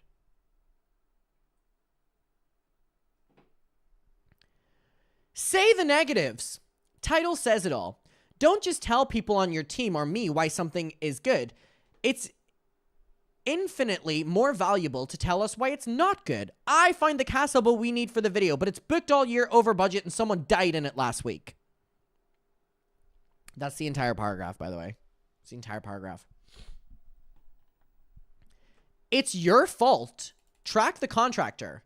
I know I already talked about this, but if there's one thing I'd really love to impose on you, it's that you just can't dump and forget your projects. I can't stand when people dump and forget their project on a contractor and then the day before the shit blame everything on them when it's not ready. That's on you. Let's say we're building the world's largest water balloon and you need someone to make a giant wooden stand for it to sit on. Most people here would just call someone like GB and have him and tell him to have it done by filming day. Instead, you should have it done a certain time frame in advance. You need to use your own intelligence based on the project to determine that. in case something is off and we need to make changes. And you need to begin to decide whether or not it's a critical component. If it is, you should also begin working on the backdrop. And while working on a backdrop, you should check in with JB every single day. Ask him to send videos every single day to spot problems early. Hell, talk to him twice a day. I don't care. I just don't want to leave room for error. No excuses. Stop leaving room for error. Check in daily. Receive videos.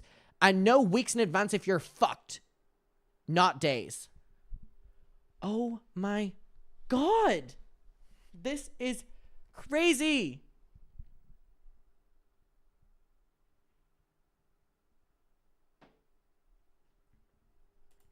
I am not always right. This one's going to be good. Shocker. I know. Oh, God. This is excruciating. I know, like, we're not even hired yet. We're not even hired yet.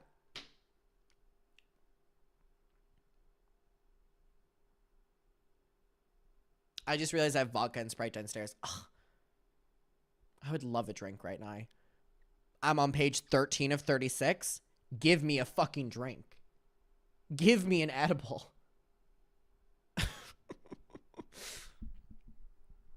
I'm young, and I'll be the first to admit I'm not perfect. I'm so obsessed with how long this is. Oh, this entire section is him talking about how he's not perfect. I promise not a single person on this planet wants us to succeed more than I do. And no matter how much you work, you'll never invest more time into this than I will. So even as much as you do great, you'll never be him. Whew. But I can't promise I'll always be right. Having said that, there are ways you can help me be right more often. For starters, you need to understand the world I'm in and how my mind works. Well, I don't want to know how your mind works. This book in particular is for our production company, which, by the way, is the most important company and allows everything else to succeed.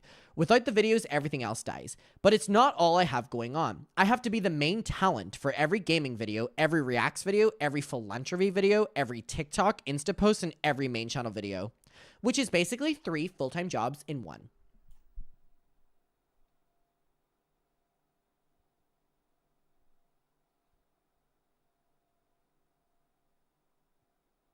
Try being an influencer for a day.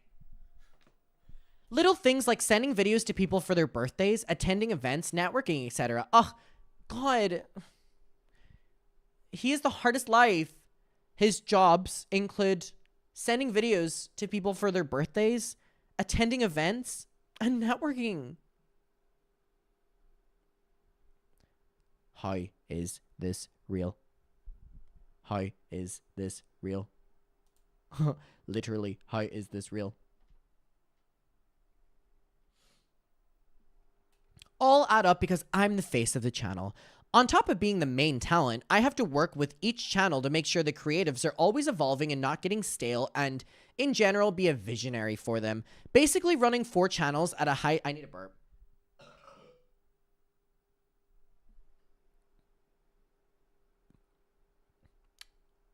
I had that a brewing.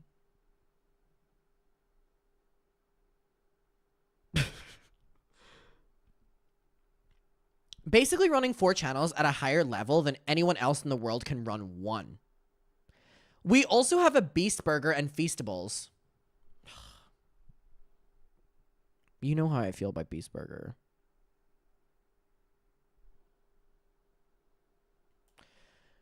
And I can never have it again.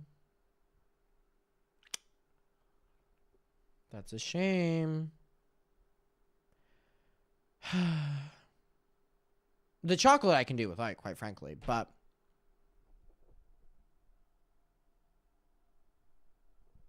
those damn burgers. Those damn burgers.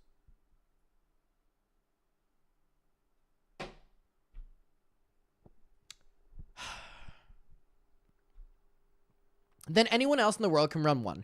We also have a Beast Burger and Feastables, and I still have to set the vision and be the lead creative. On top of all that, we get it! I love that he's like, I'm not perfect. And now he's listing all the reasons that he's better than you.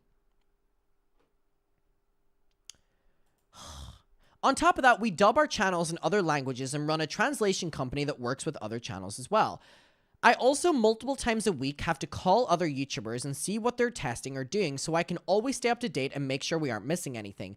AKA, you need me networking a lot. So basically, you need him. What I'm trying to say is I have to run 4 channels, 3 businesses, a charity, and network maintain our image at the same time.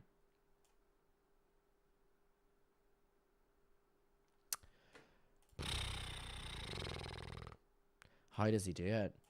How does he do it?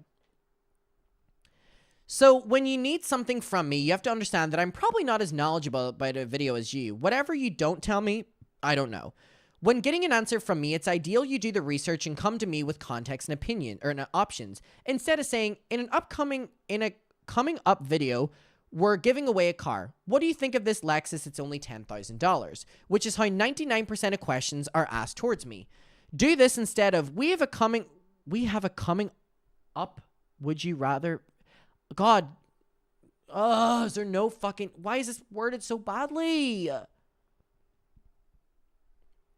We have an upcoming video, which is a would you rather. One of the bits at the 6 to 9 minute, 69 mark, we will be giving away a car. We're still on budget and the budget for this car is $10,000. I check with PM. It could be up to another $5,000 if you really wanted. I searched all the NC for cool ass cars around that price point and there are 5 I found that are on budget. I also have 5 other options. Here's a picture of all 10 cars, the miles on each car, and the options. Which of these cars do you think I should get? So basically he's saying that someone coming to him with so much research is not great because he doesn't want to be a part of it. He's literally saying that someone doing that amount of research is bad.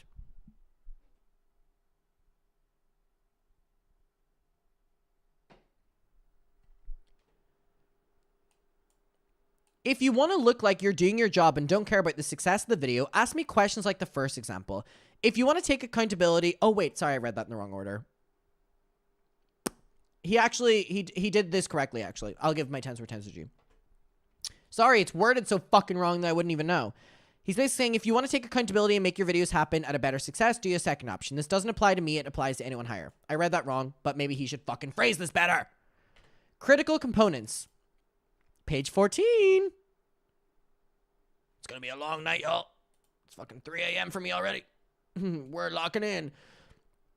Critical components are the things that are essential to your video. If I want to put 100 people on an island and give it away to one of them, then securing an island is a critical component. It doesn't matter how well planned the challenges on the island are, how good the weather is, etc. So I'm burping a lot now. My body is like, wrap it up, wrap it up. V said boring clickbait, bye. V. The title of this live stream is Tati Westbrook's Return. What did we spend the first hour and a half doing? Talking about Tati Westbrook's return. Then there's a comma. It says Trisha Paytas responds. What did we do for another hour? Watch Trisha Paytas respond. Comma. Mr. Beast leaked document. What are we on now? V.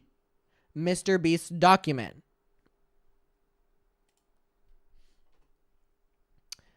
All right. It doesn't matter how well we've planned the challenges on the island are, we need to have an island. Another example of a critical component would be the title and thumbnail. Remember that bouncy castle story from earlier? Yeah, I do remember it. I do remember it. Bro, you're a little tipsy too.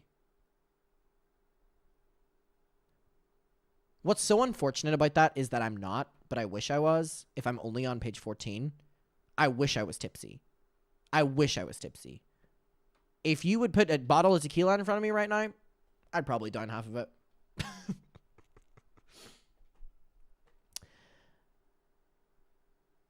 How the thumbnail had a yellow bouncy castle, but the video had a red one. The thumbnails of the videos you're producing can also create critical components. A third example of a critical component would be if the creative on your team pitched me a video of 10 challenges and I said, I like the video, but mostly because of challenge 3 and 7. I'd hate the video without them. Challenge 3 and 7 are now essential to the video and thus critical components. Critical components can literally come from anywhere. And once something you're working on is labeled as such, you treat it like your baby. You treat it like your baby. Without what you're working on, we don't have a video. Protect it at all costs. Check on it 10 times a day. Obsess over it. Make a backup. If it requires shipping, pay someone to pick it up and drive it.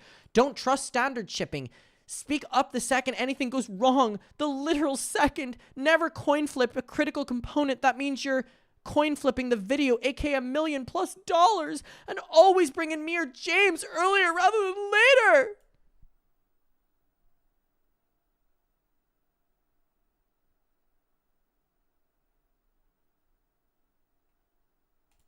My God.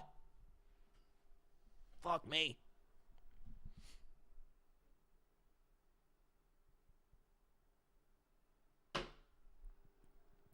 Communication lines. It's very important as a company we maintain proper communication lines, on and off set. There is always someone responsible for everyone on the video, and if multiple people are responsible for the same thing, then that's a problem and needs to be fixed immediately. Ideally, when communicating across departments, you go up and then over. If you skip, then what? If you skip and just go below you. He's phrased this so bad. He's phrased this so bad. Prize must then call and let people in charge know. Let's say you're a production coordinator, and if you call a writer and tell them you need some bits about a sandwich being cooked with lava, seems harmless. Except now Tyler, head of creative, has no idea what his writer is working on, and worse, doesn't know that that's an option. When he directs the video, Will, head of production, also has no idea that this has been set into motion, and when planning and tracking the progress of the video, doesn't know to account for this. Will later finds out about it and assumes Tyler approved that bit and starts planning on how to make lava, and then wastes 3 days making lava until Tyler catches wind, and then Tyler asks her why she's making lava, and she has no idea and everyone's confused. This is what happens when you don't follow proper communication lines. When this bit was requested, Tyler and Allie were called first, days of bullshit would have been saved. Seems simple, but it happens dozens of times a week and causes tons of double, of triple work. God. Creativity saves money. We're at the halfway point, you guys. I don't think it comes as a surprise when I say we don't have unlimited money here.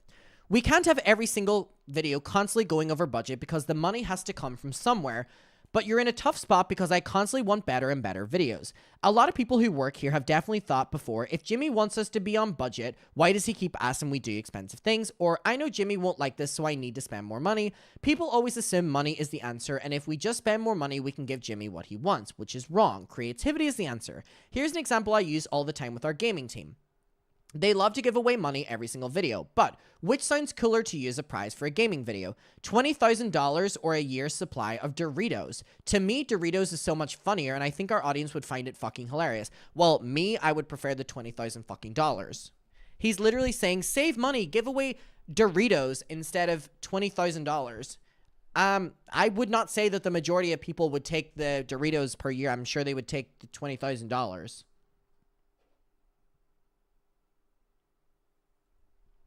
Dipshit. To me, Doritos is so much more funny. Yeah, because you're a fucking millionaire. So let's say we define a year's supply of Doritos by 5 packs of Doritos a day for 365 days. That's 1,825 packs of Doritos, and a quick Google search shows you can buy a pack of Doritos for less than $1. We'll round up and say we buy $1 per pack of Doritos. Our price for the video just went from $20,000 down to $1,800 because we didn't throw money at the problem and we used creativity. Y'all, would you rather the $20,000 or a year's supply of Doritos? I'm sure the only people that would take the year's supply of Doritos are the millionaires, like Jimmy Donaldson. This is such a weird thing. This applies to everything every single one of you do, whether it be finding a crane for a video, deciding prizes, picking locations, finding critical components. For my tour that I do in America, I'm going to be giving away Doritos. Not going to be giving money away, but I'm going to be giving Doritos away. Hope you're all fine with that. Or doing the most minuscule thing.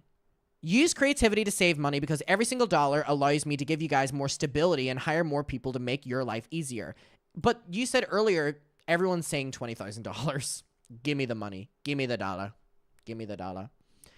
So many people, I I saw on Twitter, we're talking about this as well. In this document, he's like, the more money you save, the more I can hire people and make your life easier. But all he says in this is you need to be doubling your workload, like double it and give it to the next person. So that's not true. If you want to succeed here, say this 10 times in your head. Creativity saves money. Creativity saves money. Creativity saves money. Creativity. This is a cult. Always have a backup day. No one will ever have a 100% success rate when it comes to filming our videos on time and on budget. It's impossible, but you can still do certain things to increase the probability of success, and one of the easiest but most overlooked things is having a backup day. When you're spending hundreds of thousands of dollars securing a set, renting a tank, etc., make sure you have the ability to extend them in case something goes wrong. It might not even be your video, something might go wrong on gaming, and I need you to slide your video a day forward for it. I'd also rather have a hypothetical 90% cool-looking tank with a dope owner who is making life easier for us, letting me do whatever I want, and the ability to pay extra to add a day, than a 100% cool-looking tank, but the owner micromanages what we do and there's no backup day. This example is obvious, just throwing it out there to inspire you. Always check with creative before you go to do something like this, but backup days are necessary, and ideally we work with people to see the value in us, and we want to love them. Don't take everything at face value. Always dig. My God. One of the most common themes you're probably seeing is accountability and the double downs of that. Don't take everything at face value. Always dig. This is particularly important when dealing with people outside of the Mr. Beast production team. If someone says something too good to be true, find out why. If it's fishy, investigate. If you need 10,000 pillows by the next week and you've called 10 pillow companies and none of them have a few more than 100 in stock, but then the 11th company magically has 10,000 pillows, investigate. Are they dropping shipping? Are the pillows shitty? Why the fuck does no one want your pillows? Push and get the answers. What tends to happen is people think that their job is done by finding the 10K pillows and just ordering them instead of finding the problems with it. Do not overly trust people outside the company. Well, it seems like you can't even fucking trust people in the company. Investigate and verify why they do that. So he's basically saying, find your 10,000 pillows, but then when you find them, it's still not good enough. What the fuck? He's literally saying that. He's saying that, like, once you find it, it's still not good enough.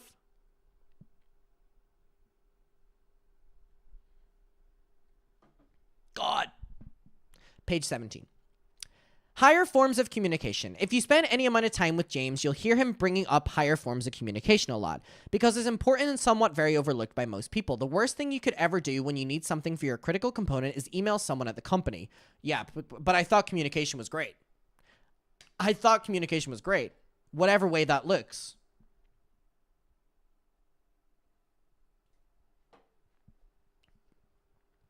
The best is to talk to them in real life, but then there's no paper trail and you could be accused of not doing it. Ba-da-da. Grab them in real life. The lower the form of communication, the more miscommunication you'll face. As I'm typing this, you have no idea if I'm laughing, smiling, happy, mad, or sad. You can't read my body language. Well, we can kind of tell a little bit about you. His analogies are so bad. Hello, Emily. Welcome. Need more toilet paper in the bathroom? A text is probably fine. 1 week out from a video and things that you're working on went south, minimum a multi-way call with the heads of the video. Ideally, grab them in real life if you can. The more complex what needs to be said is the higher form of communication you should use. Call first, then text if they don't answer.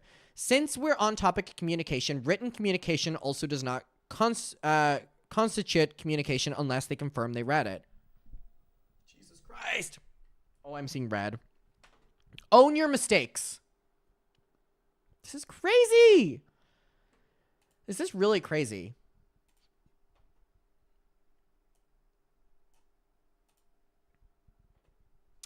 I hate excuses, and I despise with my entire soul when people try to save face instead of learning how they messed up. Mistakes are okay. Genuinely they are, and I expect you to make a lot. That's perfectly fine. Every veteran here has cost me $1 million at one point or another. And you can ask them if I ever held it over their heads. Well, you're literally putting it in the work document right now, so I do think that you have a tendency to hold it over their head, if I'm being honest with you, Jimmy Donaldson. It's crazy that he's like, everyone has cost me $1 million at a time. You're blaming them. It's a threat.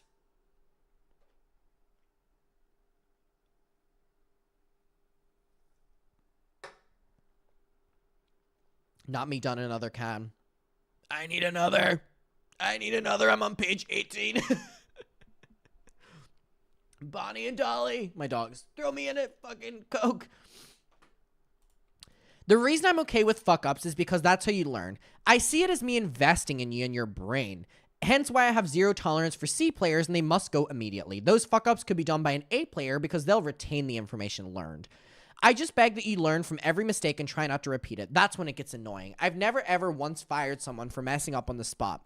You probably fired them after, babe. Page 18. How are we feeling? We're more than halfway done.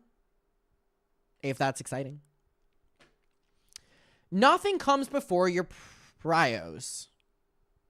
When you've been assigned tasks, you should have what we call a prio list. If Ali says your prios are to number 1, get a Lamborghini under 200,000, number 2, get it wrapped in anime characters, number 3, make a custom steering wheel, then nothing on this freaking planet is allowed to come between you and getting those prios done.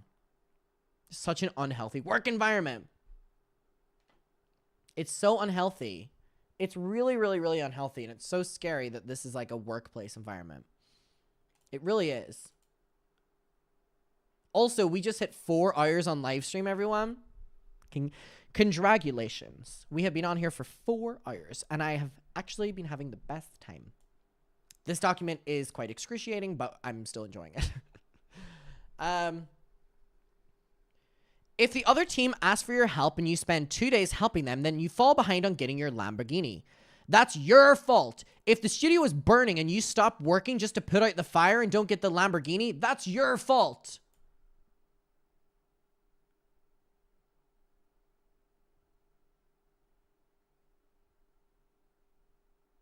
Jokes, haha. But seriously, don't let anything come before your prios.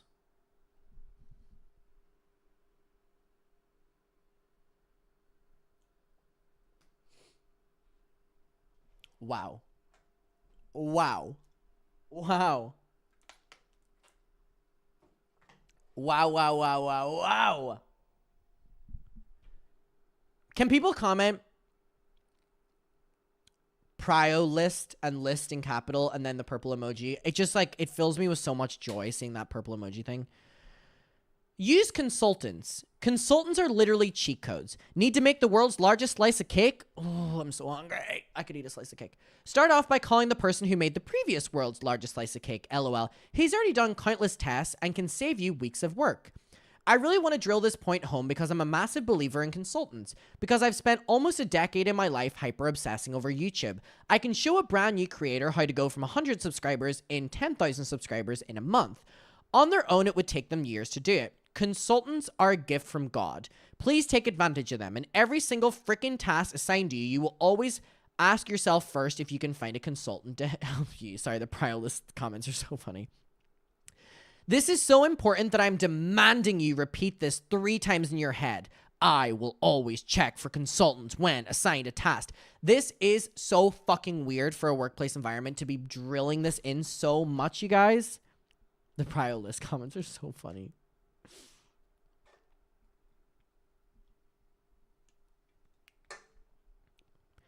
Math, science, vision, approvals, budget.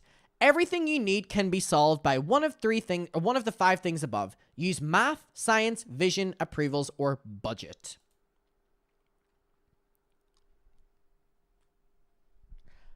Uh-oh. Uh-oh. Read the screen, you guys. Read the screen. Uh-oh. We've reached this part. We have reached the no does not mean no part. There is literally a part in his little list that says no does not mean no.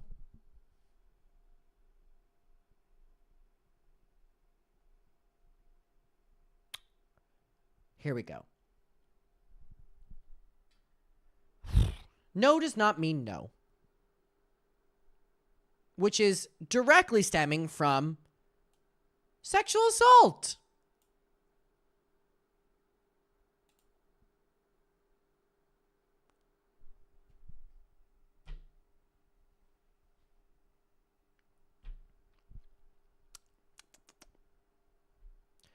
When dealing with people outside of Mr. Beast Productions, never take no at face value. If we need a store to buy everything inside of and you call the local Dollar Tree and that person on the answering says, no, you can't film here, that literally doesn't mean shit. Talk to other employees and see if there are any fans or if any of their kids are fans. Try talking to their boss's boss. Have me, Mr. Beast, DM them on Twitter and talk to their social media team.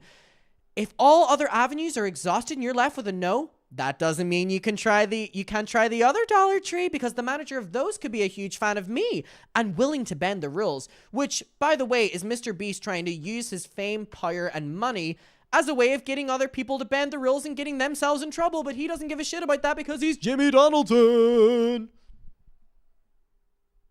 It's so crazy to be like, no doesn't mean no. If they tell you no, tell them I'll DM them. Tell them I'll follow them. Tell me I'll give a shout out. What the fuck? Basically, what I'm trying to convey. What are you trying to convey? What I'm trying to convey is what we call pushing through no.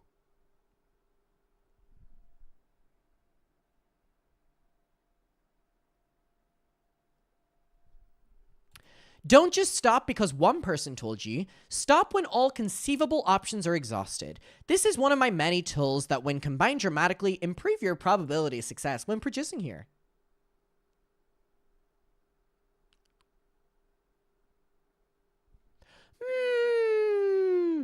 What the fuck? What the fuck? Literally, what the fuck? This is so fucked up. Work on multiple videos every day. Please do not come in and only work on one video during a workday. That's how you fall behind on future videos and create a nasty cycle that I'm trying to stop. If you drop everything and go all in on one video for 3 days, then that's 3 days your other videos will fall behind. Maybe don't give workers this kind of workload where they're this overworked. It'll snowball into you can't do anything but focus on what's right in front of you because you murdered any lead time you had. If you ever only work on one video during a workday, you have failed as a Mr. Beast employee.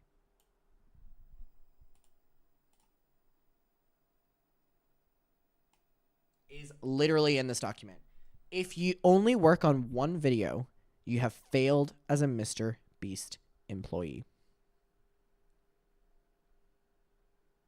Don't sleep, don't eat, just make videos on repeat. Brad Summer's not over yet. Be able to hold a camera. Obviously, everyone has their roles in this company, and to be honest, if you can consistently lead and produce videos for me with a 90% successful rate, I don't care if you piss in the sink every day. I'll still love you. But having said that, it'd be nice if at some point you got training on our style of holding a camera. When we do a big shoot, not local, it'd be nice not to have to bring 1 million production people and 1 million camera people. So basically, not have to pay more people for work that you can already get your employees to do, adding to their workload. If, for example, there are only a few scenes that need a couple extra camera crew, I'd love us to not have to fly, house, and transport and baby is crazy, more cameramen, when we could just have a few people from the production team help us. But I thought they were editing their 3 fucking videos. Jimmy? He goes, if you piss in the sink, I love you. I love you. I love you so much for pissing in the sink. Oh my God. Piss on the floor.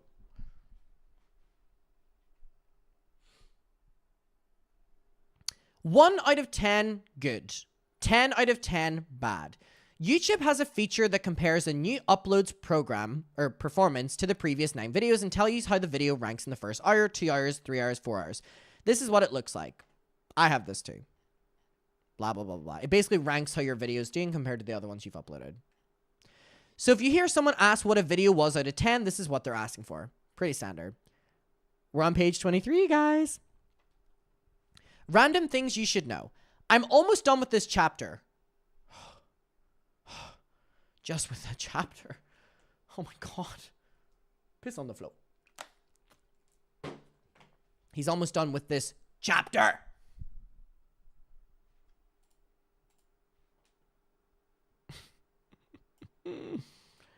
God. What have you done? You're a pink pony girl, and you dance up in club. Pink pony club. I'm gonna keep on dancing. All right, I'm almost done with this chapter, and then we can move. Then we can move on to creative. Who's reading this? Like, are employees actually reading this? But before we do, I still have tons of notes. I'm sure you fucking do. I'm producing content that I really can't break into their own section, so I want to rapid fire them. Okay, great. So you have them for once you start your journey. Do not leave contestants waiting in the sun, ideally waiting in general for more than 3 hours. Don't leave them in the sun for more than 3 hours. Squid Games costed us 500,000, and Boys vs. Girl, it got a lot of people out. Ask James to know more. Spectacles are videos that only Mr. Beast channel can do. Not every video should be a spectacle, and we realize these videos are hard, but that's the point. I hate having tons of people on set. If someone is necessary, then that's fine. But if not, kick them off set and go have them watch from behind a monitor. Create an environment where the contestants also feel natural. I'd rather you be honest with each other than nice to each other, which is so crazy because it's creating a workplace environment where it's okay to be a fucking cunt to people. I'd rather you be honest than be nice. That is so ambiguous that it will cause problems. Do not talk down to talent or do anything to make them feel like shit. I need them to be happy and in good moods for the videos, of course. And those boys are... Oh, no, sorry. He's talking about his boys. And those boys are special to me. Ideally, most talk with talent. Chris, Carl, Chandler, Nolan go through me. So he's saying, don't make my boys angry. Treat my boys so happy. The rest of the contestants? Fuck them. Me like simple. This isn't an official document. Me like simple. The simpler, the better. Apply with a grain of salt. We pivot a lot. Be ready to have everything flipped on its head at a moment's notice. LOL. I want money spent to be shown on camera. Ideally. If you're spending over $10,000 on something and it won't be shown on camera, seriously, think about it. I believe that's for tax write-off because then they can say it was for video, for work. Now this money needs to come off their tax, but also just kind of proves that he does everything for money. He's giving money to homeless while he's filming it because he doesn't care about the homeless and only cares about the perception of him. And how gross is that? But isn't he YouTube's sweetheart? Yeah, he is, right? Yeah, okay.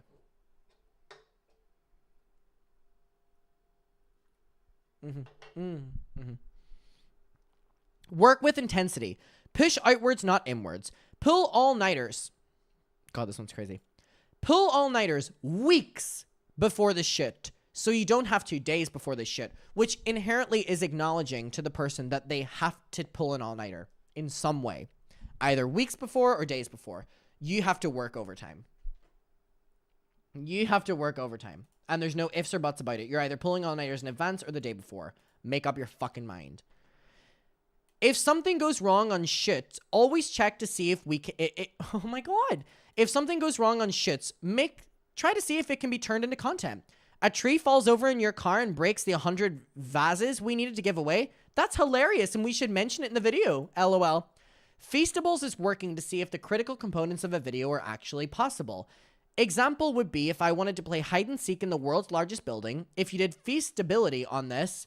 that basically means you're trying to see if it's possible to get that building. If you do, then we have a video and should go into production.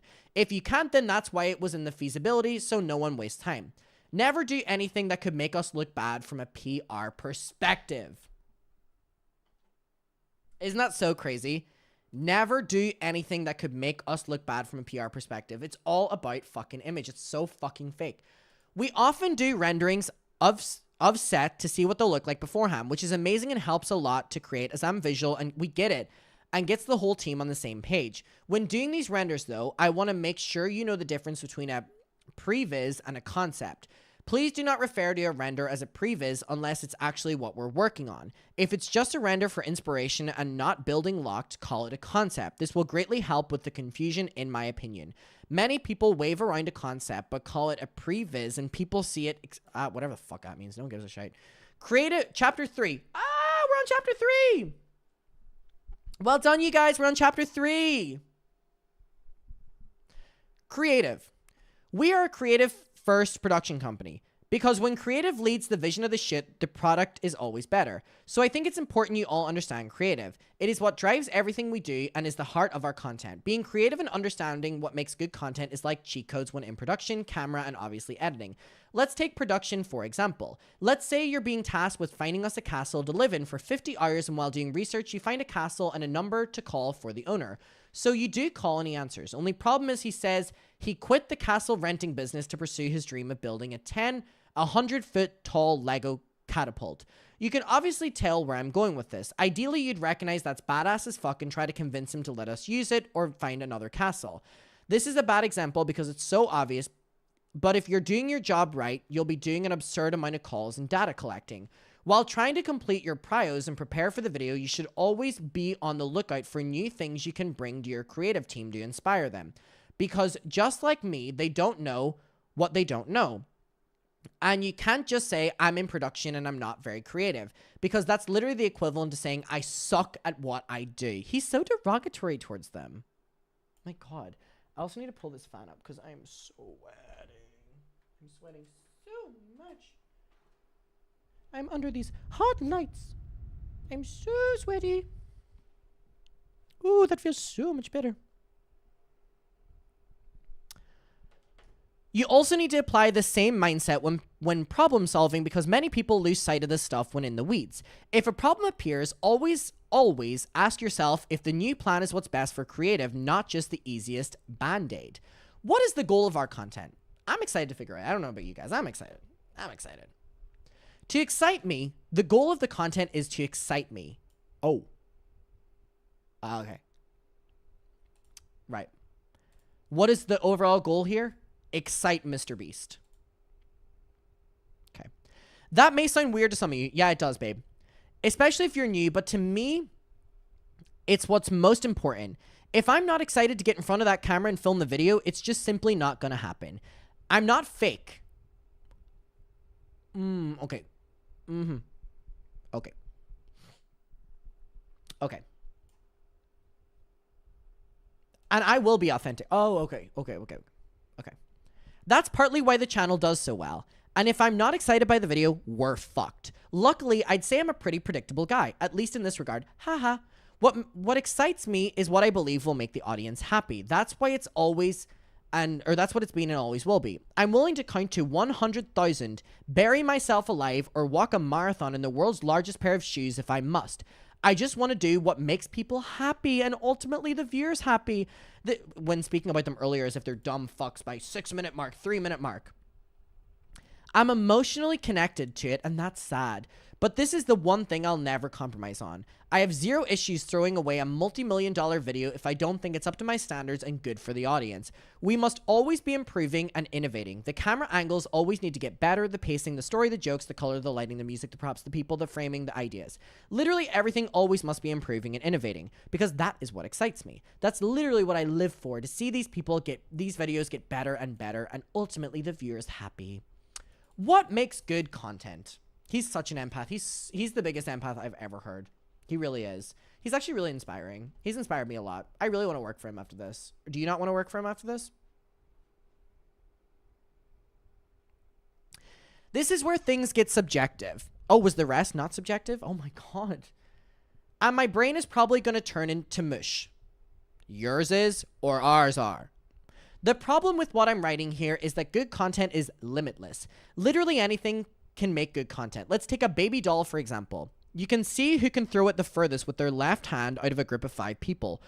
Watching them throw a baby doll with their bad hand and funny sound effects is freaking hilarious. Haha, not really. You can also go the opposite route and have 1,000 baby dolls and see how many it takes them to throw in a crib 100 or 200 feet away. Or you can see how many baby dolls it would take to break a 2x4 in half. The point I'm trying to convey here is that even something as simple as baby dolls has an infinite amount of ways you can turn it into amazing, original, and funny. That was not original, funny, or amazing to me. I'm going to be honest. That's one of the secret weapons of Mr. Beast Productions. We aren't stuck in any old ways of thinking and can turn literally anything into content, like baby dolls. Good content can be anything. Always have an open mind and never stop innovating. Having said that, this is YouTube and there are obviously constraints. You know the video can't be a minute, so you're obviously going to need a story to hold the viewers, and there are rules to storytelling. I thought you said YouTube has no rules. It was Hollywood that had rules for storytelling. Our audience is massive, and because of that, you have to be simple. He's calling y'all stupid, by the way. For 50 million people to understand something, it must be simple. Content can be anything, but there is structure and rules it must mold that I want to teach you about, because virality doesn't just happen. Every frame of your video will be seen by tens of millions of people. How to measure the success of content. Like I said at the start, this metric you care about in regards to virality are CTR, AVD, and AVP. If you want to know if the contents of a video are good, just look at the AVD, AVP of a video after we upload it, because based on how long people watch and what percentage of the video they watched, you can clearly see if they enjoyed it. To show this in action, below is a rendition, or retention, sorry. I'm currently filming this at 3 a.m. Be gentle with me. Of two separate videos of almost identical length form from the video. All AVD and AVD data I share will be first day data to make sure it applies. If you don't know what this means, it's mostly in case Mario gets his hands on this. One video is 120 million views and the other only has 45 million views. Look at the retention numbers and see if you can pick which one got triple the views. The answer is the lower image. People on average watch this video a minute and 38 seconds longer than the video of the same length. Of course it got triple the views. It's clear as day for YouTube that people like this video so much more. For your videos to do well, you must get their AVD and AVP as high as possible. The longer people watch, the better a video will do. This is why I'm such a stickler about every single second of content. Hook people at the start of the video, transition them to an amazing story they're invested in, have no dull moments, and then have a satisfying payoff at the end with an abrupt ending.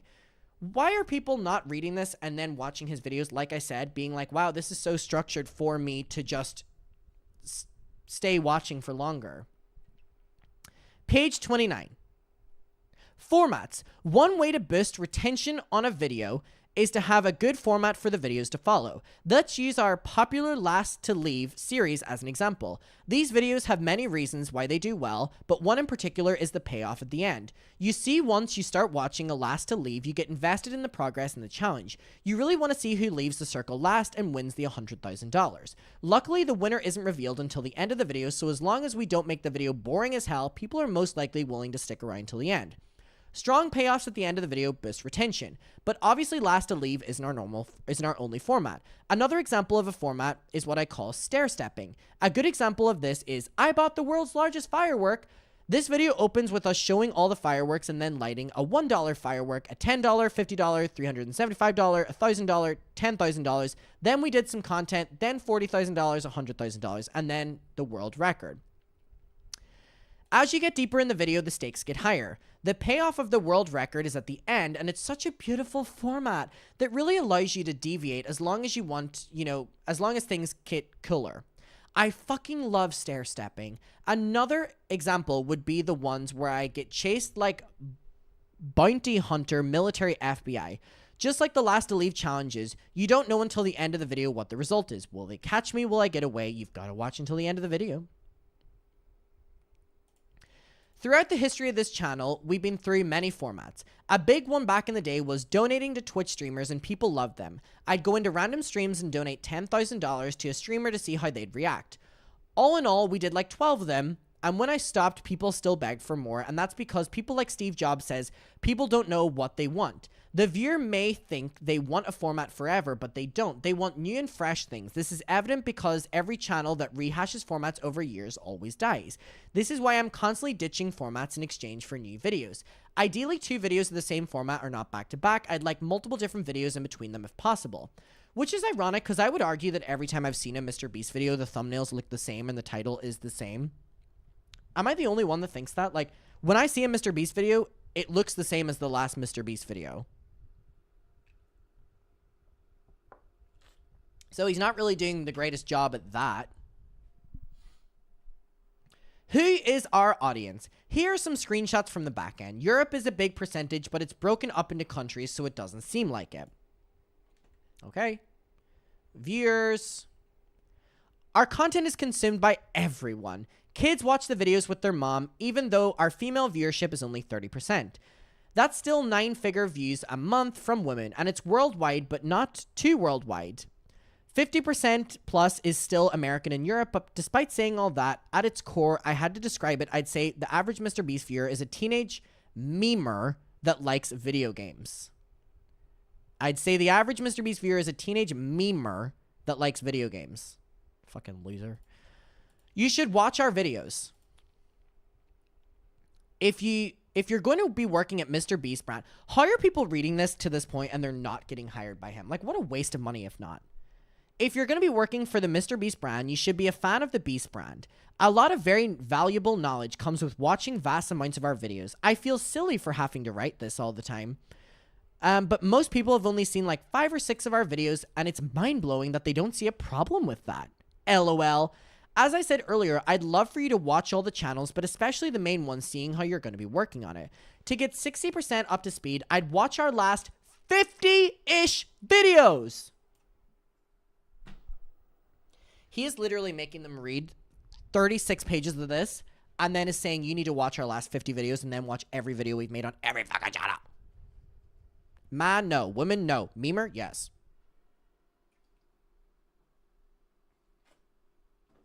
Luigi said, a ridiculously long Adam McIntyre live stream. We are so back.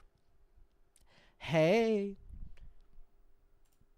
We're going to be doing a lot of live streams this month, I think. Before I go to LA. We're going to be doing live streams pretty often, I think. Don't quote me to that. If you're a monster and really want to understand the history of the company and the innovations we've been through, I'd recommend you watch every single video until you watch back to the 10 million subscriber special. Anything before that is a waste of time. If you've seen every video we've made since 10 million subscribers, then you will have so much context and information others wouldn't have. Brand deals or content. If you watch a lot of YouTube, you'll probably notice that when someone does a brand deal, it's boring and sounds like they're reading a script. We take a different approach to brand deals. We'd like to use code Adam50 on adamandeve.com, y'all, please. I need to pay my rent. We'd like to integrate them into the content so it doesn't nuke our retention and boost conversation. Remember that I told you we could see the exact number of viewers that watch our videos? Here's a retention graph for when we did a brand deal the old way. Notice the crater when the brand deal is. People skipped it and clicked off the video. Now, here's a retention chart of a new style. The dip is way less dramatic and for the most part something I can live with to help fund the videos. Brand deals are content, and when treated as such, boost retention. We need to make them interesting and entertaining. Also, fun fact, the last CEO that sponsored a video said that the return was 1.7x the return they get on an NFL championship game ad. He said with NFL commercial, you get a giant spike of customers day one and then it disappears forever after that, where as a brand deal with us, you get a huge spike for a few days and then it settles down and you get a respike when we upload again. Because after they watch the new video, they typically go back and watch the other ones. Or unless they're an employee and they have to go back and rewatch it, right, Jimmy? And even after that, our videos typically get millions of views a month after, aka tons of residual customers. We're on page 34! Yes! Yes! We're almost done! Oh my god, I've only read the fucking handybook and I'm fucking exhausted. Exhausted! How is it to fucking work with them? We're almost there. Understand culture. What you consume on social media, what you watch on YouTube, TV, the games you play, etc., or what I like to call your information diet. I love that he's now trying to like dictate their life outside of working for him as well. It's perfect. Like, you have to watch all 50 of his videos. You're not getting paid to do that. And now he wants to control what you're doing outside of your time. Okay. All right. Chris Tyson, our first subscriber and the guy in our videos, is a wonderful example of an information diet being used to perfection. It's Ava Chris Tyson now. The dude is funny as fuck. I've never met anyone in my life that can make anyone laugh like he can, and I never understood why he was so good at it until I lived with him and for a few years ago. The dude, by the way, Ava Chris Tyson, is she, her now. The only reason I'm reading it as it is because I'm trying to read this as quick as possible, and it would make my brain take too long to switch out every pronoun, but just know that it is Ava Chris Tyson now, she, her. The dude watches an obscene amount of cartoons and stupid shit. His eyeballs exist to get copious amounts of goofy, dumb, and brain-numbing content. And as a result, he can quote almost any line from any episode of SpongeBob. He's able to draw so much from so much stupid shit in his head as inspiration to make jokes and be quirky. As a result, he's freaking hilarious. But let's imagine a different Chris. Let's say instead of cartoons and stupid shit, his information diet was stocks and investing advice. And for 5 years, that's all he's consumed. Do you think he'd just be as funny as he is currently? No. He, in my opinion, wouldn't even be 20% as funny. If you're a writer or director, you really need to monitor and perfect your information diet. If your diet is not correct, he's literally telling them what to do outside of work as well. God. You won't have a good pulse on culture. I don't want you to be a Chris, in fact. I think that would probably do you harm. Talent needs to inhale cartoons so they can be funny. Writers need to inhale inspiration. Let's say there is a purple fruit in the middle of Australia that when eaten makes you 2 feet taller. If it truly did exist, you wouldn't have known that and just told right now. But now that you know it, you can draw on it for inspiration for every piece of content you can write moving forward. That's beautiful. It can now sit in the back of your mind waiting for the one video where it's needed. It might take 10 videos or 100 videos, but eventually you're brainstorming a bit and you'll think of it. Apply this to everything on the fucking planet. You can't get inspired by things you don't even know exist. So, how do you learn more about what's out there? How do you stay up to date in the latest memes? How do you know what's going on with celebrities? What's trending on YouTube? What's going on with creators? What's popping on TikTok? Your information diet. Consume things on a daily basis that will help you write better content. It's so fucking crazy that he's literally telling them what to do with their time. Oh my God. This is a really bad ending. It's okay for the boys to be childish. This is a boys club, like Rosanna keeps saying. It's okay for the boys to be childish. If talent, like his friends, want to draw a dick on the whiteboard in a video or do something stupid, let them. Assuming they know the risks and aren't missing context on why it's not safe. People like when we're in our natural element of stupidity. Really do everything you can to empower the boys when filming and help them make content. Help them be idiots. Fucking bullshit. That's such a fucking bullshit. Help the boys be boys. Oh, help them be boys. Fucking annoying. We don't fake things. Oh, but I thought you planned the videos and the content down to the minute, then how can it not be fake? Make sure to prep contestants and try to create an environment where they feel comfortable. If you wrote a banger piece of content, but it's a 50-50 chance of working, write another piece of content. Content's unlimited. Don't be lazy. Run your content by as many people as possible for inspiration on how you can make it better. I want famous people in our videos. Wow, he's just cutting to the chase, isn't he? Don't ever put me in a situation where I have to lie, because I won't and it'll screw the video. No dull moments in videos. You can't fake intensity in videos. The video endings must be abrupt to protect retention. This isn't really a creative thing, but in general, when on set, be attentive and engaged. Filming days are stressful. Be useful, please. Last page. Chapter 4. Your career. You've now had to hear about him for 35 fucking pages. Now it's your turn, babe. Fuck me. Christ. If you've made it this far, don't fucking remind me. You're probably at least semi-interested in this being your career. Or you're fucking crazy is what I'm gonna say. So I wanted to chat about it. Because if you're ambitious and want to dedicate your life to... That's such a crazy way to say about when you're about to be hired. If you want to dedicate your life to my work, you've picked the best company in America to do it. I really don't care to hoard a bunch of money, and I deeply believe in rewarding the people that help this business get to where it's supposed to be. But before I get into that, let's talk about the future. Okay, sure.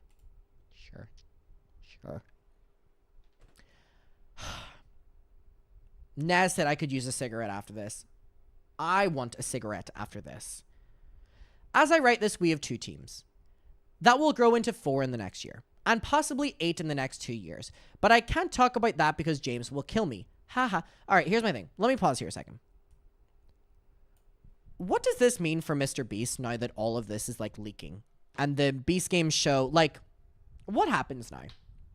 Like, the facade has been broken.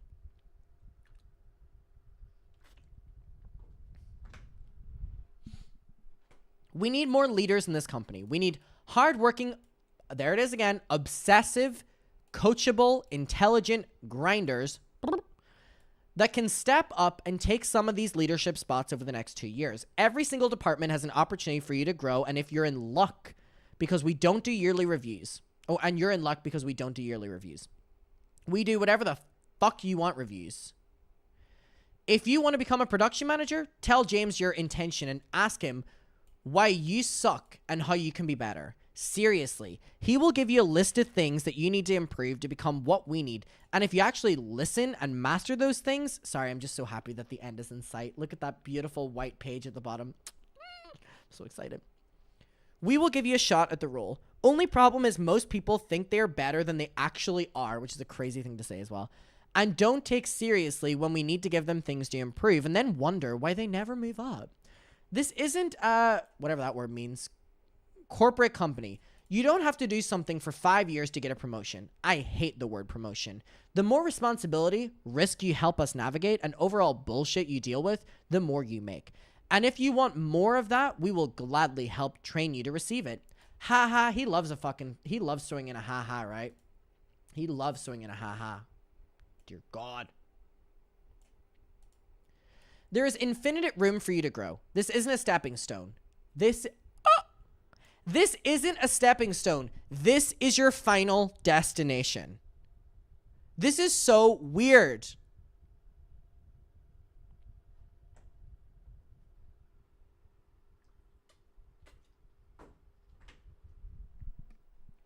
We will win. And we are going to build something amazing. I see a world where this company is worth billions. Tens of billions, and those of you that help build it will be rewarded.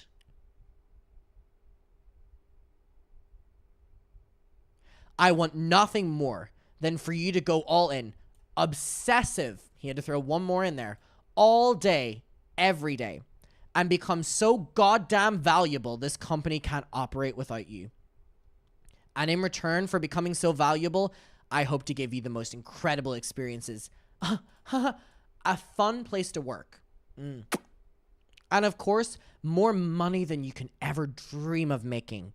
Now read this all over again because you motherfucker. Now read this all over again because I guarantee you didn't retain enough. Fuck you.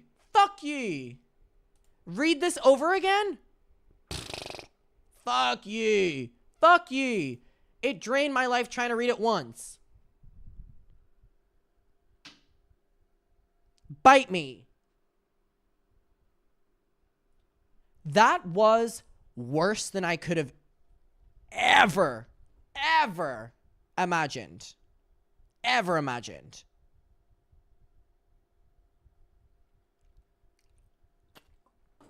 God bless those Mr. Beast production workers. They are in the trenches.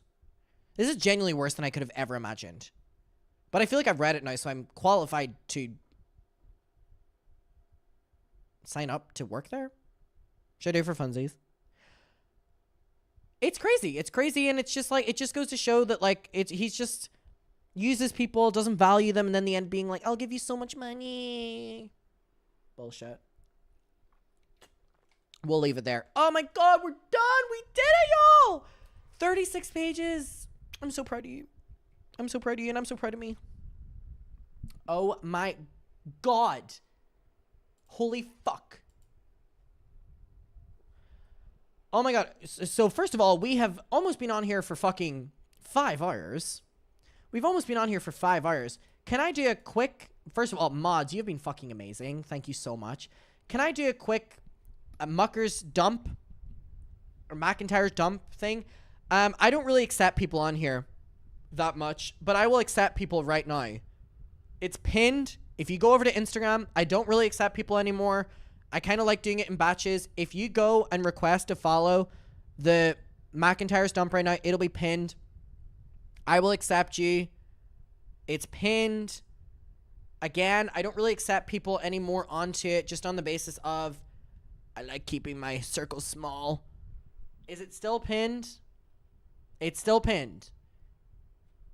On your Instagram, let me see. Okay, there's 100 people have just done it. I'm just going to accept